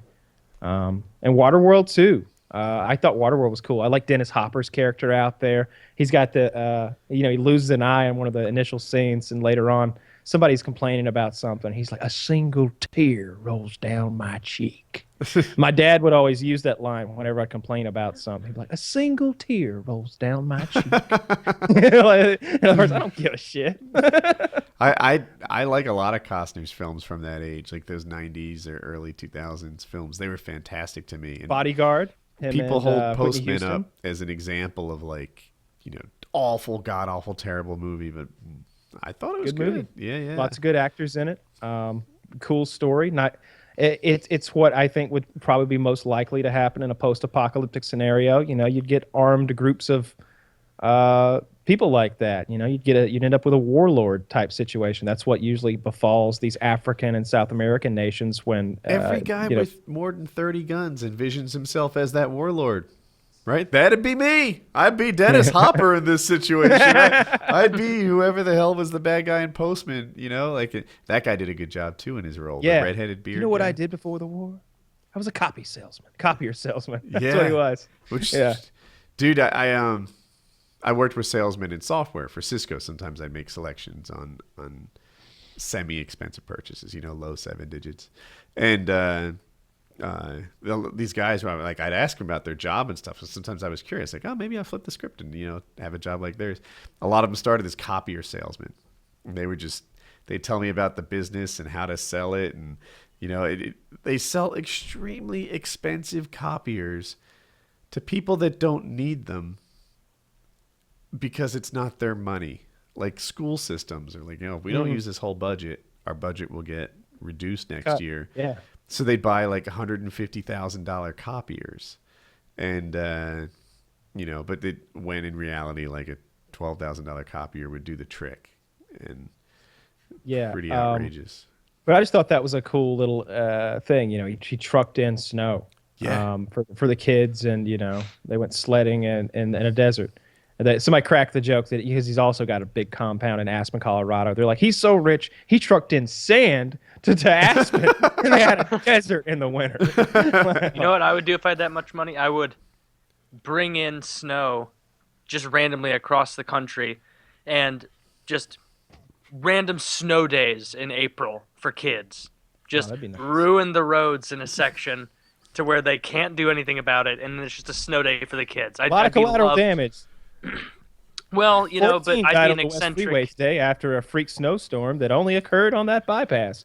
In other news, school's out, kids. Yeah. I just be an eccentric billionaire on Highway 14. Yeah, you can't even punish those people. Just pay the fine. Do whatever you want. The interesting thing that no one on the show, including Adam, was sure how the snow had gotten there, whether they literally trucked it in or if they had a snow making machine. But the thing is, with a snow blower, like they use it at resorts and stuff, ski resorts, is it's blowing that snow into the air, and then it settles on the ground. But if you do that and when it's 70 degrees outside, I feel like it just melts before it hits the ground. Yeah, so that is a sprinkler. Then it's a sprinkler. So they actually had to bring snow in trucks. And when you think about that, it's like, all right, so did they make some artificial snow somewhere indoors and then drive it across town? Yeah. I was like, it's just another truck full of water. God damn it, send it back.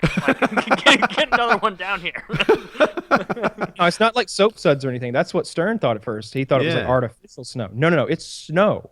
It's melt, make a snowball, make a snow cone, kind of like fucking snow. It's so crazy. Yeah. Ridiculous.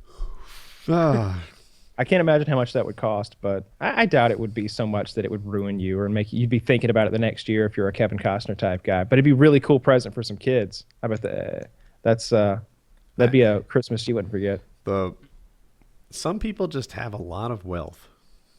It's a lot of wealth. And Costner can go get more anytime he wants. If you think about it, like oh yeah, he's available for $20 million a film, and he'll make you a profit on that. So I don't know about that anymore. I don't know if because I don't see him working anymore. I guess he's retired. I haven't seen him do anything in a long time. Yeah, he's not a huge box office name anymore.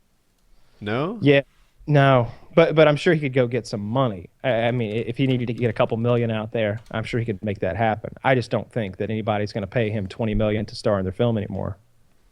Yeah. Well, he's making some movies. He made 4 movies in 2014. One in 2015, McFarlane USA, and he's doing Criminal this year, and it's in post-production now. Hatfield and McCoy. I've heard of it. The last film I saw of his that I liked a lot was Mr. Brooks. Have either of you seen this? It's a great movie. It's a really good movie. It's got Dane Cook in it, I think. It's got Dane Cook in it, and I think it's got William Hurt in it. But I confuse William Hurt with another actor a lot. But basically, Woody, you would like this. Basically, Kevin Costner's a serial killer, and he has an imaginary friend. I think it's William Hurt, who like occasionally appears, and they have like discussions. But obviously, he's imaginary; so he's not really there. And the friend is, always you're gonna fuck it up. You're gonna fuck it up. Do it right. And Costner, like, he literally goes into like people's bedrooms and like kills them with a silenced pistol or something like that. And he kills lots and lots of people. And Dane Cook witnesses him doing this, and instead of turning him in, says, "I wanna be a killer. Like teach me your ways. Let's be killers together." So you get kind of like a feature film that's very similar to Dexter. It's good. It's a good movie. I bet you've seen this with him, Man of Steel.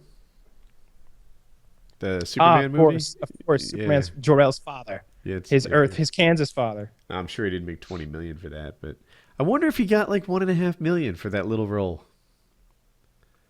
That'd be pretty sweet.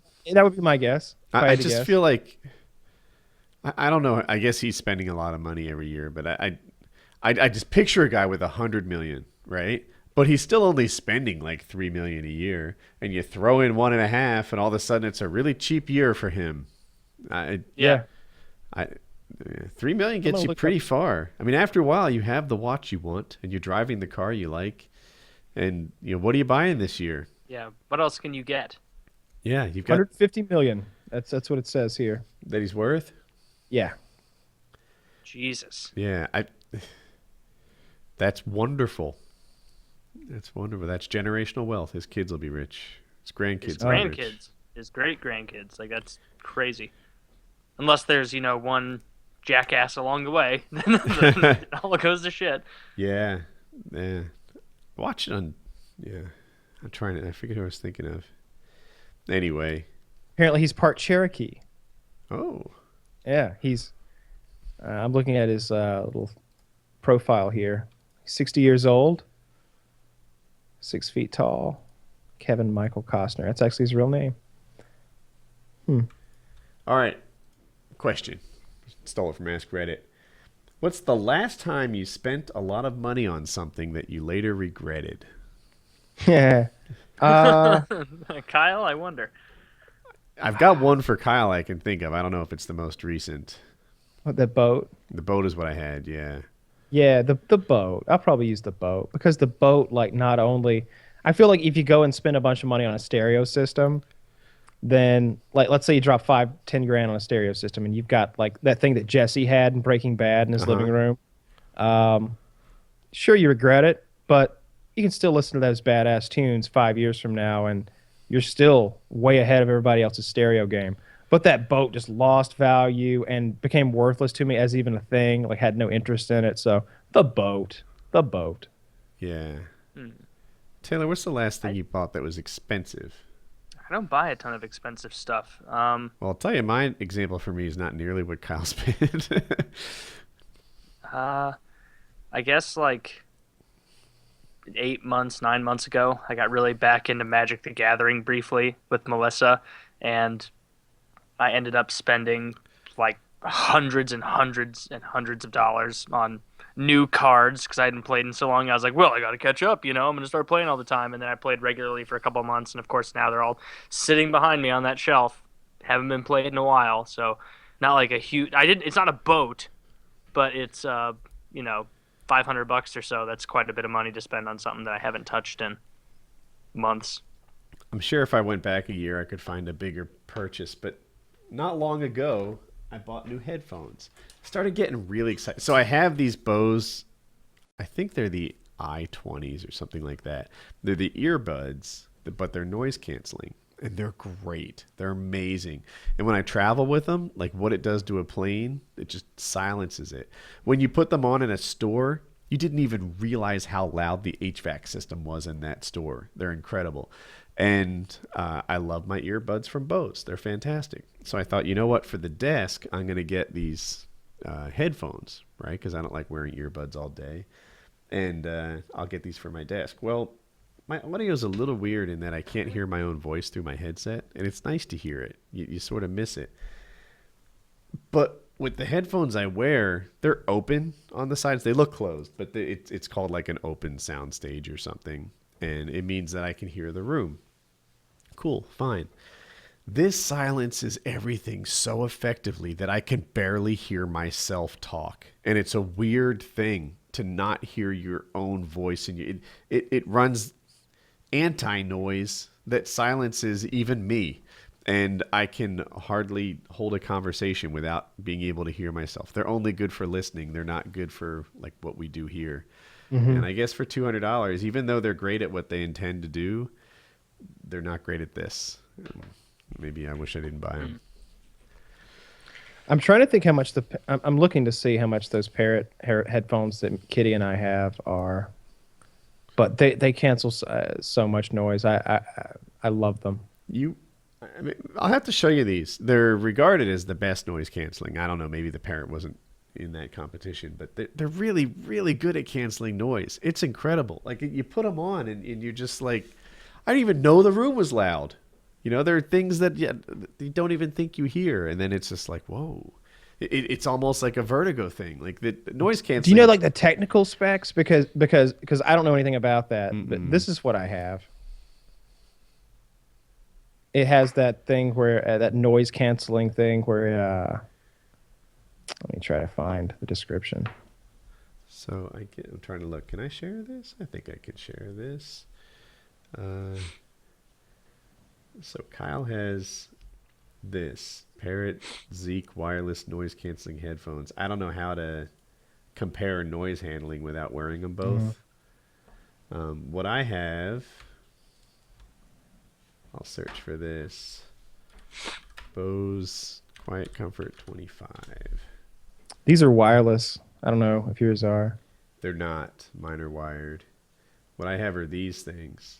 And they're nice. Oh, I'm sorry. I didn't link for you guys. I bought these. And they're really great. Like Hotel California is one of the few songs I know that are mixed to really take advantage of good sound. And I went and I got the FLAC version and listened to it, and in all its glory. And then I try to like talk to you guys on PKN, and I'm all freaked out because I can't hear myself. And that's it's really disorienting not to be able to hear yourself. When we do videos, I really prefer to have the noise, the self-adjusting headphones, the electronic ear pro, so I can hear myself talking. Because if I use just like foamies, I'm effectively deaf, and I can't hear myself to see what I sound like if I'm, enunciating correctly. If right. I don't know if I said that word right. I think you would find these things to be foamies on steroids. Like you really just it freaks you out. So I like those things, the Parrot ones, because they've got like you control them with touch, and which sounds really confusing. But after a while, you learn that like a circle does one thing and a stripe to the back and down, they do very simple things like volume and channel. but they hook up through Bluetooth to my phone, and I can listen to audiobooks kind of on the fly without any wires. That sounds really good. Also, I know you're an Android guy, but the new Apple phones are rumored to not have like headset jacks anymore. So Bluetooth would be, future-proof. Seriously? There's no headphone. God, they're awful sometimes. They always want to make it thinner, man. Such dicks. Like, Is look, that big a deal? fucking Apple. No one else is prioritizing a 1/4 millimeter like you. Everyone else is prioritizing a standard charging cable. Yeah, that's what USB is what you need. But you and I were talking about this the other day, Taylor. Both of our phones have that issue where you've got to prop them up to make them charge because the micro USB is so ineffective over time. Like it wears out and gets the part that receives it gets loose, it seems.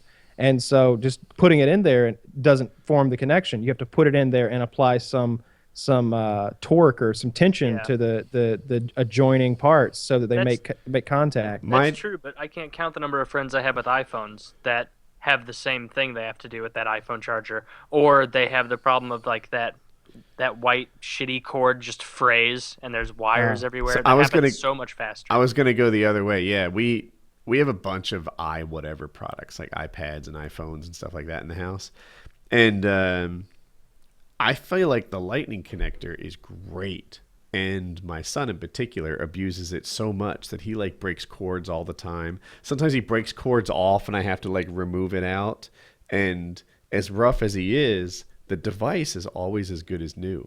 We need new cords sometimes because he'll like leave it plugged in and like carry, like yank it in the room.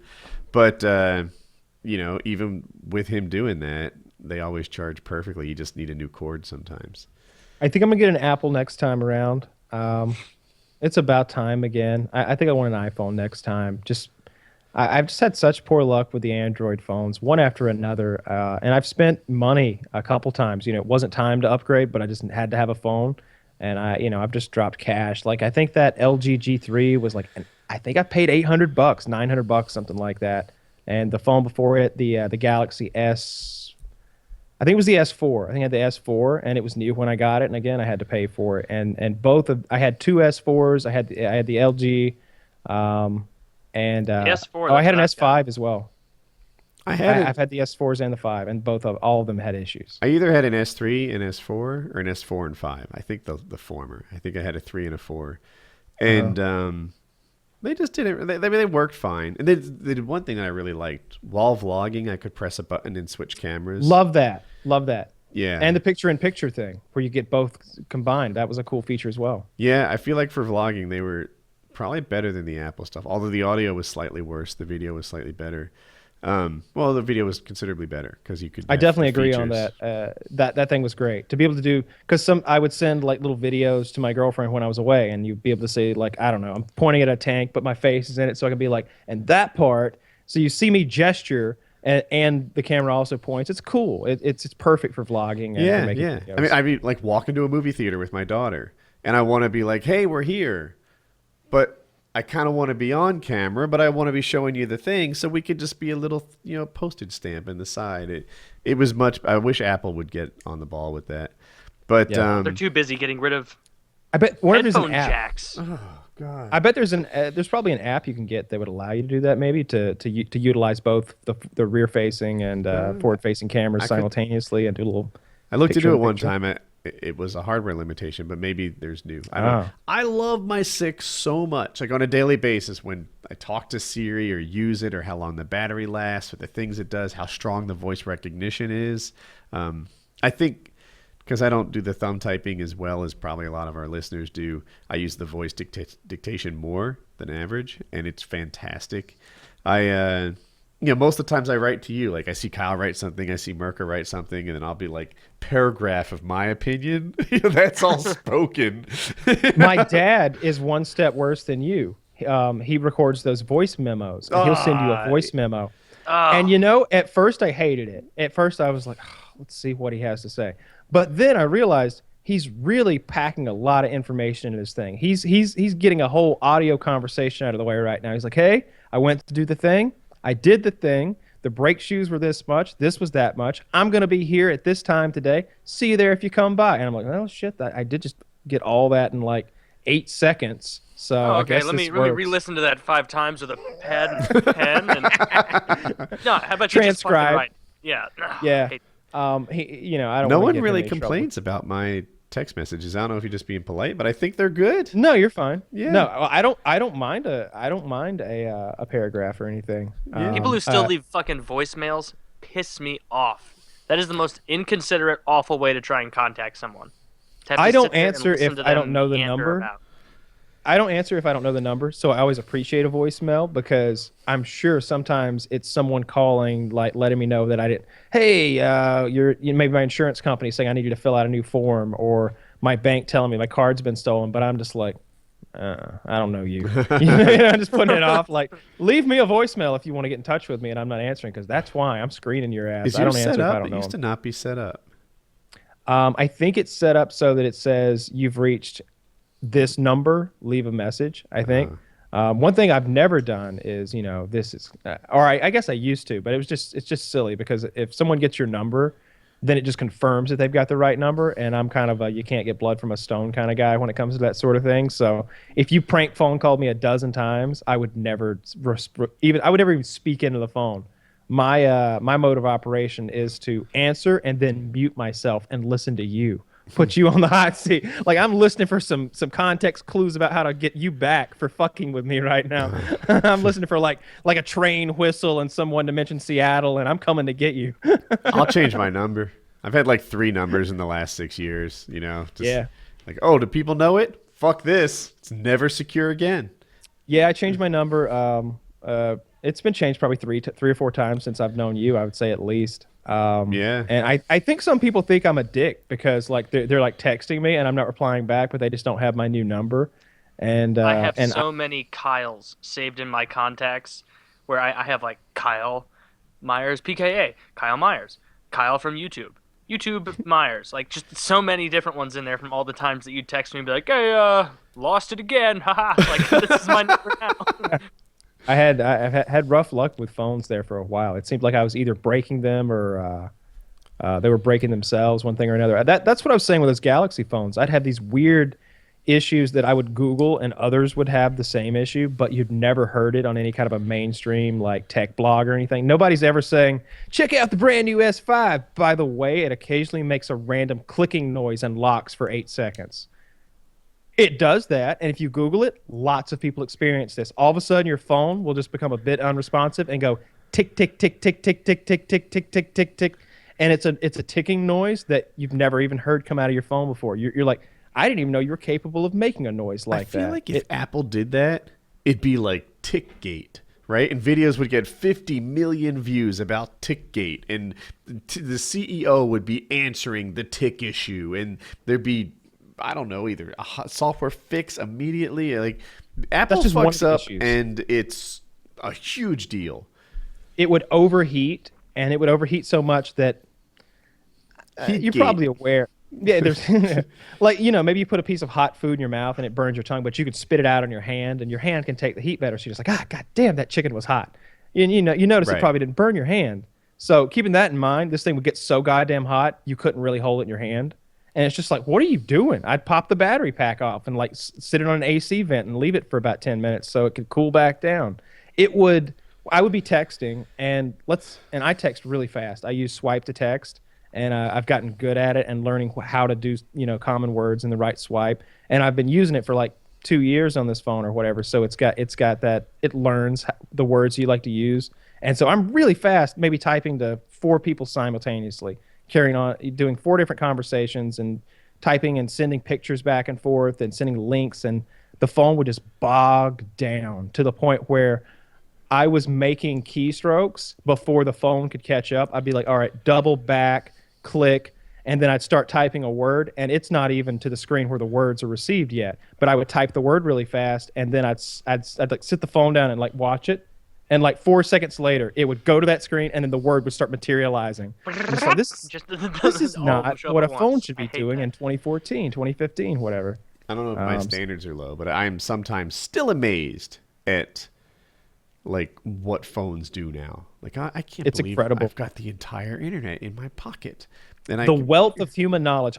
all of human knowledge that there has ever been. Like everything. If you want to do some woodworking right now, you can find detailed woodworking tips from craftsmen, guys who have spent decades learning these things about how to use this burl wood the correct way to achieve this particular look.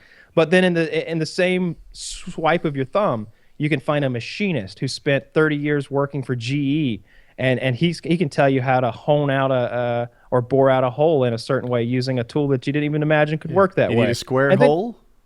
Didn't know you could do that. But this guy knows how. Triangular holes with drill presses and shit. Like, oh my God, that's a thing. I love seeing those GIFs of those happening. I always enjoyed that show, How It's Made, when they go into the plants factories. Really cool to see how that stuff happens. Show. Yeah, great show. My dad loves it. I hate their lazy episodes though, where it'll be like, "How's an ice cream sandwich made?" It's like, "Oh, riddle me that. How it's made? How the fuck is this gonna turn out?" First, there's a plane of ice cream floating down the conveyor belt. It's the size of an Olympic pool, and then it's like do do do do do do do do, and it shows it like cutting it all, and it's layered under the chocolate patties. It's like, the cool ones are when it's like. It needs to be just the right level of cool, right? Because they're like, how is a John Deere tractor made? And I'm like, ooh, this is going to be great. And they're like, first they take the chassis, and then they add all the stuff. Tractor! You left out way too many steps. I don't like the ones where you watch the episode, and in the beginning it'll say like, bowling balls and Bic pens. Like any episode where I can look at an item and be like, I got a pretty good idea on how they make that. Like, I don't want that one. The word is like candles. Yeah. Candles. Oh, did you pour the wax in a thing and let it dry? That's my guess. But the master waxsmith travels into the forest. They'll show how to make like a saxophone or something, and I'm transfixed watching them. That's a great get all the valves correct, and watching that. Somebody's got to play this shit to make sure it's going to sound right. It's just the right level of complexity. A saxophone, like that's when they really get it right. I think I'm off camera.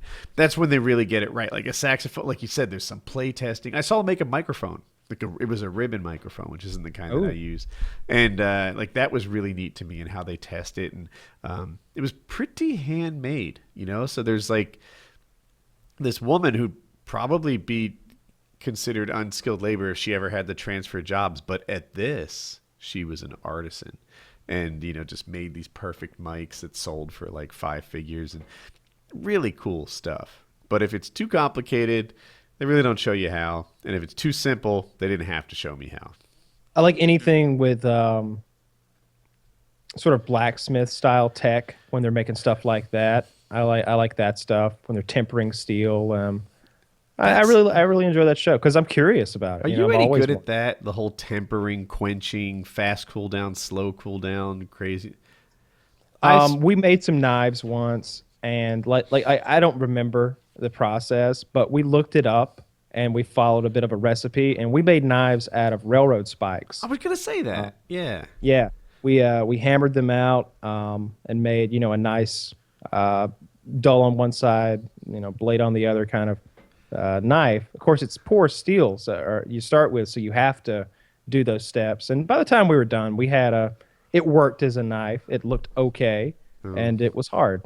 But that thing's lost the wayside. You can get free railroad spikes. Like if you just walk down the railroad like I did as a kid, there would be ones laying there that didn't perform their job anymore, and they're all rusty. And you can just pick it up, and you've got railroad spikes, like free metal. And a lot of people make knives out of it, but I've been taught a couple times you heat it up, and then you quench it, and then you heat it up again, and you slowly do this, and it aligns crystals and atoms and shit. And well, you're getting some carbon in there from, I guess what's happening, if I understand correctly, when you heat it up, you're expanding the matrix of the molecules and allowing the carbon to get in there. And then when you quickly quench it, those molecules are shrinking back down and retaining some of that carbon, not allowing it to get free. So you're hardening the steel by adding more carbon to it. I think I got that mostly correct. There's some words in there.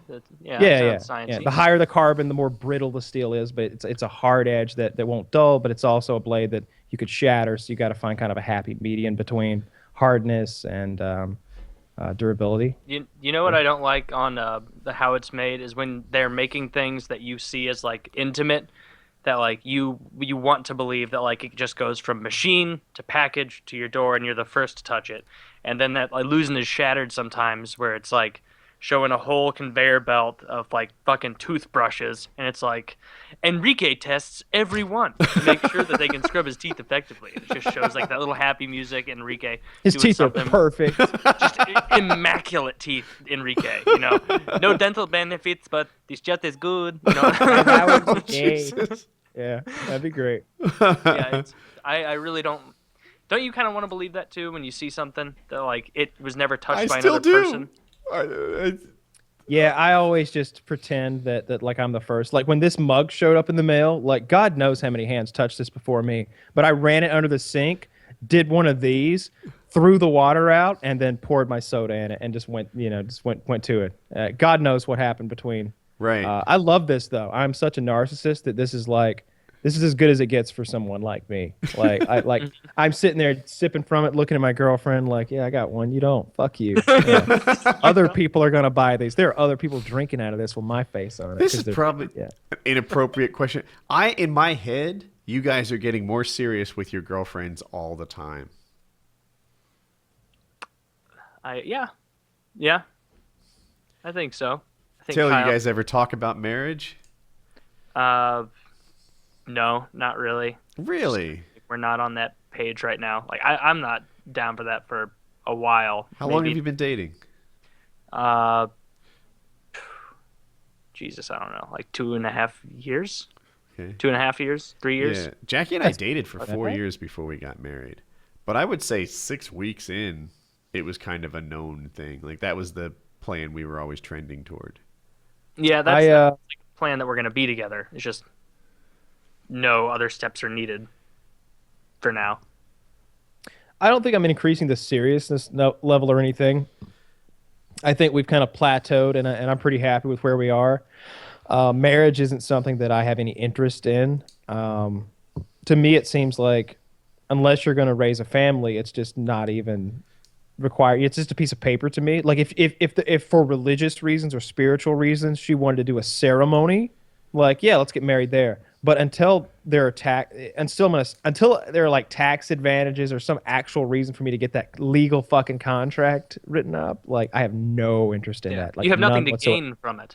Nothing to gain, but plenty to lose. And then it's like, all right, now I got to have a prenuptial agreement drawn up. Now I've got to have this hanging over my head. I feel like it would add pressure to everything rather than make anything better. I'm pretty happy with what I got going on right now. We're going on vacation after this month. Chiz is coming. So me, my girlfriend Chiz, Kitty, and I think that's the group. Plus a couple of Kitty's friends who already live in that area are all going to go rent a pretty nice little house and go have a week up in the mountains. It's going to be good. You're not saying where? Colorado. We're in Colorado. The specific area doesn't matter, but it's very remote. Cool. I only asked so I could know what to say. Yeah. Just going Milky Way, somewhere in the Milky Way where you can't find him. Absolutely. Yeah, I think it's going to be fun. I doubt anybody's going to brave the fucking 20-degree weather to come bug me on my vacation or anything. But yeah, I think it's going to be fun. I've never been there before. I've only been to the mountains to like a real snowy type area that one time when Killington with you. I was telling somebody about that the other day, about that ridiculous rental car that you were in coming up that hill. Oh, that was awful. It was a Toyota. It was a Toyota Cervix, right? Or the Cervix. the Clipmobile. Was it the electric one? No, it wasn't electric. God, what is Toyota's It had about smallest 15 core? Horsepower. Yeah. The funny thing is, Woody was coming up this icy mountain to Killington to meet us, and he was several hours late, but it wasn't his fault. He'd had all these travel issues, and he was moving about 25, 30 miles an hour up the hill, but his wheels are spinning about 50 miles an hour to get that speed. Yeah. That's not what happened. It had this traction control. So even if you floored it, it would just barely turn the tires. Okay. And I don't know. I would have rather spun the tires and see what I could get with it. I didn't see any way to turn off the traction control.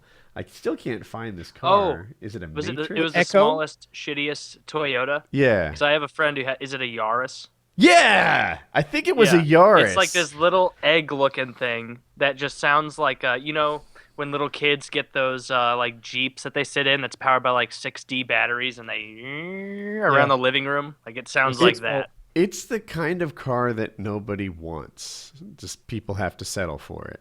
And It was quite bad. And I just remember, like, when you pulled in the yard, I met you outside, and I was like, yeah, follow me. We'll go around back, and I'll show you where to park.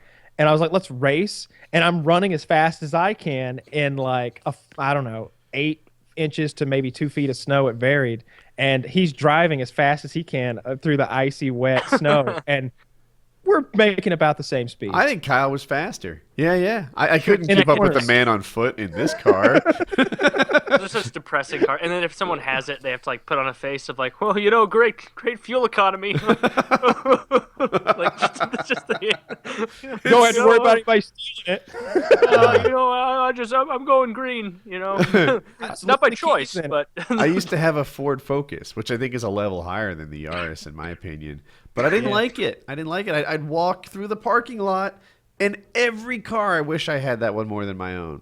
I told my girlfriend that story, like you just told, about you having the Focus and that feeling of every car is better than mine. This is as bad as it gets. God damn it. Yeah, and it's subjective. To some people that might be like, I like it. It's nimble. I can park it easily. I can change lanes. Maybe that's what they're looking for. There's somebody in a Pinto over there looking at your green grass.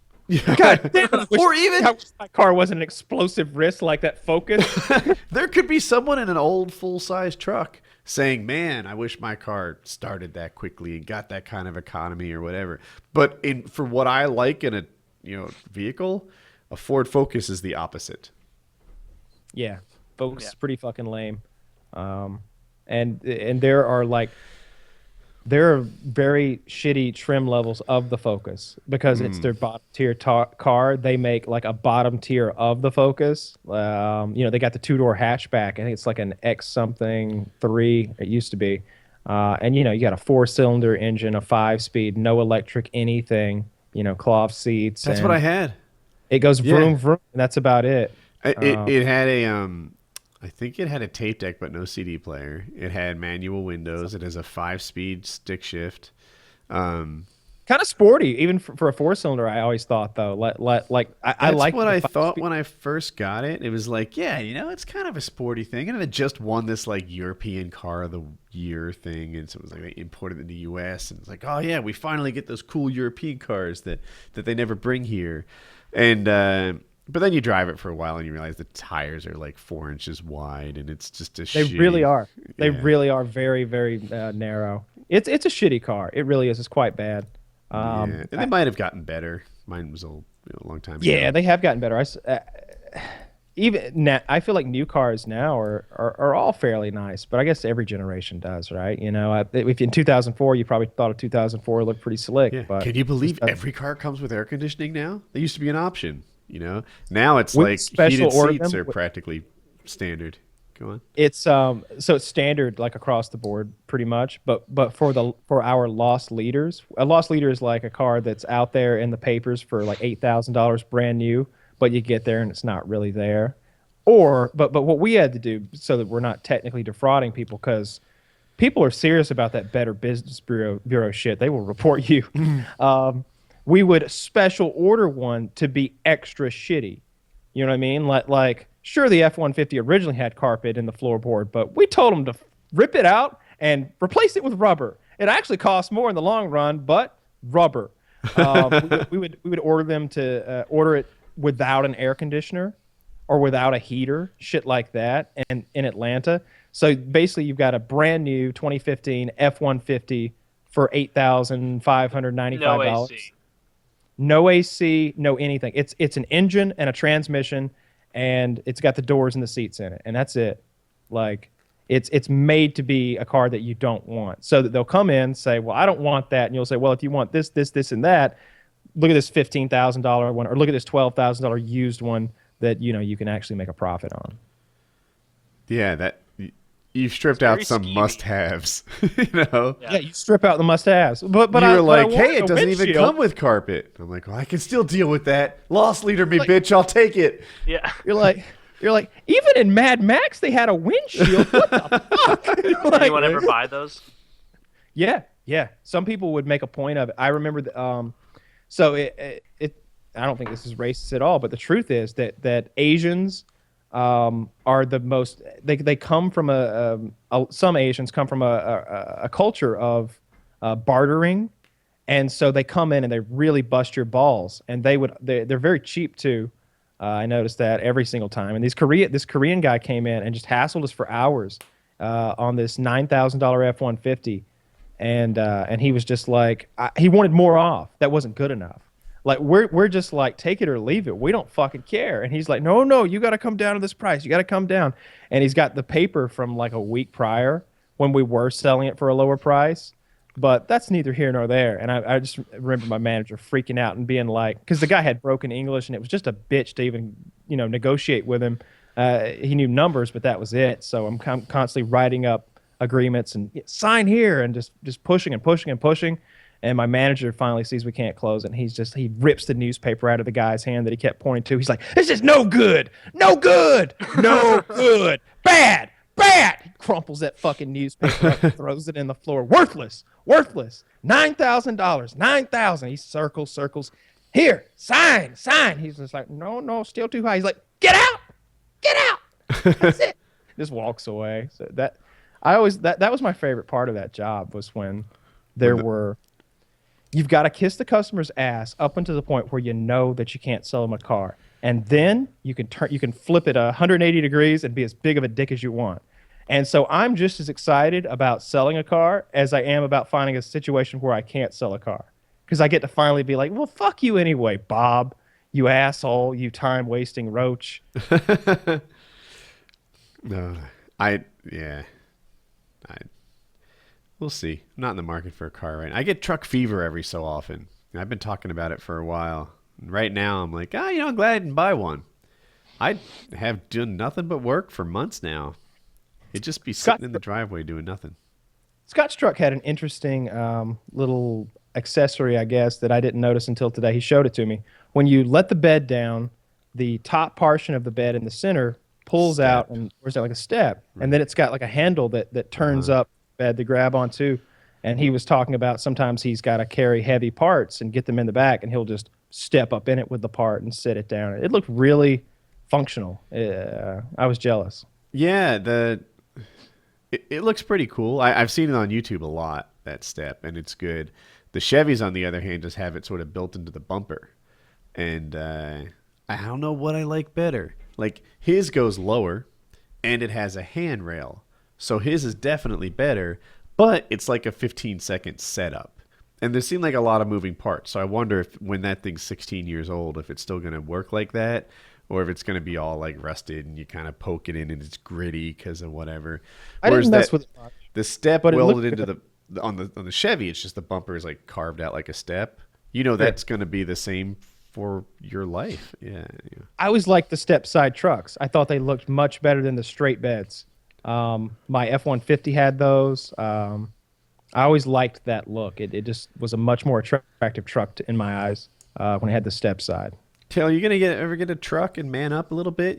Stop being such a goddamn pussy. I don't know. Maybe someday. I don't really want a truck. What are you gonna do when you need 100 fucking hay bales to build a castle with? Yeah. How are you going to bring home all that mulch? Well, that's what I was getting to. I'm gonna get an SUV. I'd like to get a really nice Jeep Grand Cherokee. Kids to soccer. No.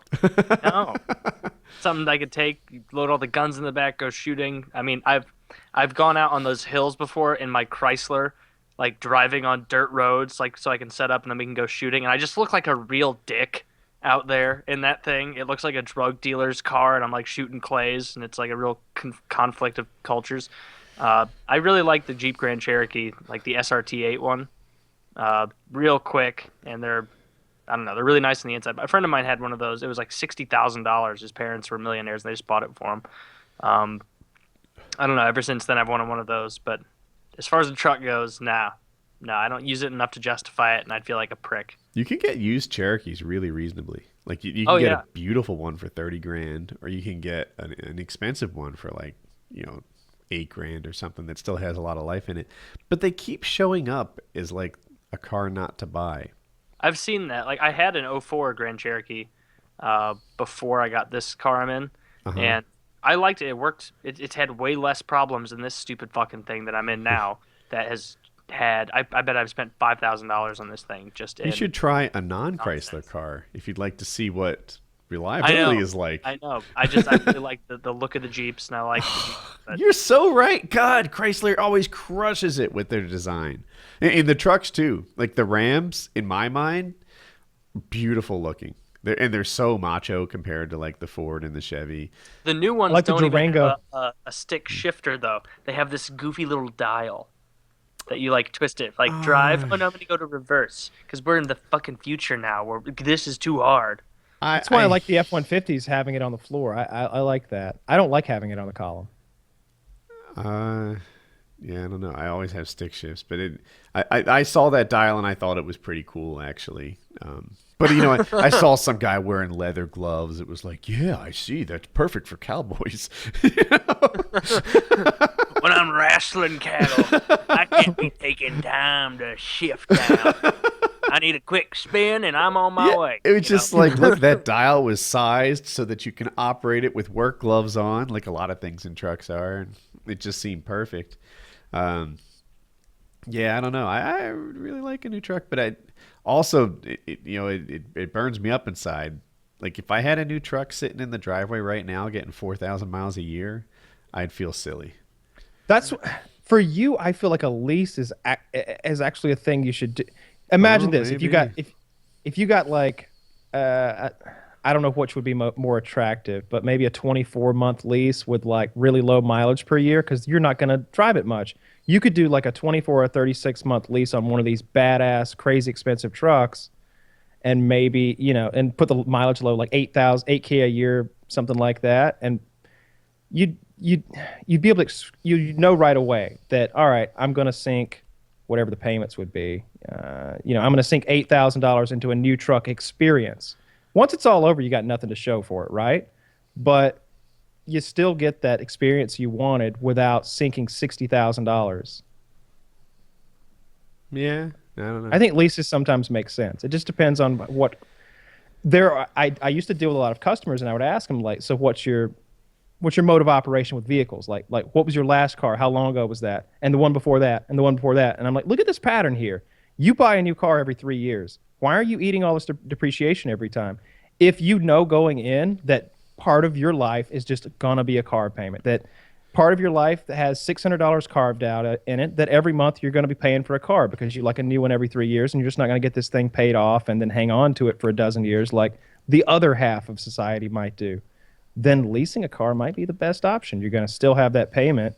You're going to get a lower payment, and you're going to, know that, my lease is almost up. It's time to get a new car. Time to do it again. I hear you. I have been the other guy in society thus far, though. My truck is 13 years old now. It's 2016. That's probably that's definitely a more responsible way to do it, right? But it requires the added things like maintenance and storage that come along with keeping a car for a decade or more. But I think it's the better option. I mean, you've got your truck, and it's awesome. It's awesome. Like you paid whatever you paid for it. It's just $20,000 or whatever, and that's then you just maintained it, and it's still trucking. It's still being a truck. All these years later. My last car payment was in 2003. There you go. So that's nice. You want to call the show there? I need could to do get some that. sleep tonight. All I gotta right. get up in the morning and work. Check out our sponsors, our merch, Patreon. Patreon guys got to see my wife model the capes the last PKN. Definitely Yes. worth it. Check that out. Cape modeling. I even modeled We should come up with our own line of capes, and that could be a thing. We need PK branded capes. Of course we do. Oh, they'll be hot sellers. All right. PKA Super episode sellers. 265. Thanks, everyone.